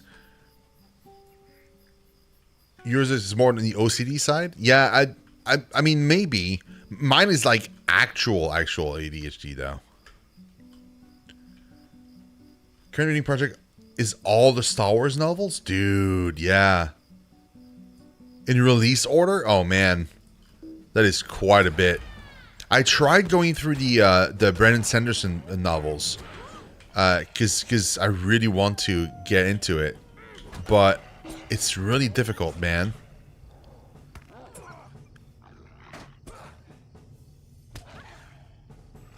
Like, it's difficult because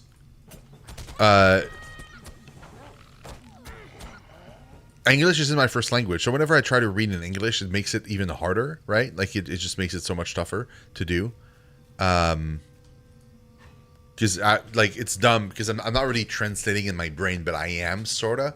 So, it doesn't come as naturally to me as if I were reading in French, and I really don't want to read in French, because usually in French, they change the names of places, and because they try to translate them in French, and it sounds terrible.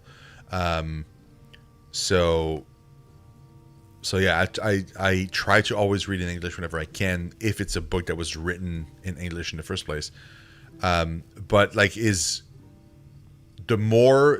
richer the world, the harder it is to read for me in English, because usually they make long, flowery sentences and stuff, and the prose is really, really kind of fancy, which is cool, but it's really hard for me to read. You'll never understand because you're English? Yeah, I mean, yeah, obviously. But for me, it's harder because not being my first language, it definitely... It's like if you were to suddenly try to read in, like, Spanish, for example, like... Probably not exactly the same, because you you don't necessarily speak Spanish, but like if you were to speak a second language and try to read in it like a book, because watching a movie in English is super easy, playing a game in English is super easy, but like books are so very specific. Like authors have like very very specific prose and like ways to they'll and the language also has like these turns of phrases that are evocative and stuff, and it's harder for my brain to imagine in my head than if it was in French. Even though I do understand the words that are on the page, it just doesn't translate as well as an image in my mind. So sometimes it feels a bit dry, like as if I'm just reading text instead of trying to get into the story. So yeah, it's really hard to explain the feeling of it, but it's not great. Ugh. You got me still.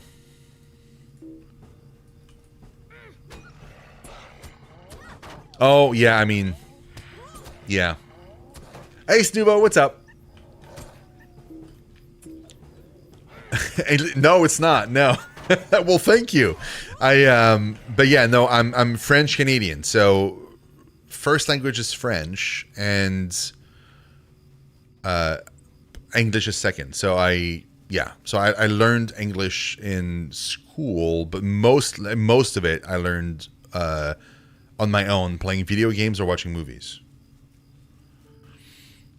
over an extremely stupidly long period of time. Obviously, that wasn't like over a weekend, but yeah, I mean, because here where I live, they really make an effort to make sure you learn English, but the environment in which I live is always in French, and so they can only go so far as in terms of teaching you the language.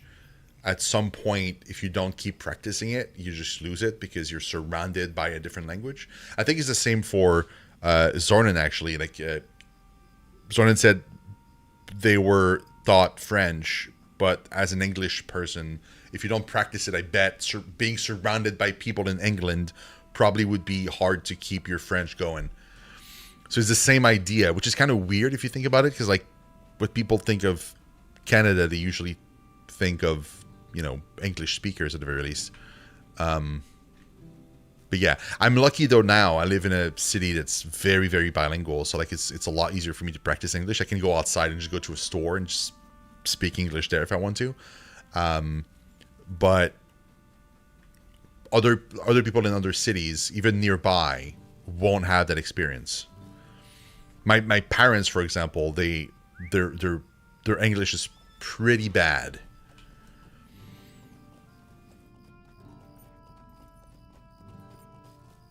And they're not really trying to practice it either, to be honest. Like they're not like they could. That's the worst part, is they could just watch movies in English and just practice. My mom tries, but my dad is just giving up. Like anytime I go to his place, like and he puts a movie, it's always in French. So obviously he's not even like attempting to get better at it, so he never will. You would have never thought I was a native French speaker without me saying? That's crazy. I mean, I'm going to take that as a compliment, because it's really like a lot. Like I know a lot of people are not as even people I either work with or like some friends of mine that I see all the time. Not everybody is as at ease with speaking English in public or like with others and stuff. Like they'll like they can watch a movie in English and understand everything. They can write in English, no problem. But like just having a conversation in English, sometimes they find that difficult. Even at work, like sometimes at work, like there'll be like a meeting and I have a client that is in the States or something, and so you're in the meeting. There's like a whole bunch of people way higher pay grade than me, and they'll be talking to the client, and I can see them struggle. And then it's my turn to speak, and it's just like I just go. And so sometimes I almost feel bad. But it helps that I stream in English. Like I spend multiple hours, multiple times a week like speaking an entirely different language, so it helps. Yeah. It's a mixture for sure. It was well, thank you. I took it as such, but thank you. Yeah, it's great. I do try. The worst part was in school. They like I don't know if they still do that today, but like back when I was in school, they were teaching us English, and like teaching us in such a way to try to hide our accent as much as possible. That was the point. And I guess the idea of it was to not show that we were French speakers, so that we would have better options to get work.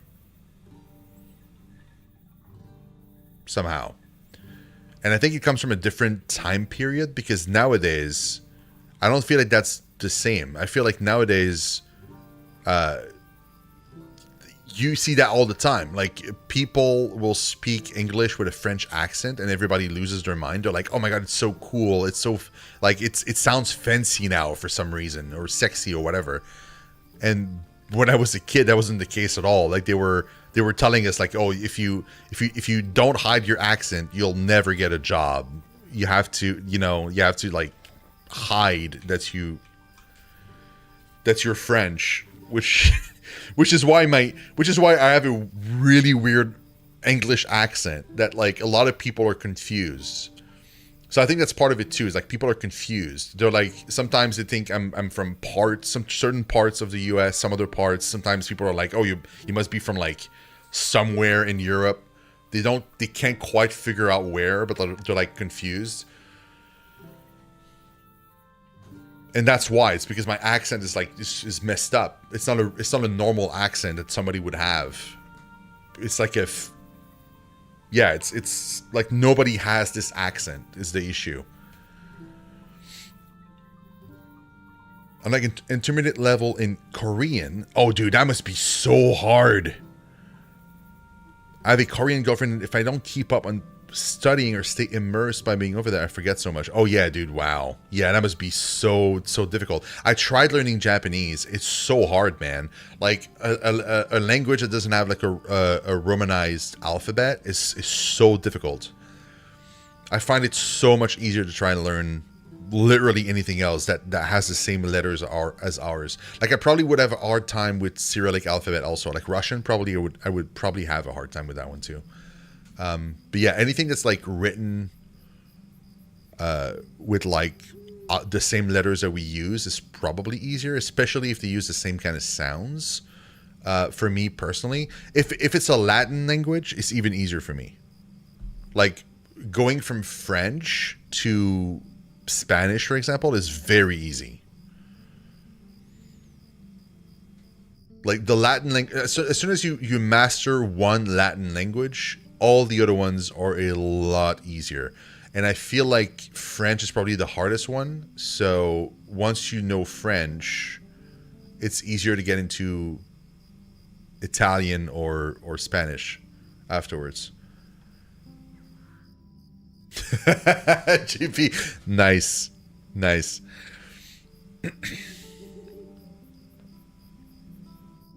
You probably would place me in Wisconsin. Yeah, see, like, it's an accent that doesn't make sense. Like, my accent doesn't make sense at all. Because I'll have some words are gonna sound a little bit French, some others are not, and subconsciously I'm thinking about the words, like how to pronounce them, like just in a split second as I'm pronouncing them. So sometimes some French will bleed through, but like usually not. And yeah, it's so weird.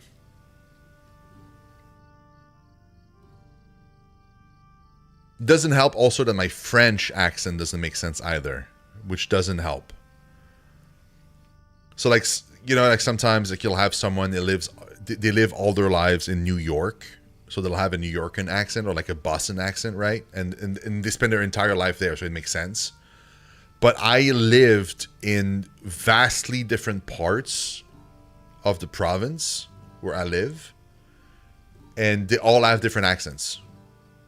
So, like, my formative years, like when I was like in like primary school, I was in a totally different part, and then like during my high school, I was in a totally different part, and then my adult life, where I am right now, which means I picked up a whole bunch of different words with different ways of saying them, and my accent is messed up too. Like, people don't know, really.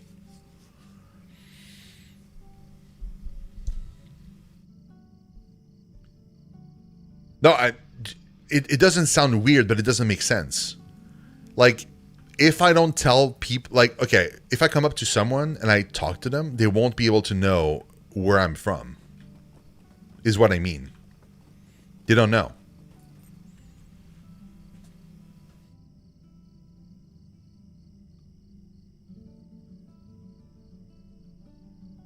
Yeah, see, Sornan, is what I mean. Yeah, and also keep in mind, as I get more tired, the French will bleed through a lot more because I'm getting tired too, so it doesn't help. But yeah, I'm much better at speaking and listening than the writing. Oh, the writing is super hard. Snoovel, thank you so much for the follow, man. The writing is really difficult in Japanese. Oh my god, dude. And I imagine it's the same in Korean and so on. But like, oh man.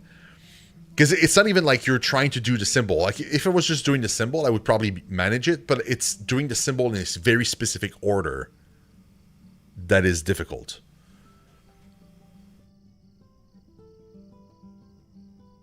Well, I mean, yeah, okay, but you've known me, so you know where I'm from. But like a coworker, for example, they'll be like, "Oh, I'm from that place," and we can hear it, so we're like, "Oh yeah, it makes sense." But like when they come to me, they're like, they don't know. I have to tell them.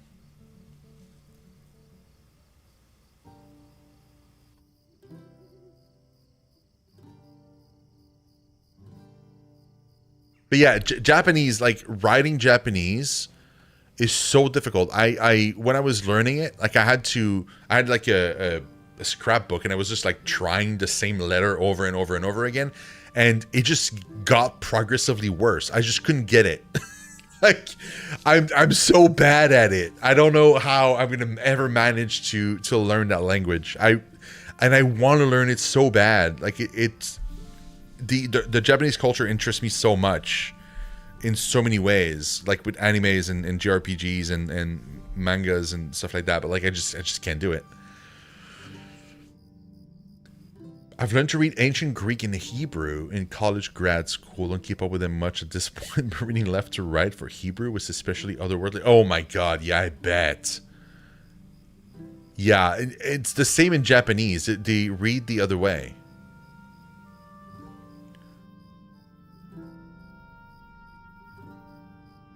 It's not like exactly the same in Japanese, but like in Japanese, what's weird too is like it's the vertical, right? Like you're reading a text and it's vertical, and so it's so odd because there's no one line doesn't equal a sentence. Sometimes the sentence will continue on to the next one. So like it's really hard to figure out like where you're at or like when sentences stops and stuff. Like it's really, really difficult.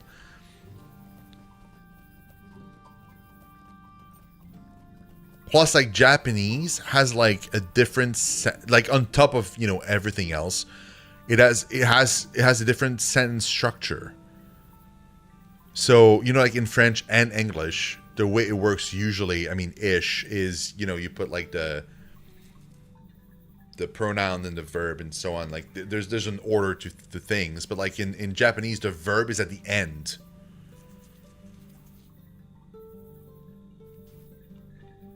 Or the person is at the end. I don't remember. There's something at the end, like either the pronoun, like the person that's making the action, or the verb is at the end.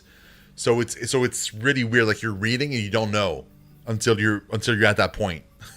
So you get a whole bunch of information, but you still don't know how that relates to anything until you reach the end.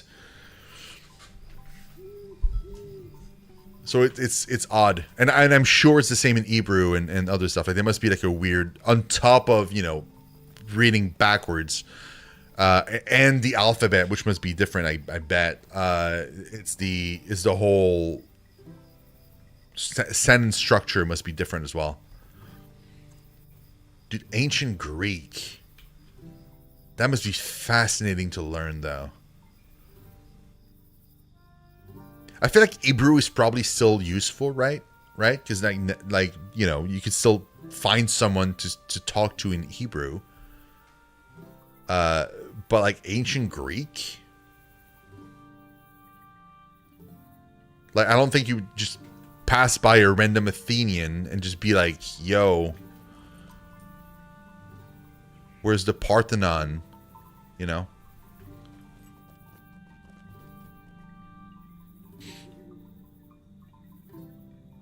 It suck you in because you have no idea what is going to happen at any point. I mean, yeah, maybe. It could be that for sure. I think it's the way they approach storytelling and the themes, though. Like, if we want to be serious about it. But yeah.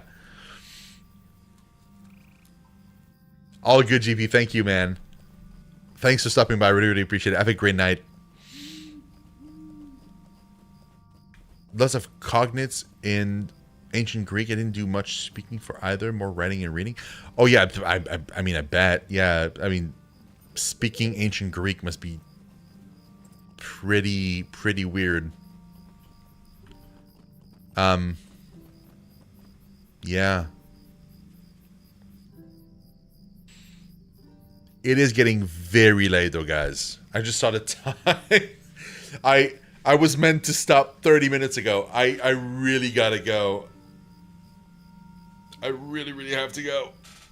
Because I have something tomorrow and I'll be dead tired tomorrow.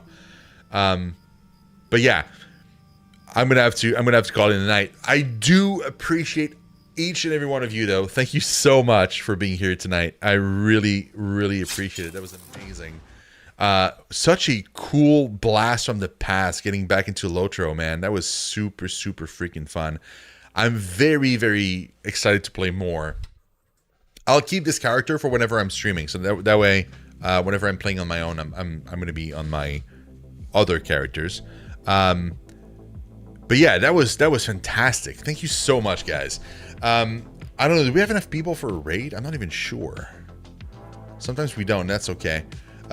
We do have enough people. I don't know what we're gonna raid though. I don't really have time to find someone, so I think I'm gonna go with like whoever I can find that I follow that is streaming somehow.